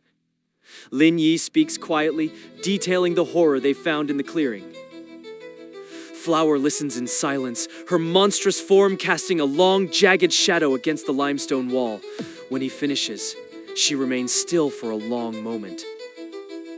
Finally, she speaks, her voice a strange, melodic vibration that seems to echo from the rock itself. She has decided to leave, to take her pack and vanish deeper into the wilds. The forest is changing. The rot is coming. Will you and your kind come with us? We can protect you. Flower's gaze is fixed on Lin Yi, her eyes holding a depth of ancient, inhuman understanding. I can't. We've already made our choice. Our path lies to the north. Lin Yi shakes his head, the weight of his decision etched into his features. He knows what he's leaving behind, the only peace he's found in this looping nightmare. Don't head that way, Flower. Whatever made those things, it's up there. The spores are spreading. If you go north, you'll be walking into a graveyard. For a moment, he allows himself to imagine it, a life of simple survival under the protection of the mantis wolves. No more loops, no more conspiracies. Just the forest and the hunt. But the dream is hollow. The others feel it too. They aren't livestock meant to wait for the slaughter, and they aren't animals content with a full belly. The truth is a siren's call that they cannot ignore. Until they understand the masters and the machinery of this world, they can never truly be free. So, the decision is final. You will walk into the storm. Flower's face is a mask of smooth, pale bark, but her voice carries a resonance that hints at a hidden depth of sorrow. Lin Yi offers a single, sharp nod. There are no words left to say. The choice is made. Flower doesn't argue. She has seen enough of the world to know that some paths must be walked, no matter how lethal. Instead, she extends a single, supple vine. With a slow, deliberate motion, she carves a pattern into the damp earth of the cave floor. Tell me, little survivor, have you ever seen this symbol in your travels? The drawing is crude, a distorted circle that looks almost like a primitive face, or perhaps a map. Two hollow voids represent eyes, surrounded by a series of abstract, swirling lines. No, it looks like nothing I've ever seen. Is it a marker? A warning? Lin Yi leans closer, the faint light of the dying fire dancing across the strange geometry. It feels heavy with a history he can't begin to grasp. Flower lets out a sound that might have been a sigh, her voice dropping to a whisper that seems to pull the very heat from the air. I thought as much. Why would you know? It belongs to a world that has been dead for centuries, a relic of a time before the masters claimed the sky. She brushes the dirt over the symbol, erasing it as quickly as it appeared. The mystery remains, a ghost of the past left to haunt the cave as she prepares to vanish into the dark. Hey, check it out. Over there. Standing on the edge of the hill, Lin Yi points excitedly toward the valley floor. Our eyes follow his gesture, settling on the distant urban sprawl. Even from this height, the city radiates a sickening aura of rot, a vast gray skeleton of concrete and broken dreams. Ever since leaving Flower behind, the group has been trekking steadily north. 2 months of living near Flower had left them drenched in its peculiar scent, or perhaps the airborne spores had already claimed the local predators. Either way, the journey had been eerily peaceful. They had made a detour to the site of the artificial life form's demise first. Following the stench of putrid, decaying meat, they eventually found their way here. Is that actually a city? Lin Yi stares down, his brow furrowed in contemplation. An abandoned one, by the looks of it. Hasn't seen life in years. Zhang Cheng rubs his chin thoughtfully, his gaze fixed on the crumbling skyline with an intense clinical curiosity. It was likely a farm, much like the one used for the hair snail parasites. If the stock here proved unsuitable, they probably just purged the entire site. The smell is weak here, practically non-existent. Chu Kai tests the air, his nostrils flaring. He had caught a much sharper scent elsewhere before they arrived, though that spot had been suspiciously empty. Zhang Cheng had theorized that the empty location was where the boy's horrific transformation began. Lin Yi flashes back to the boy trapped within that pulsing mass of flesh. It wasn't a cage. Those rhythmic, fleshy spheres were extensions of the boy himself. All 5 of them were twisted experiments. Unable to contain the stitched-together freak parts within, the subjects had spiraled out of control, ending in a gruesome feast where the boy consumed his companions. One might have tried to run, but when the flesh ball erupted, the boy lost his mind and gave chase, eventually wandering into Flower's domain. A faint scent is fine. It makes sense. Zhang Cheng nods to himself. Those chimeras were likely stable when they first broke out. If he had already been that walking nightmare, he never would have made it into Flower's territory. So this city is where things went south for them? We won't know until we get our hands dirty. Zhang Cheng shrugs, a predatory gleam in his eyes. Even if they didn't come from here, this urban tomb might hold other treasures. Remember, that lay guy found his shotgun in a place just like this. The survivors move toward the skeletal remains of the city. Every step closer to the perimeter keeps Lin Yi on a razor's edge of alertness. The memory of the city limit defense system, that invisible, lethal barrier, haunts his mind. He scans his own body for the slightest tremor of discomfort, searching the air for the glowing threads of time that would signal his approaching end. But as they step across the threshold and into the city itself, the air remains still. No alarms trigger, no sudden agony erupts. The defense system here. It's dead. Long gone. Lin Yi looks around, his eyes sweeping over the desolate landscape with a mix of relief and suspicion. The streets are a tomb of silence. Buildings lean precariously over cracked pavement, all of it buried beneath a choking layer of fine gray dust that billows up like smoke with every step they take. This place is foreign, unlike the modern city Lin Yi knew. The architecture is old European, once grand facades now reduced to grim, sickly gray husks that bleed decay. This wasn't just a purge. A full-scale war tore through these streets. Zhang Cheng approaches one of the scarred walls, running his fingers over the deep pits of old impacts before looking down at the debris-strewn ground. Half buried in the rubble, a tattered rag doll stares upward with shattered glass eyes, a mute, horrific witness to the vanished life of this urban graveyard. Shh. Chu Kai suddenly freezes, his brow furrowing into deep, anxious lines as he signals for the others to kill their noise. He stands motionless, his eyes closed as he funnels all his focus into his supernatural hearing, scanning the deathly silent surroundings. His eyes snap open, cold and decisive. He reaches into his pack and whips out his crossbow with practiced speed. Show yourself. Come out now. He barks the command while leveling the weapon at a crumbling house nearby, its walls little more than jagged teeth of stone. Lin Yi reacts instantly, the threads of time tethering his awareness to Chu Kai's. He hones in on the target, and there it is, the rhythmic, desperate sound of breathing coming from the shadows.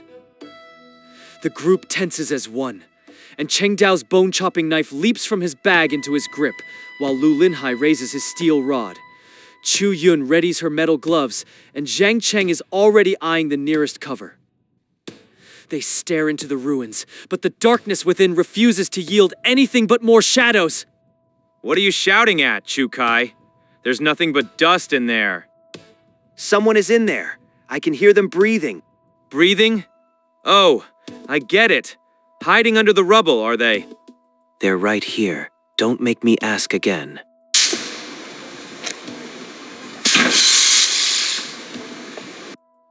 If you don't step out this second, the next bolt goes through your skull. Chu Kai tilts his head slightly toward Lin Yi, his voice dropping to a sharp whisper. Lin Yi. I've got it. Lin Yi spins on his heel, raising his shotgun and aiming it directly past Lu Linhai's shoulder into the distance. Whoa! What's the big idea? Get down. You're blocking my shot. Lu Linhai scrambles out of the way, his eyes following Lin Yi's aim. A moment later, the sound of frantic footsteps begins to echo from the distance, growing louder by the second. More of them? Great! We're being surrounded! Something's wrong. Chu Kai, do you hear that? Yeah, one person is running, but something else is right behind them. The runner's breathing is ragged and desperate, heading straight for them.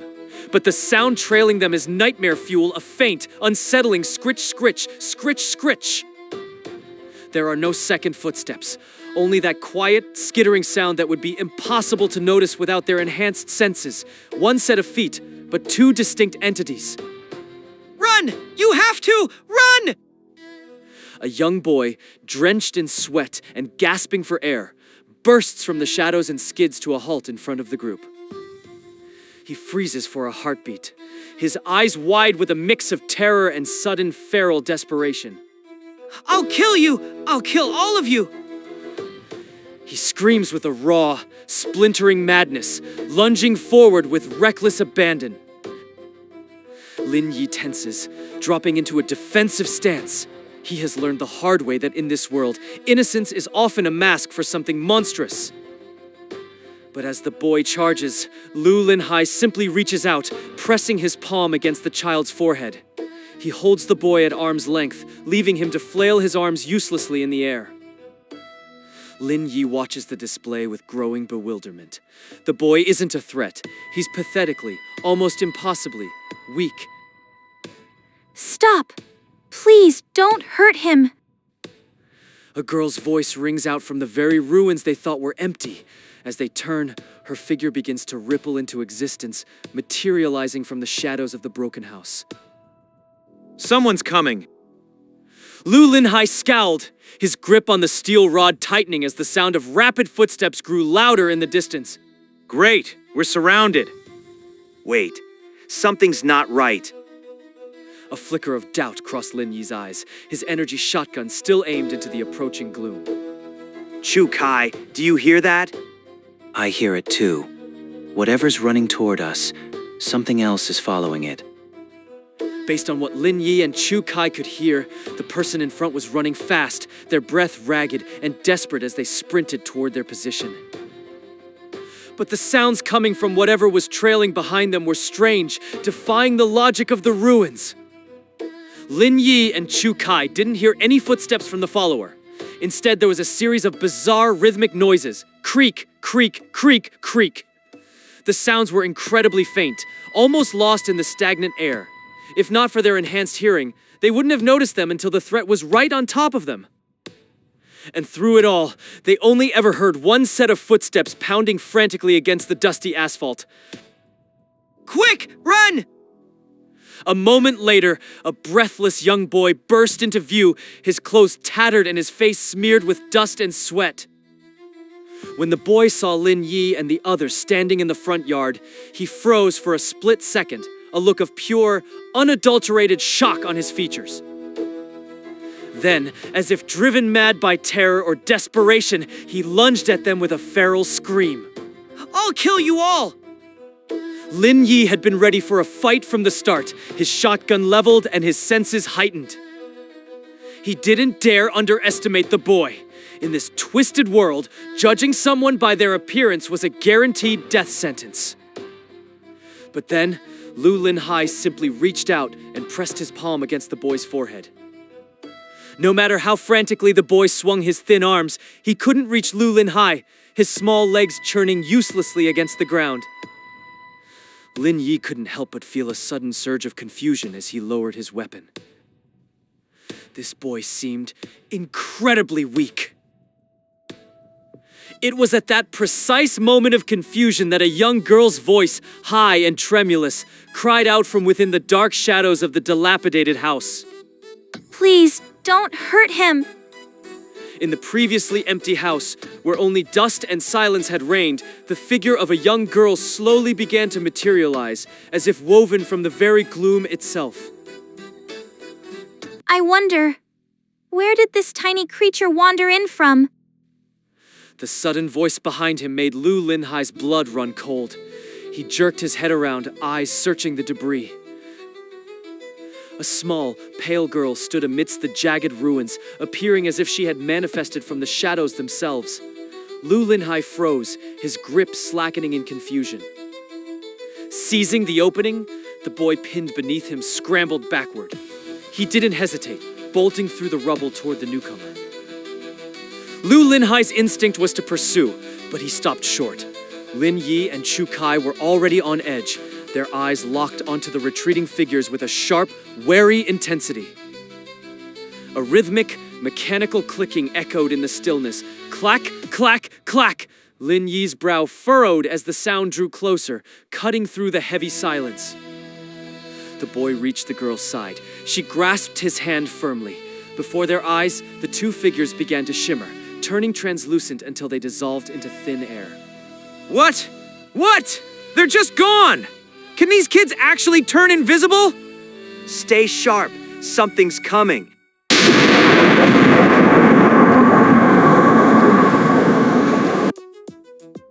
What in the world is that thing? Lin Yi and his companions stood rooted to the spot, their eyes wide as they stared at the anomaly. There were no footsteps, and for good reason, the entity had no legs. It didn't even touch the ground, hovering suspended in the air at roughly arm's height. It appeared as two diamond-shaped columns fused together by some impossible collision, stacked vertically like a strange geometric totem. It doesn't look like any living creature I've ever seen.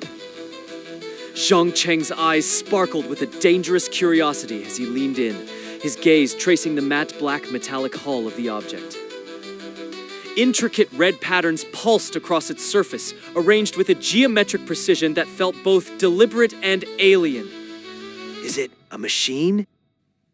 The moment the words left his mouth, a subtle clack, clack, clack resonated from within the entity, the unmistakable sound of high-precision components shifting in rhythmic harmony.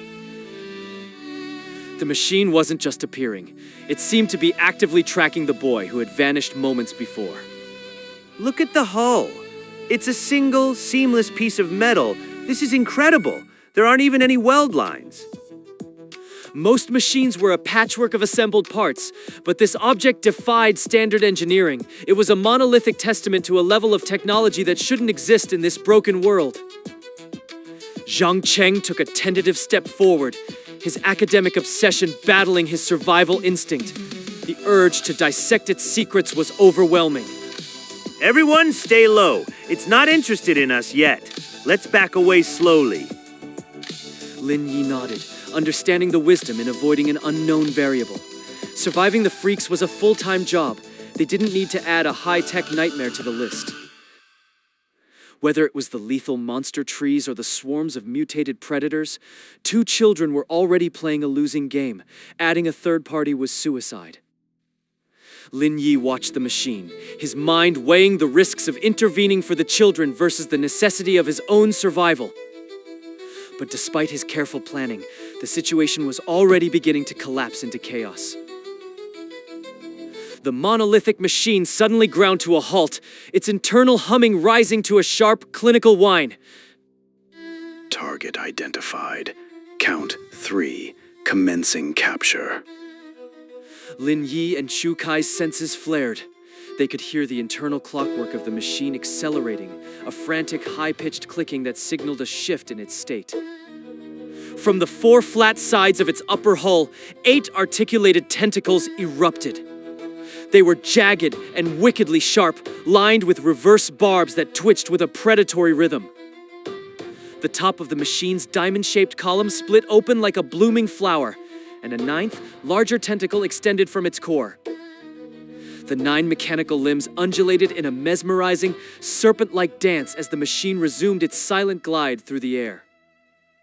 Zhang Cheng watched the shifting, multi-limbed form, a half-forgotten myth flickering in his mind, the legendary 9-headed bird of ancient lore. Something's wrong. It's not chasing the kids anymore. The machine's trajectory had shifted. It was no longer drifting toward the shadows where the children had vanished. Instead, it was accelerating directly toward Lu Linhai.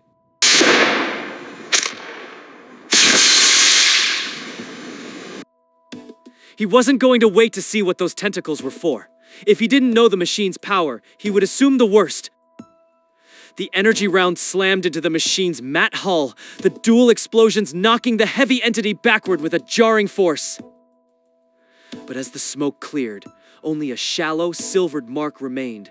The hull was reinforced with a material far denser and more resilient than any monster's carapace they had encountered. Life form interference detected. Adjusting plan. Eliminate life forms.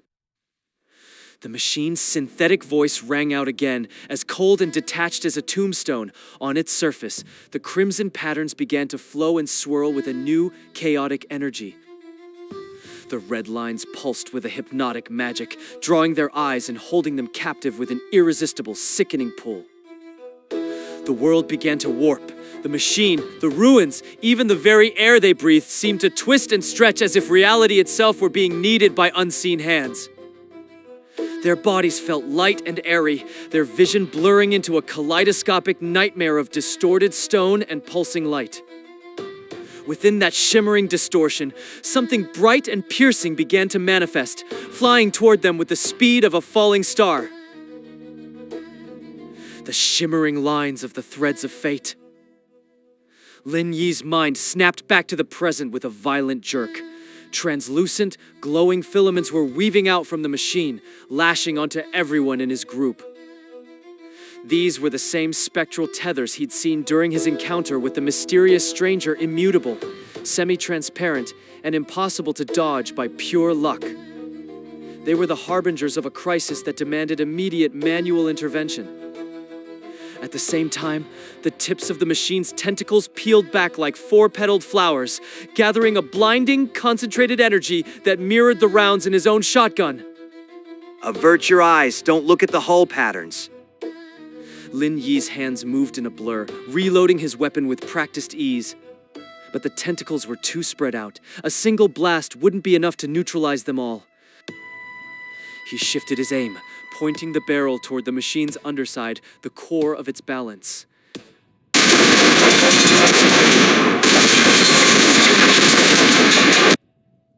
The concussive force tilted the machine upward, throwing off its aim. The energy beams whistled harmlessly past the survivors, scorching the air where they had stood a second before.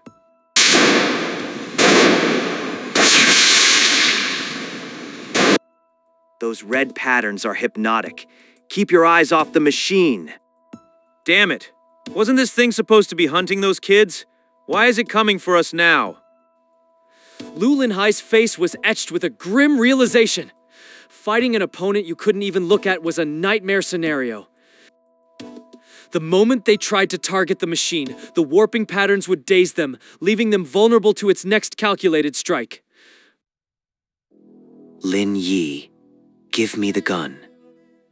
Chukai stood close, his posture taut and his expression grim as he reached out. As their eyes met, a spark of mutual understanding passed between them. If their vision was compromised by the machine's hypnotic tricks, they would fight with their ears. Lin Yi could mirror his companion's abilities, but when it came to the pure, instinctive mastery of sound, Chukai was unparalleled. Over 2 months of brutal training under Hua's tutelage, Chukai had forged his senses into razor-sharp instruments, techniques he had christened wind sight and wind listening. Lin Yi tossed the heavy shotgun through the air. Chukai caught it in a single, fluid motion, his hands moving with robotic efficiency as he slammed a fresh round into the chamber. He squeezed his eyes shut, plunging himself into a world of pure vibration and air currents, feeling the subtle shifts of the wind around the hovering anomaly. But the machine was a cold, calculating predator. It wasn't about to drift passively and wait for its own destruction. Sensing the change in the survivors' tactics, all 9 of the machine's mechanical tentacles flared open, their tips glowing with a burgeoning, lethal intensity. The next volley was coming. A thunderous explosion split the air as Chukai squeezed the trigger. Energy surged from his weapon, but the mechanical predator reacted instantly, its tentacles glowing with lethal light. Chu Yun, ever vigilant, sprang into action the moment the shot echoed. The gem on her gauntlet blazed, manifesting a shimmering barrier of pure force. The impact was violent. The enemy's beam collided with the shield, the sheer power draining the crystal's brilliance in an instant. Chukai's aim was precise. He wasn't trying to pierce the armored hull. He knew the machine's defenses were too thick for a frontal assault. His true targets were the delicate interlocking joints of the tentacles. If he could cripple its weapons, the beast would be toothless. A brilliant flash of energy severed one of the mechanical limbs. The resulting blast sent a shockwave through the machine, leaving its remaining appendages twitching and broken. Uncle Ann, strike at anything that makes a noise. Lin Yi fought to keep his focus, forcing his eyes away from the hypnotic clockwork patterns etched into the machine's surface. The twisted geometry clawed at his mind even when he looked away. Finally, he slammed his eyelids shut, choosing to trust his ears instead. He couldn't sense the air currents like Chukai, but he could hear the internal grinding, the rhythmic clicking of gears deep within the metallic monster. A spectral thread of time lashed out, tethering Lin Yi's perception to Chengdao. Steel flashed as the butcher's knives flew from their wraps, whistling toward the enemy. Lin Yi knew conventional blades wouldn't penetrate that armor. His goal was simpler: chaos. He needed to jam the mechanisms. Guided by the sound of grinding gears, the knives battered the hull in a frantic, metallic rhythm, creating a deafening signal for the others to follow. And Chengdao understood the plan immediately. He unleashed a hail of blades, surrounding the machine with a swirling wall of razor-sharp steel. The constant impact forced the machine's tentacles to jerk, throwing its aim wide. For a moment, they were safe, but Lin Yi knew this fragile balance couldn't hold forever. One mistake, one misstep, and the mechanical limbs would find their mark, and Chengdao was fighting blind, and even a wall of steel had its limits. Zhang Cheng's mind raced as he analyzed the battlefield, his eyes darting toward the decaying structure to their right. He hadn't just been observing the ruins since they arrived. He had been cataloging every street, every alley, and every crumbling wall. He replayed the machine's entrance in his mind. It hadn't navigated the ruins, it had annihilated them, smashing through obstacles it could have easily bypassed. This wasn't just a tank, it was a battering ram. Its specialized sensors likely relied on thermal signatures or scent rather than optics, making it nearly impossible to blind. The rhomboid body was a weapon in itself, designed to pierce and shatter anything in its path. And what it couldn't crush, it would vaporize. Target capture prioritized, but all interference must be purged. Zhang Cheng's realization hit him like a physical blow. He looked at Lu Jinhai and screamed at the top of his lungs.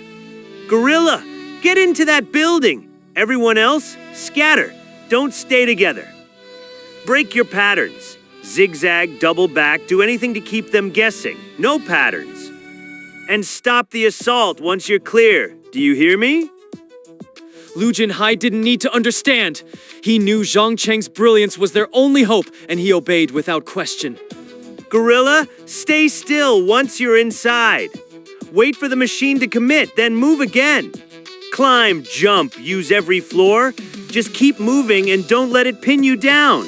Watch out for falling debris. Understood? Huh? Yeah, got it. With a sharp nod, Lu Jinhai pivoted and sprinted toward the towering apartment complex, leaving the others to their chaotic escape. Following Zhang Cheng's command, the survivors dispersed like a panicked herd, their movements a frantic, unpredictable dance. Every step was a gamble, every turn a desperate attempt to outpace the machine's analytical algorithms. By stripping their movements of any logic, they forced the machine's processors into a feedback loop of failed predictions. Even as they fled, they didn't relent. Lin Yi's blades lashed out at the tentacles, and Chu Kai's weapon flared as he fired blindly into the fray. As the distance between them grew, the group finally ceased their assault. The machine's synthesized voice echoed through the ruins once more. Interfering biological entities detected retreating. Reprioritizing target acquisition. Zhang Cheng's lips curled into a cold, triumphant grin. His theory was confirmed. The machine's true objective was Lu Jinhai. This wasn't a tool of destruction, but a specialized retrieval unit. Its 9 hooked tentacles and serrated claws were meant for containment, not execution. The word capture was its mantra. It wanted its prize alive, and it would only resort to lethal force when its programming felt threatened. As long as they stayed their hand, the machine would ignore them, focusing all its terrifying power on the gorilla. But Zhang Cheng was already looking beyond this moment, his mind a whirlwind of strategies and gambits. A manic glint flickered in his eyes. They had to do more than survive. They had to neutralize this mechanical hunter once and for all. As Zhang Cheng had predicted, the mechanical hunter didn't hesitate, plunging into the shadow-choked lobby of the apartment complex in pursuit of Lu Jinhai. Chu Kai, now target the structural beams. Zhang Cheng cupped his hands around his mouth, his voice booming as he directed his warning toward the western facade. Gorilla, stay low. The ceiling's coming down. A thunderous blast from the shotgun lit up the ruins, the energy beam tearing through the air toward the crumbling factory building Lu Linhai had disappeared into. The ancient, skeletal structure, its bones already brittle from decades of decay, groaned and buckled under the sheer force of the impact.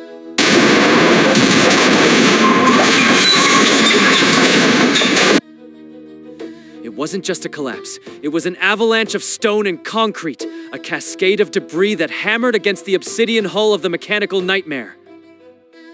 While the machine's shell held firm, the relentless tide of masonry threatened to entomb it beneath a mountain of gray dust and jagged ruins. A thick, choking cloud of pulverized brick rose into the air, swallowing the scene in an instant and turning the world into a featureless gray void. Linhai-ja? Brother Linhai. Chu Yun's voice cracked as she screamed into the settling grit, her eyes wide with terror as she stared at the spot where the building had stood. The dust was too heavy, a solid wall that hid everything. No one could tell if the man who had just run inside was still breathing. Don't panic. Lu Linhai is still with us. Lin Yi remained eerily still, his focus sharpened to a razor's edge as he filtered out the chaos to listen for the rhythmic, steady pulse of a living heart. But beneath that organic beat, his ears caught something else, the cold, grinding whir of servos and gears turning deep within the metal beast. Stay alert. That thing is far from finished. Keep your eyes peeled. The second it crawls out of that hole, we hit it with everything we've got. Zhang Cheng's voice was a low, harsh rasp as he signaled the others to hold their positions. He was a realist. A few falling bricks wouldn't be enough to crush a machine that could smash through reinforced concrete like it was wet paper. A few rocks were a nuisance, not a death sentence for such a bizarre, high-tech entity. Still, the collapse had bought them something more valuable than any weapon: time. They watched as the machine struggled against the weight of the ruins, its movements sluggish and restricted. The previous shotgun blast had left angry, shallow scars on its hardened surface, proving it wasn't invincible. One shot was just a scratch. 2, 3, eventually even the toughest armor would fail. Trapped beneath the rubble, the machine's mobility was gone, giving Lin Yi and the others the perfect window to coordinate their final assault. Through the swirling veil of thinning dust, a familiar shadow began to take form. Lin Yi appeared, dragging himself over the jagged mound of rubble like a man emerging from a shallow grave. He coughed violently, spitting out mouthfuls of gray grit and wiping a layer of pulverized brick from his sweating brow. Hey, Zhang Cheng, you mentioned keeping an eye out for falling debris, but you didn't say you were planning to bring the whole damn roof down on me. He scrambled down from the shifting stones, his boots crunching loudly as he reached level ground. A little warning would have been nice. I think I've aged 10 years in the last 10 seconds. If I hadn't been moving like a gazelle, I'd be part of the Foundation by now. Zhang Cheng didn't offer an apology. There hadn't been a second to spare for explanations in the heat of the moment. Besides, he knew exactly what Lin Yi was capable of. He had witnessed the man survive a lethal fall and watch his own flesh knit back together in heartbeats. With the protective, iridescent scales already beginning to shimmer on Lin Yi's back, a few falling bricks were nothing more than a rough massage. Gorilla, move, now! Zhang Cheng's roar cut through the air, his eyes widening as he saw the pile of stones directly behind Lin Yi begin to swell. The rubble bulged outward, the heavy concrete blocks sliding away as something massive and mechanical prepared to burst from its stony prison. Lin Yi didn't need to look back. The sound of grinding metal was enough. He threw himself to the side in a desperate, frantic dive. With a series of agonizing metallic groans, the mechanical entity forced its way out of the crushing weight of the rubble. It was a shadow of its former self. Out of its original 9 tentacles, only 2 remained functional, twitching with sparks and erratic energy. The rest had been snapped off like brittle twigs, buried somewhere deep beneath the pile of fallen stones. Everything was unfolding exactly as Zhang Cheng had anticipated. While the machine's main hull was a marvel of defensive engineering, its jointed tentacles composed of hundreds of delicate, interconnected parts were its Achilles heel. They were built for precision and reach, not for withstanding the blunt force trauma of a collapsing multi-story building. By forcing the machine into the ruins, they had effectively neutered its offensive arsenal. The moment the machine's diamond-shaped tip broke the surface, Chu Kai was ready, his finger already squeezing the trigger. He didn't wait for it to fully emerge. As long as the hypnotic patterns on its hull remained hidden, the group was safe from its disorientation field.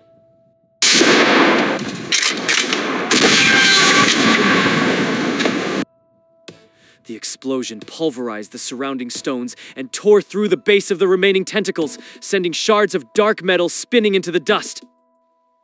Chu Kai's aim was perfect, focusing all the destructive force on the structural weak points where the limbs met the hull. I see a gap, right at the top. Through his scope, Chu Kai could see the hairline fractures widening between the 4 faces of the machine's diamond pillar. Lin Yi didn't hesitate. With a flick of his wrist, a steel blade whistled through the air, driven by his telekinetic focus. The knife struck true, its point wedging deep into the narrow crevice. But the machine's internal structure was far denser than the makeshift blade.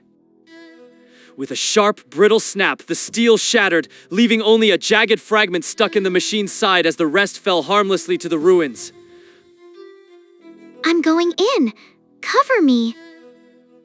Chu Yun's voice was a sharp, decisive crack as she gritted her teeth and sprinted toward the towering mechanical beast. Xiao Yun, no. Get back here. Chu Kai's heart skipped a beat. He was in the middle of reloading his shotgun, his hands fumbling with the heavy shells as he watched his sister charge into the line of fire. Don't worry about me, Gag. I can do this. The crystalline arrays on her heavy metal gauntlets flickered to life, though their radiance was a pale, dying spark compared to their usual brilliance. These were spent fuel cells. After the brutal battle at the orphanage and 2 months of grueling training, their internal energy reservoirs were dangerously low. Every scrap of power they had left had been poured into the shield that held back the machine's lethal light beams only moments ago. Ignoring the warning hum of the gauntlets, Chu Yun shifted them into melee overdrive mode. She moved with fluid, practiced grace, using the larger chunks of fallen masonry as stepping stones to launch herself into the air. Clenching her right fist, she pinpointed the narrow gap in the machine's hull and shut her eyes, putting every ounce of her weight into the strike.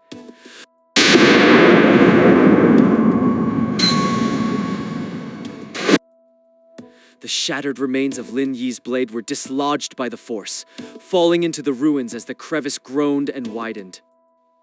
Without hesitation, she followed up with a thunderous left hook, the heavy gauntlet slamming into the hardened shell with a dull, echoing thud. She hammered at the machine repeatedly, her strikes creating a series of rhythmic, violent echoes that drowned out the settling dust. Her assault was effective. The hairline fracture was now a jagged, unmistakable opening, a gaping wound in the entity's armor. But the price was steep with the final blow. The last of the crystal's light faded away, leaving the gauntlets cold and inert. The mechanical tentacles at the machine's crest were broken, but they were far from dead.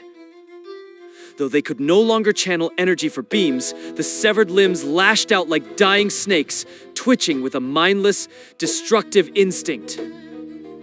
Just as the tentacles prepared to strike, another figure blurred into the fray, Lin Yi.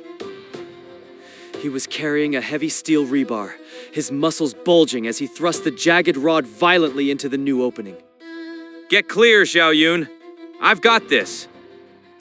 Chu Yun gave a quick, sharp nod and retreated instantly, clearing the way for the next phase of the assault. Lin Yi threw his entire weight against the rebar, trying to pry the machine's hull apart, but the obsidian metal refused to budge. Suddenly, 2 flashes of cold steel whipped past his head, and Cheng Dao was finally making his move. Controlling 2 handleless cleavers with lethal precision, the butcher sent the blade stabbing deep into the machine's vulnerable interior through the gap. The cleavers churned violently inside the machine's hull, the sound of metal tearing through sensitive components filling the air. A foul synthetic odor began to leak from the opening, the sharp scent of burning electronics mixed with the heavy, iron-rich smell of fresh blood. The mechanical entity began to vibrate with a violent, uneven frequency, its entire hull shuddering as if it were about to shake itself apart. Despite the catastrophic damage, it made one final, desperate effort to spin, trying to gather the last of its internal energy for a localized burst of light. A sickly, pulsating glow began to pool at its crest, concentrating in the narrow opening they had forced through its armor. Everyone, get back. It's overloading. Move, move, move. Chu Kai's warning was a desperate roar. He didn't wait for a response, grabbing Chu Yun by the shoulder and dragging her toward the cover of a large concrete slab. Lin Yi abandoned the steel rebar, leaving it wedged in the machine's hull as he threw himself into a frantic, low-profile dive behind the nearest mound of rubble. Lin Yi and Cheng Dao were equally swift, their telekinetic focus snapping back as they prioritized their own survival over the assault. Heads down. Cover your eyes. Zhang Cheng's command rang out just as the light from the machine's core reached a blinding, unbearable intensity. Brilliant. Erratic beams of pure white energy began to leak from every crack and fissure in the machine's broken shell.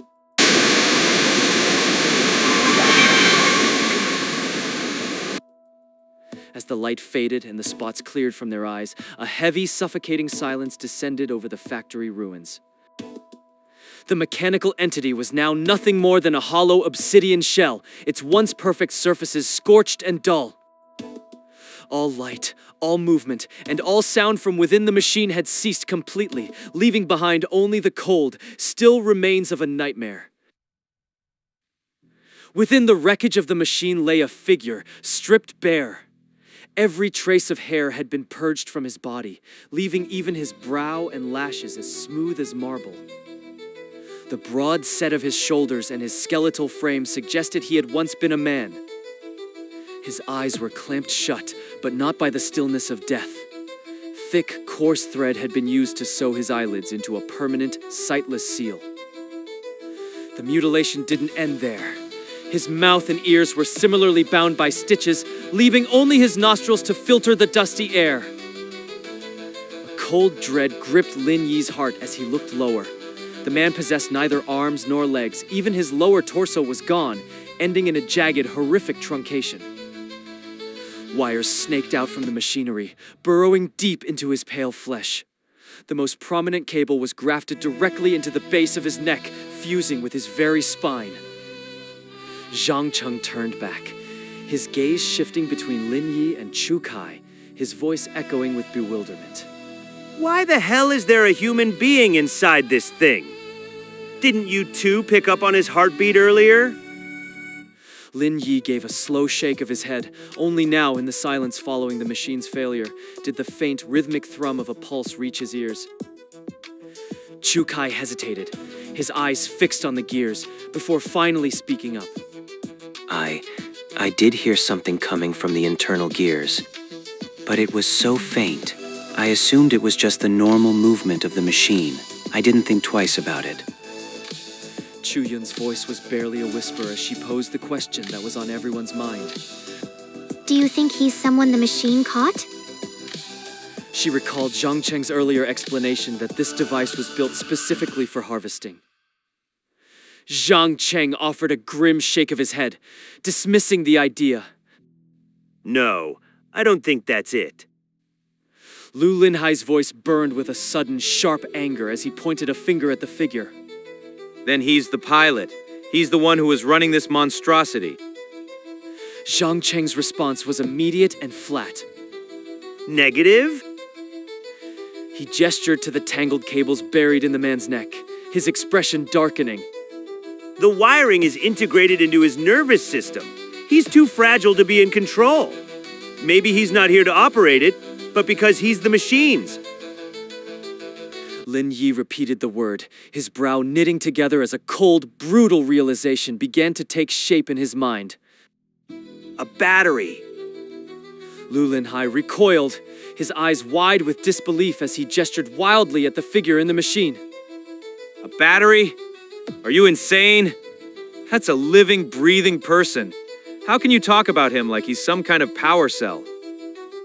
Zhang Cheng gave a solemn nod, his eyes fixed on the man's integrated wiring. I'm reaching the same conclusion as Lin Yi. Lu Linhai shook his head, his face a mask of confusion and growing horror. I don't get it. Why would anyone even think to use a human being for power? The sheer cruelty of the arrangement was staggering. The victim wouldn't be granted the mercy of a quick death. Instead, they would endure a slow, agonizing drain of their life force until every last drop was consumed. Zhang Cheng let out a heavy sigh, the clinical detachment in his voice wavering for a moment. I've theorized about this possibility before, but actually seeing it, it's still a shock to the system. Lu Linhai gave him a sideways look, his voice low and incredulous. What kind of twisted stuff are you thinking about all day?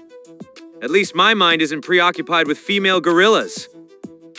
Lu Linhai's response was a silent, murderous glare. Zhang Cheng steered the conversation back to his analysis, his voice regaining its usual rapid-fire intensity. The very existence of freak farms within the cities is definitive proof of a massive historical conflict. Do you know what the single rarest resource becomes once the fighting stops? Supplies, obviously. Be more specific. What kind of supplies?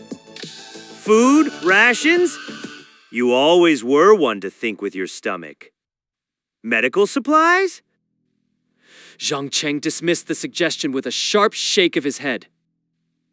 Lin Yi's gaze drifted back to the dark machine, his voice quiet but certain. Energy. Spot on. In this broken world, energy is the most precious resource of all. Zhang Cheng's head bobbed in a slow, rhythmic motion as he began to list the casualties of the old world's progress.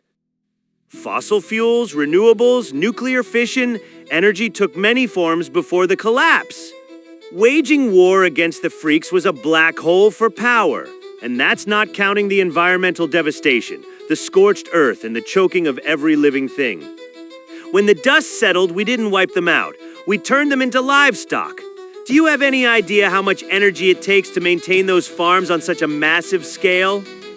If humanity is to keep existing, if the farms are to keep churning, we need more fuel, more power than the old world could ever provide.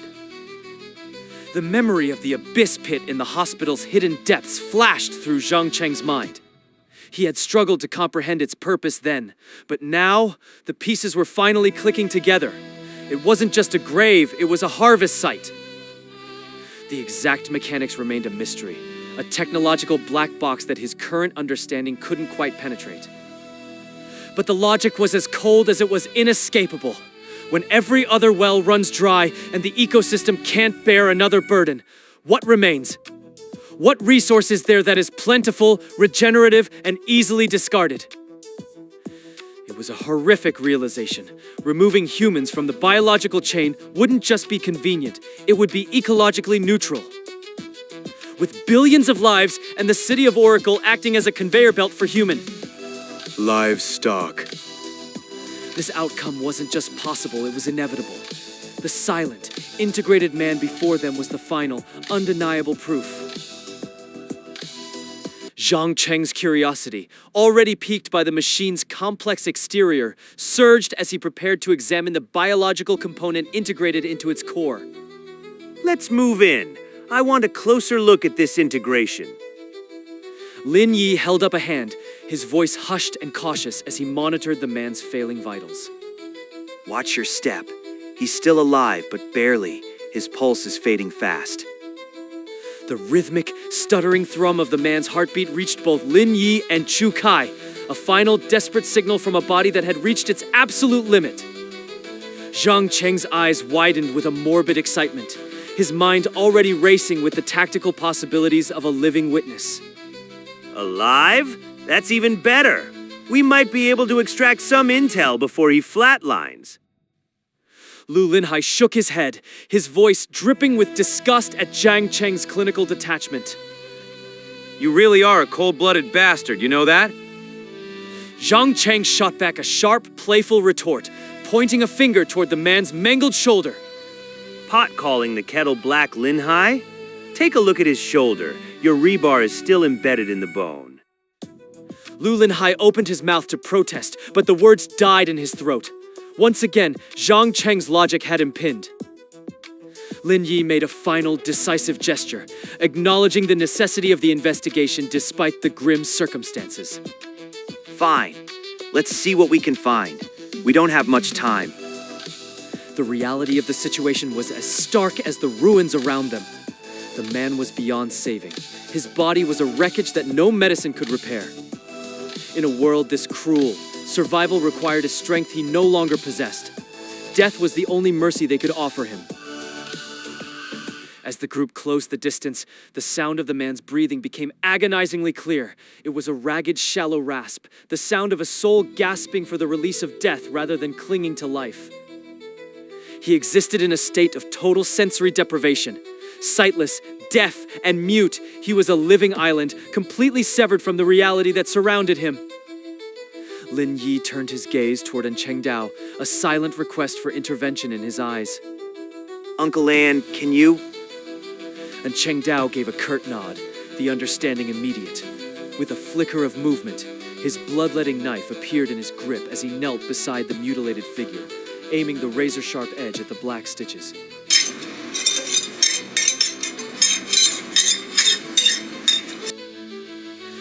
shock, the threads held firm.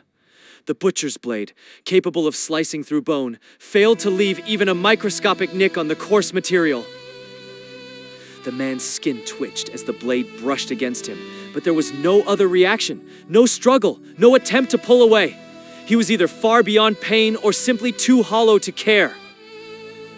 Lin Yi watched the failed attempt with a twisted expression, his mind still grappling with the logistical horror of the machine.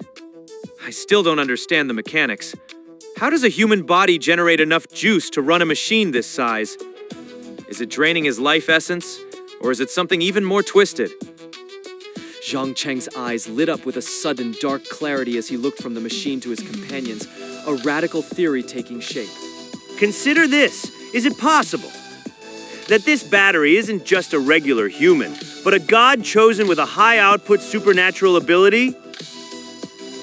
A god chosen?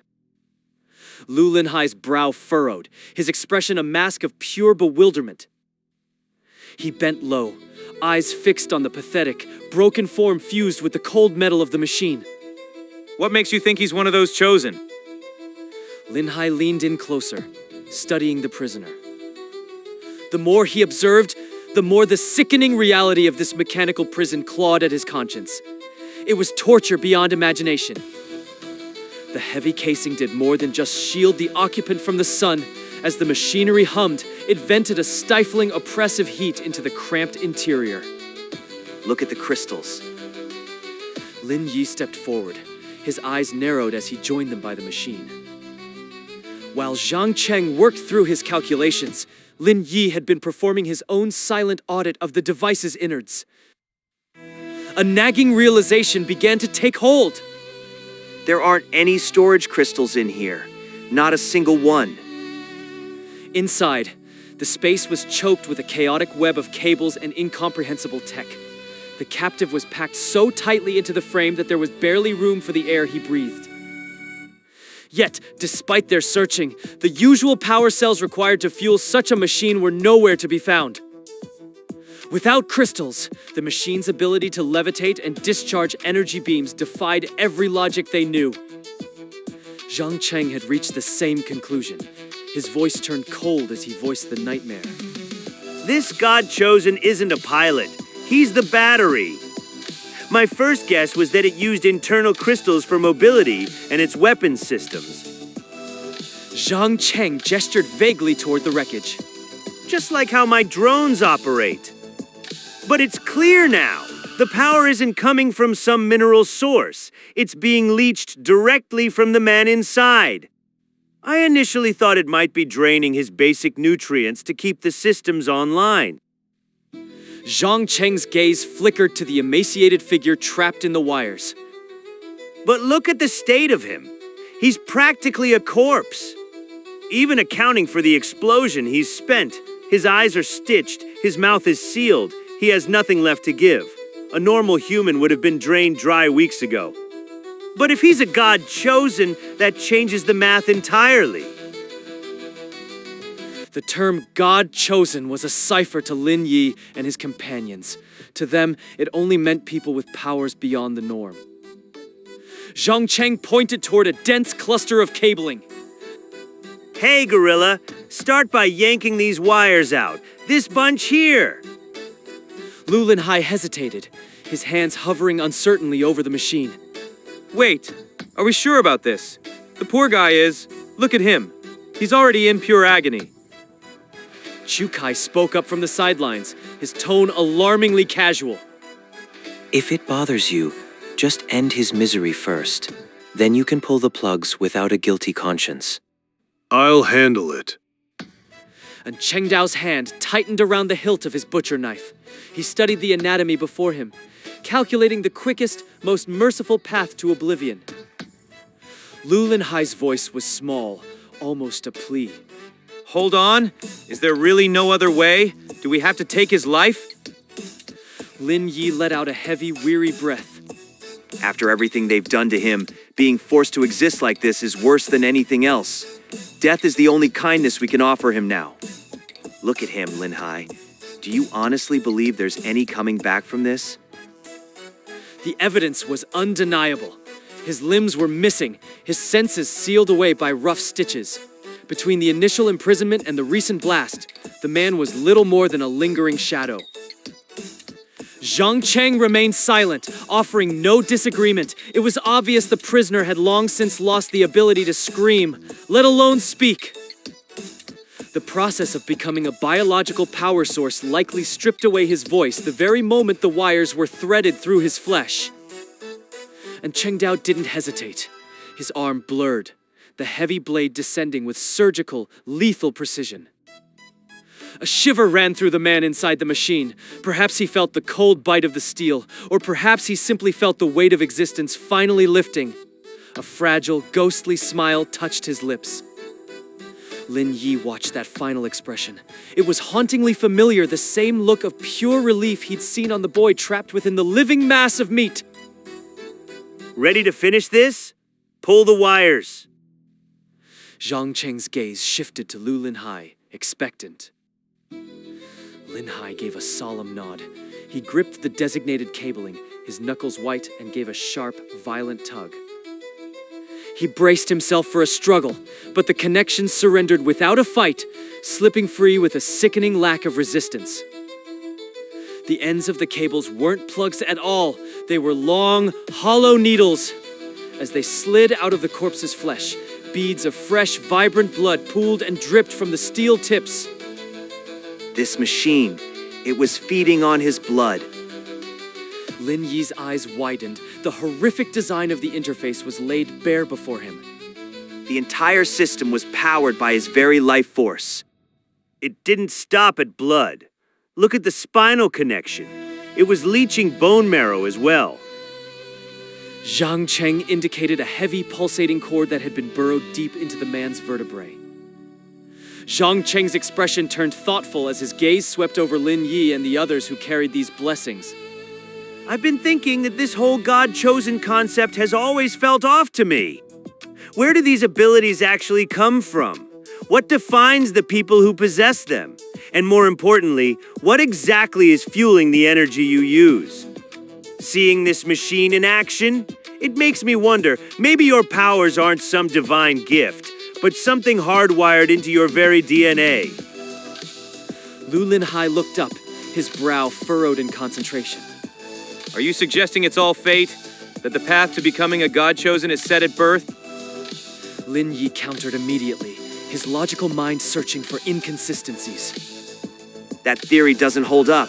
If the city of Oracle could identify God chosen from infancy, they wouldn't go through the trouble of scattering them across different sectors like common livestock. Chu Kai weighed in, offering a possibility from the shadows. Perhaps the potential is there from the start, but it needs a specific trigger to wake it up. Chu Kai's suggestion struck a chord. Lin Yi's mind flashed back to what he knew of in Cheng Dao's history. Cheng Dao's own power hadn't surfaced until he was pushed to the absolute brink, his life hanging by a thread. When Lin Yi reflected on his own awakening, the pattern was eerily identical. Was it really that simple?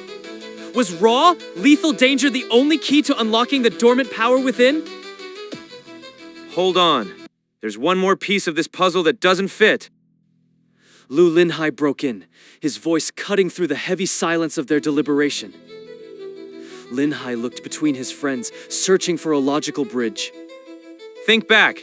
Didn't Brother Lei claim that manifesting powers was a ticket to the city of Oracle? That you'd become one of those so-called true humans? If being a god chosen is supposedly such a high honor, then how do you explain this?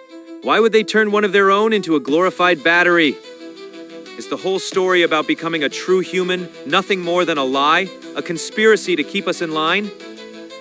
Zhang Cheng adjusted his glasses, his expression grave. I haven't fully cracked the mystery of the God-chosen, but I think I can shed some light on that specific contradiction. Brother Lei likely spoke what he believed to be the truth, but his perspective was skewed. In the hierarchy of the city of Oracle, his standing was lower than the very livestock they farm. In Zhang Cheng's estimation, Lei had only ever glimpsed a sliver of the actual reality. Bound by his lowly position, the secrets he was privy to were as insignificant as he was to his masters. Zhang Cheng began to lay out his theory, his words cold and methodical. Think of being a god chosen as a stepping stone, a potential way out. Only through the manifestation of power can one hope to transcend their role as a source of meat and enter the upper echelons of their society. However, just because you have the stone doesn't mean you can break down the door. There are no guarantees in this world. Lu Linhai's eyes widened in disbelief. Are you telling me there's another ladder to climb? That even among the chosen there are those who are still considered trash? Lin Yi paused, his mind working through the brutal logic of it all. It's possible that the value of a god chosen is tied directly to the utility of their power. Not all gifts are created equal. Exactly. My thoughts exactly. Zhang Cheng gave a single, firm nod of agreement. The world before the fall was cold enough, but this new reality was a masterpiece of ruthless pragmatism. If a power didn't offer an immediate, tangible advantage to the masters, the individual possessing it was deemed a failure, useless. They became nothing more than a chicken rib, too low value to savor, yet too much of a resource to simply discard. And so, to extract every possible ounce of worth, they were recycled into biological batteries for the very machines that oppressed them. Chu Yun's brow furrowed, her gaze falling to the complex metallic gauntlets covering her hands. If that's the reality we're facing, if people can be used as power sources, then what about the crystals themselves? Are they just concentrated essences of human life? Is this what I'm wearing? The weight of Chu Yun's revelation hung in the air, pressing down on the group like a physical burden. A stifling silence swallowed the factory ruins. Deep down, they all knew the truth. It was a jagged, ugly thing they had been trying to ignore, now laid bare and too horrific to put into words. Don't dwell on it. Looking back won't change where we are. Lin Yi cut through the tension with a sharp wave of his hand. He watched the shadow of despair flickering in his friend's eyes and knew he had to stop it before it took root. Letting their minds wander into the dark would only breed panic. Fear was a poison that would eat away at their resolve faster than any monster. Endless speculation is just a trap. We're guessing in the dark and that leads nowhere. He paused, his gaze sweeping over the ruins as he continued his attempt to steady their nerves. Remember, where there is shadow, there is also light. Even this nightmare has another side. Until we have the full picture, until we uncover what's really happening, bury those thoughts. We need clear heads. Shifting the mood, Lin Yi turned his attention toward Chu Kai, his voice dropping into a more practical tone. Speaking of things we need to know, what happened to those two children? They bolted while we were busy dealing with that mechanical nightmare. Chu Kai answered simply, his heightened senses still scanning the perimeter for any lingering threats. Lin Yi had already heard the soft patter of their retreating steps during the chaos. He'd only asked to give the group a tangible problem to solve, a distraction from the existential dread. If they're gone, they're gone. We can't chase after them now. He dismissed the matter with a grunt, his mind already jumping to their next move. First, we need to... The sentence hung unfinished. He suddenly cut himself off, his eyes narrowing as he sensed a shift in the air.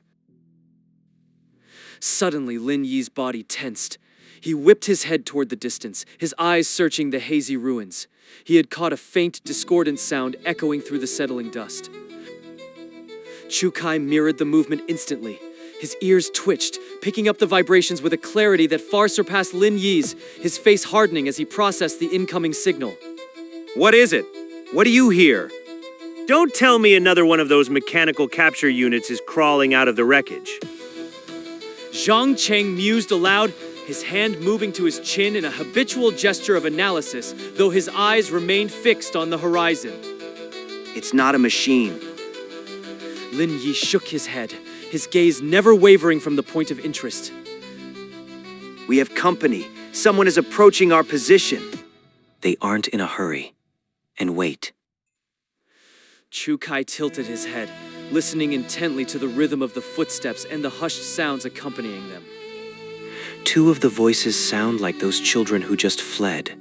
They're back. Did they go and fetch help? Reinforcements? No. They didn't come back on their own. They've been intercepted by someone else. Chukai's voice was flat, his conclusion drawn from the forced cadence of the children's movements. As the figures drew closer, Lin Yi and Chukai remained hidden, their attention captured by the strange conversation drifting through the ruins. Let us go! Take your hands off us! The boy's voice was unmistakable, the same one that had been filled with frantic terror only moments ago. Stop struggling. I already told you I'm not here to hurt you. The response came from a voice they hadn't heard before, yet it carried a weight that made them pause. For some reason, an inexplicable sense of familiarity washed over Lin Yi and Chukai. It was as if the cadence of this stranger's speech was an echo of something they already knew. Weren't you just fighting that giant machine? How did you get ahead of us so fast? The boy's confusion was clear, his voice cracking under the strain of his situation. You're too fast! It doesn't make sense! Machine? What machine are you talking about? The stranger sounded genuinely bewildered, his tone lacking any of the malice or mockery they had come to expect from the masters. I have no idea what you're on about, kid. The person holding the children seemed young, and despite the boy's insults and struggling, he remained remarkably composed. He wasn't a villain, or at least he didn't sound like one. Lin Yi and Chukai were curious, but they stayed their hand, waiting for the man to say something that would reveal his true nature. Be good and listen. I'm going to head up ahead and see what caused all that noise. The sounds of their battle, the screams of the machine, and the thunder of collapsing buildings had clearly drawn his attention, yet his voice remained unwavering. He didn't sound afraid of whatever had leveled the structures ahead.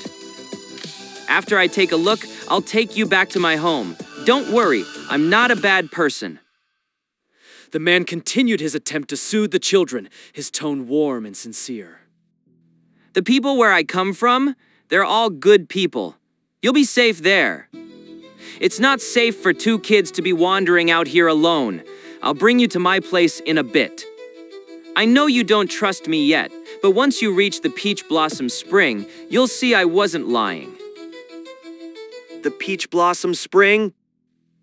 Lin Yi's eyes widened, the name striking him like a bolt of lightning. It was the one place they had all been searching for, a myth that was suddenly becoming real. Beside him, Chukai looked just as shocked. The two exchanged a quick, meaningful glance, silently asking for confirmation that they hadn't both fallen victim to the same auditory hallucination. Peach Blossom Spring? Is that really the same place we've been hunting for? Zhang Cheng leaned in closer to the source of the conversation, his mind already beginning to dissect the implications of the stranger's words. How could we have found it so quickly? And wait, this isn't the Great North, is it? He frowned, his thoughts racing through maps and theories as he tried to reconcile their current location with the legendary sanctuary. Hard to say for sure. The world's round, isn't it? Maybe to someone on the far side, this place is the Great North. Lulin Hai gave a low, rumbling chuckle, his attempts at logic only serving to further Zhang Cheng's irritation. Zhang Cheng shot Lulin Hai a look of pure, unadulterated disdain. He seemed on the verge of launching into a detailed scientific rebuttal, but then he simply sighed and shook his head. You really should talk less, Lulin Hai. Every time you open your mouth, you're just exposing your inner gorilla. He patted Lulin Hai's shoulder with a mix of pity and exasperation, dismissing the man's amateur geography. Hey, what the hell is that supposed to mean? Lulin Hai grumbled under his breath, his brow furrowing as he tried to decipher the insult. Quiet. He's almost on top of us. Chukai hissed at them, his eyes darting back toward the approaching figures as the distance between them closed to almost nothing. The crunch of gravel signaled his arrival. From around the jagged corner of the collapsed factory, the man holding the two children finally emerged into the open. He was a young man, moving with a deliberate, steady gait that spoke of both strength and a strange, misplaced peace. His clothing was a patchwork of coarse, durable fabric, but it was the armor that drew the eye, brown, jagged plates crafted from the thick shells of mantis wolves. His long, dark hair was bound tightly in a practical braid. A dark cloth masked the lower half of his face, leaving only his eyes visible, sharp, clear, and possessing a depth that seemed at odds with the carnage surrounding them. He stopped mid-stride, his head snapping toward the pile of rubble where Lin Yi and his companions were concealed. He knew they were there. He lowered the children to the ground and, with a slow, methodical movement, pulled the masking cloth away from his face. The silence that followed was absolute. The entire group froze, their breath catching in their throats as the stranger's features were fully revealed. He looked almost identical to Lin Yi. The shape of his jaw, the curve of his brow, it was like looking into a slightly aged, more weathered mirror. Even the expression on his face carried that same haunting mix of determination and hidden sorrow that Lin Yi often wore. What are you doing hiding back there? You might as well come out. His voice was an exact match for Lin Yi's, a calm, resonant tenor that vibrated with an unsettling familiarity. One by one, the group emerged from behind the rubble, their eyes fixed on the man who shouldn't exist.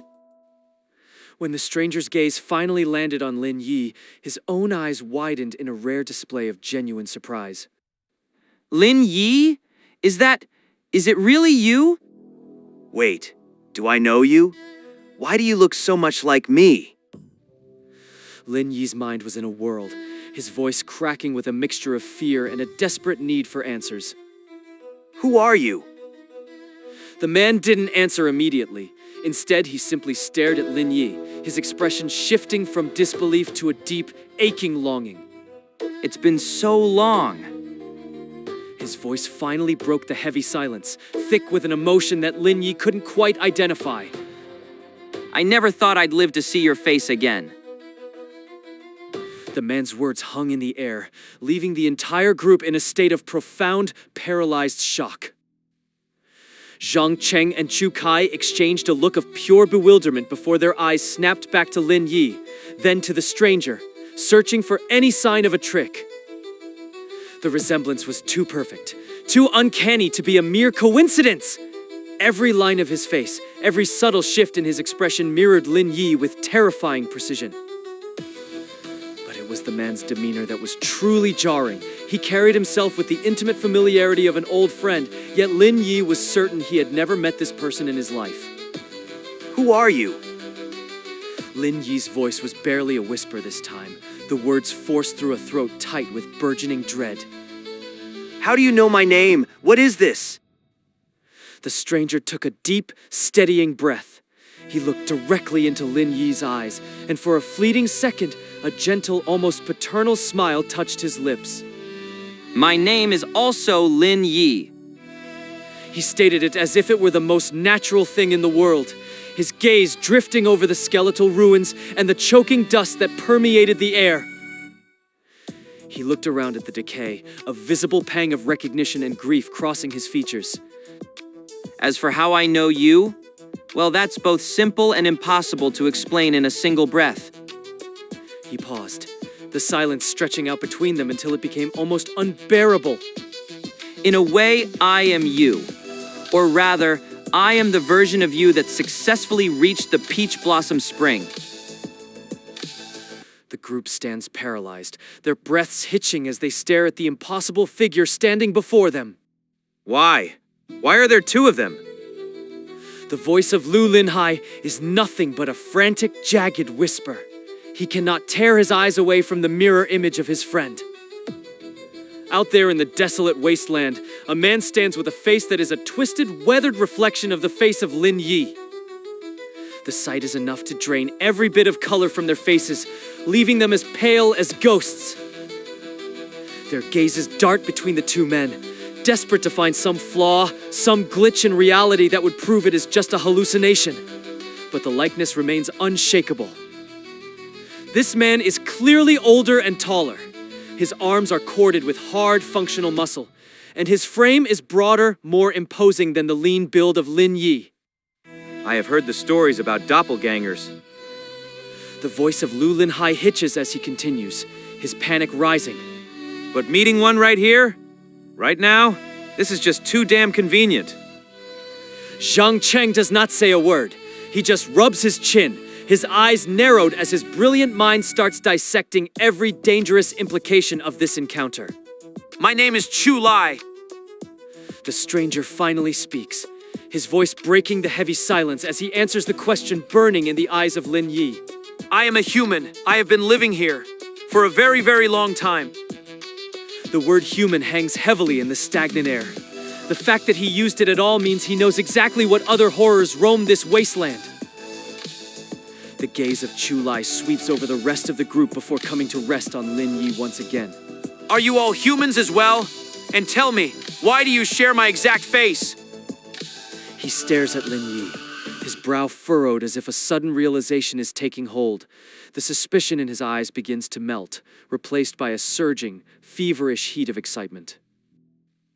He takes a single step forward, then stops, hesitating as if afraid his own eagerness might scare them off. Are we brothers?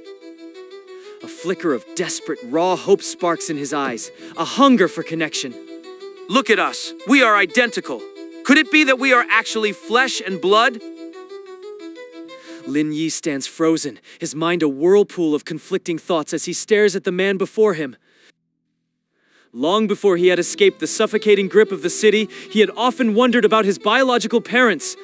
Not out of love, but out of a cold clinical necessity to understand his own origins. But after uncovering the horrific truth about the city of Oracle, that spark of curiosity had turned to ash.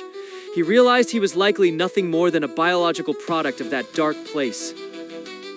Even if he ever managed to reach the city of Oracle, finding his parents would be a hopeless pipe dream. 18 long years had passed.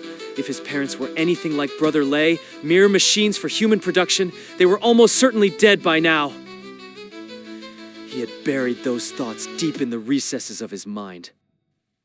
But seeing this man, this uncanny mirror image of himself, the old questions began to claw their way back to the surface, refusing to be ignored. Could this man really be his brother? When he truly thought about it, it was not an impossibility. Lin Yi, what do you think? The voice of Chengdao is low and cautious, his eyes never leaving the stranger. Lin Yi simply shakes his head. He is not about to trust a face. In a world where skin can be worn like a suit, resemblance proves absolutely nothing. However, the mention of the peach blossom spring earlier was a thread he desperately needed to pull. He makes his decision. I am Lin Yi. He steps down from the pile of jagged stones and walks steadily toward Chu Lai. These are my companions. We are humans. As for whether we are brothers, I do not know. You have to be. Chu Lai laughs, a sound that feels strangely out of place in this desolate wasteland. How else could we look like this? It is the same face. Maybe we are twins. He pauses, his smile faltering slightly as he takes a closer look at Lin Yi. Though, you do look a few years younger than me. Even if we are not twins, we have to be brothers. Lin Yi feels no rush of emotion, no surge of familial warmth. Even if they truly are brothers, 18 long years of cold separation have hollowed out any potential bond. Aside from the initial jolt of seeing his own face on another man, he feels nothing but a sharp, calculating curiosity. The heartbeat of Chu Lai sounds human enough, but they have seen enough horrors to know that heartbeats are no longer a guarantee of anything. They had seen the hair snail parasites and the grotesque ruhua. Heartbeats can be faked, just like faces. Instead of excitement, Lin Yi feels a wall of suspicion thickening between them. He masks it with perfect, practiced ease. Are you really my older brother? His voice is slightly forced, a carefully crafted mimicry of someone experiencing an emotional upheaval. Behind his back, he makes a subtle, sharp gesture to the others, signaling them to remain exactly where they are. What is he doing? Lu Linhai whispers the question, his confusion evident as he watches the exchange. He is fishing. Zhang Cheng replies softly, his eyes fixed on the scene. He's going to reel this guy in for every bit of information he has. If this man is actually related, fine. If not, Lin Yi will use the brother card to bleed him dry of every useful secret he possesses. The warmth in the voice of Lin Yi is nothing but a carefully laid trap. To be honest, I do not know for sure. Chulai admits, his expression open and unguarded. He seems far more naive than Lin Yi had anticipated. But with faces like ours, it is a safe bet. What about our parents? Did they ever tell you about any other siblings? Chulai blinks, his expression turning somber as he looks at Lin Yi. Were you abandoned too? The word abandoned clicks in the mind of Lin Yi. This man has not met his biological parents either. We were abandoned? Lin Yi echoes the word, his mind racing. He had watched enough melodramas to know how this was supposed to go, but acting it out was agonizingly awkward. He fights to keep his expression natural, struggling to summon a single tear. His eyes remain dry and cold. Instead, he bows his head, dropping his voice into a low, hollow tone to simulate years of hidden, festering pain. Man, his acting really needs work.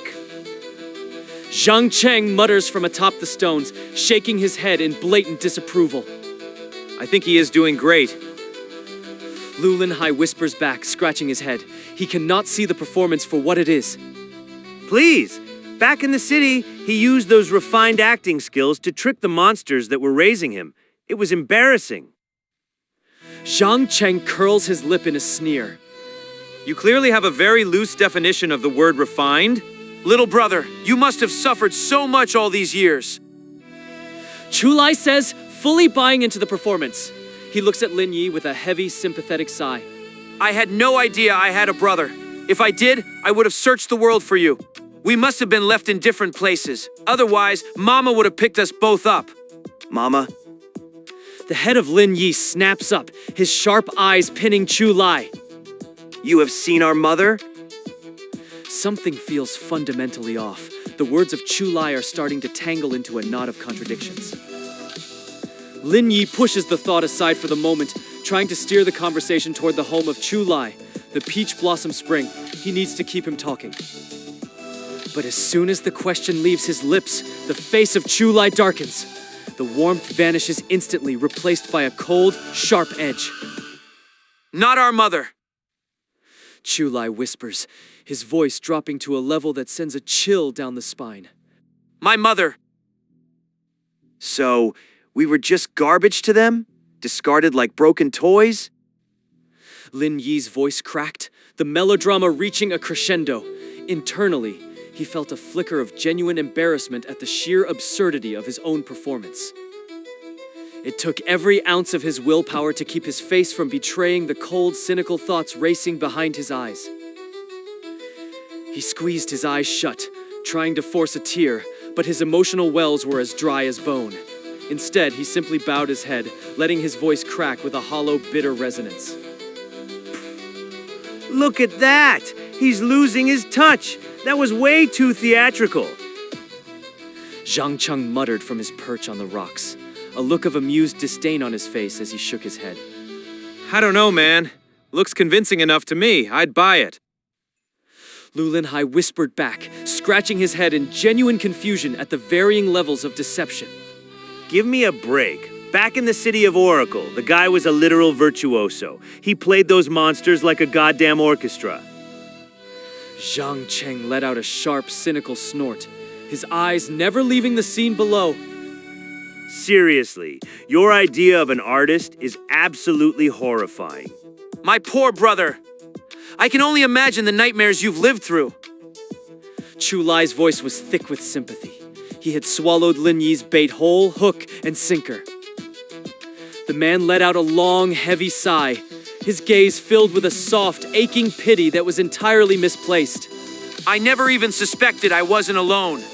If I'd known you were out there, I would have scoured the world to find you.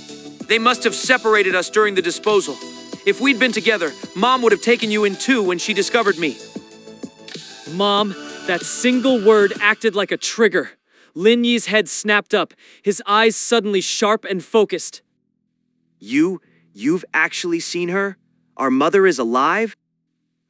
Warning bells were screaming in Lin Yi's mind. There was something fundamentally off about the way this man spoke about a mother. He had to pivot. He needed to get the conversation back to the Peach Blossom Spring and find out exactly where this man had crawled out from. But before he could speak, the atmosphere curdled.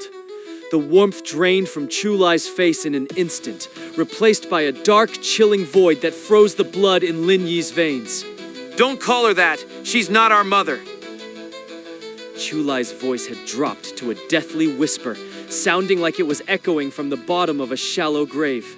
She's mine, only mine. Something about this man felt fundamentally wrong. As Lin Yi watched Chulai, a sense of deep-seated unease settled in his gut. The resemblance between them was uncanny, but the aura was entirely different. The mere mention of mother had triggered a jarring shift in Chulai's behavior. His friendly mask didn't slip, it curdled, becoming something far more disturbing. In a blink, the girl's form dissolved into thin air. Though she had vanished from sight, Chulai's hand remained clamped firmly around an invisible wrist. What are you doing to her? The boy didn't hesitate. He lunged forward, sinking his teeth into Chulai's hand with desperate ferocity. Chulai didn't retaliate. He simply released his grip, his face softening into a mask of frantic regret. I'm sorry. I didn't mean to hold on so tight. Please, are you both okay? I really, truly didn't mean it. His concern seemed genuine, almost like a protective older brother. Yet Lin Yi noted the most telling detail. Chulai hadn't even blinked when the girl turned invisible. He knew what they were. Or perhaps he was one of them. The girl flickered back into existence, trembling as she pressed herself against the boy's side. Don't be scared. I'm not a bad person. Just wait here a moment. I'll take you to my home. Lin Yi weighed his words. If he wanted the truth, he needed to close the distance. He needed to play the part. Brother, do you live somewhere nearby? It's just a few hours' walk from here. Why don't you all come along? It's far too dangerous to stay out here. You'll be much safer where I live. Brother, what do you call this place? The Peach Blossom Spring. The name sent a jolt of curiosity through Lin Yi, but the memory of Chulai's earlier expression kept him guarded. He couldn't make this choice alone. Wait for me a moment. I need to consult my friends. After a hushed discussion, the group reached a consensus. They wouldn't all go. The risk was too high. Lin Yi, Chu Kai, and Zhang Cheng would investigate first. Once we leave, you should fall back to that peak. If this man knows the area as well as he says, staying here isn't safe. We'll return to the peak to find you as soon as we've confirmed the place is secure. Be careful, all of you. With final instructions exchanged, the small recon group set off behind Chulai. The man seemed confused that the others weren't following, but Lin Yi brushed his questions aside with a vague excuse. Tell me, children, what are your names? As they walked toward their destination, Zhang Cheng's gaze never left the two small figures. He hadn't forgotten they were the primary targets of that mechanical monstrosity from the start. The girl was a picture of pure, unadulterated terror. Her head was bowed, her small body racking with silent tremors. The moment Zhang Cheng tried to close the gap, she vanished, her physical presence dissolving into nothingness. The boy, however, was forged from harder stuff. He didn't run, he didn't hide. Subject 942, Section 4.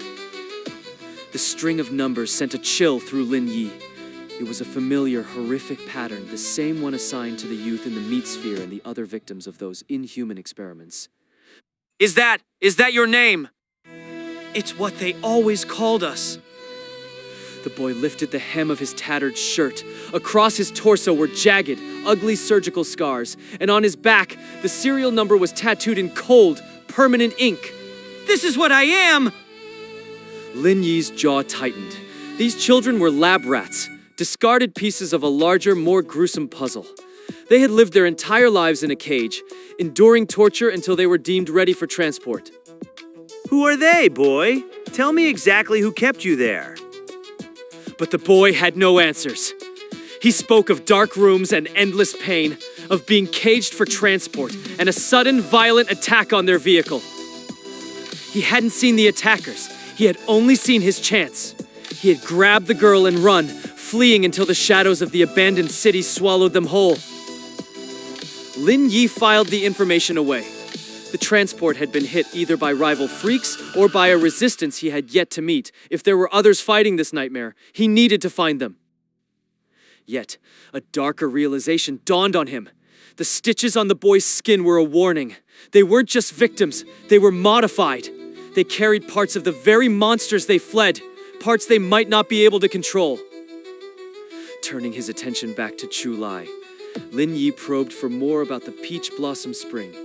The man's descriptions were idyllic, a sanctuary of peace and safety, far removed from the horrors of the world. But as Zhang Cheng mentioned the Great North, the illusion shattered. Chu Lai's eyes were vacant, filled with a genuine, unsettling confusion. This wasn't the sanctuary they were looking for. Whatever Chu Lai's Peach Blossom Spring was, it wasn't the legend they sought. 4 hours of silent trekking through the wasteland brought them to a skeletal remains of a building, isolated and swallowed by the encroaching overgrowth. The entrance is just through here. Follow me. He gestured toward the gaping maw of the structure, where the shadows pooled deep and impenetrable. It's pitch black once we're inside. Just a second. I need to get a light going before we head in. Inside, the air was stagnant and thick with the scent of wet stone. Chu Lai moved with purpose toward a corner buried in debris, his hands clearing the heavy rubble to reveal a dark, gaping hole in the floor. He reached deep into the cavity, pulling out a rough-hewn torch. A single strike of flint later, a dancing flame flared to life, casting long, erratic shadows across the ruined walls. He turned back toward the group, the firelight reflecting in his eyes as he gestured for them to follow. Let's go. It's time.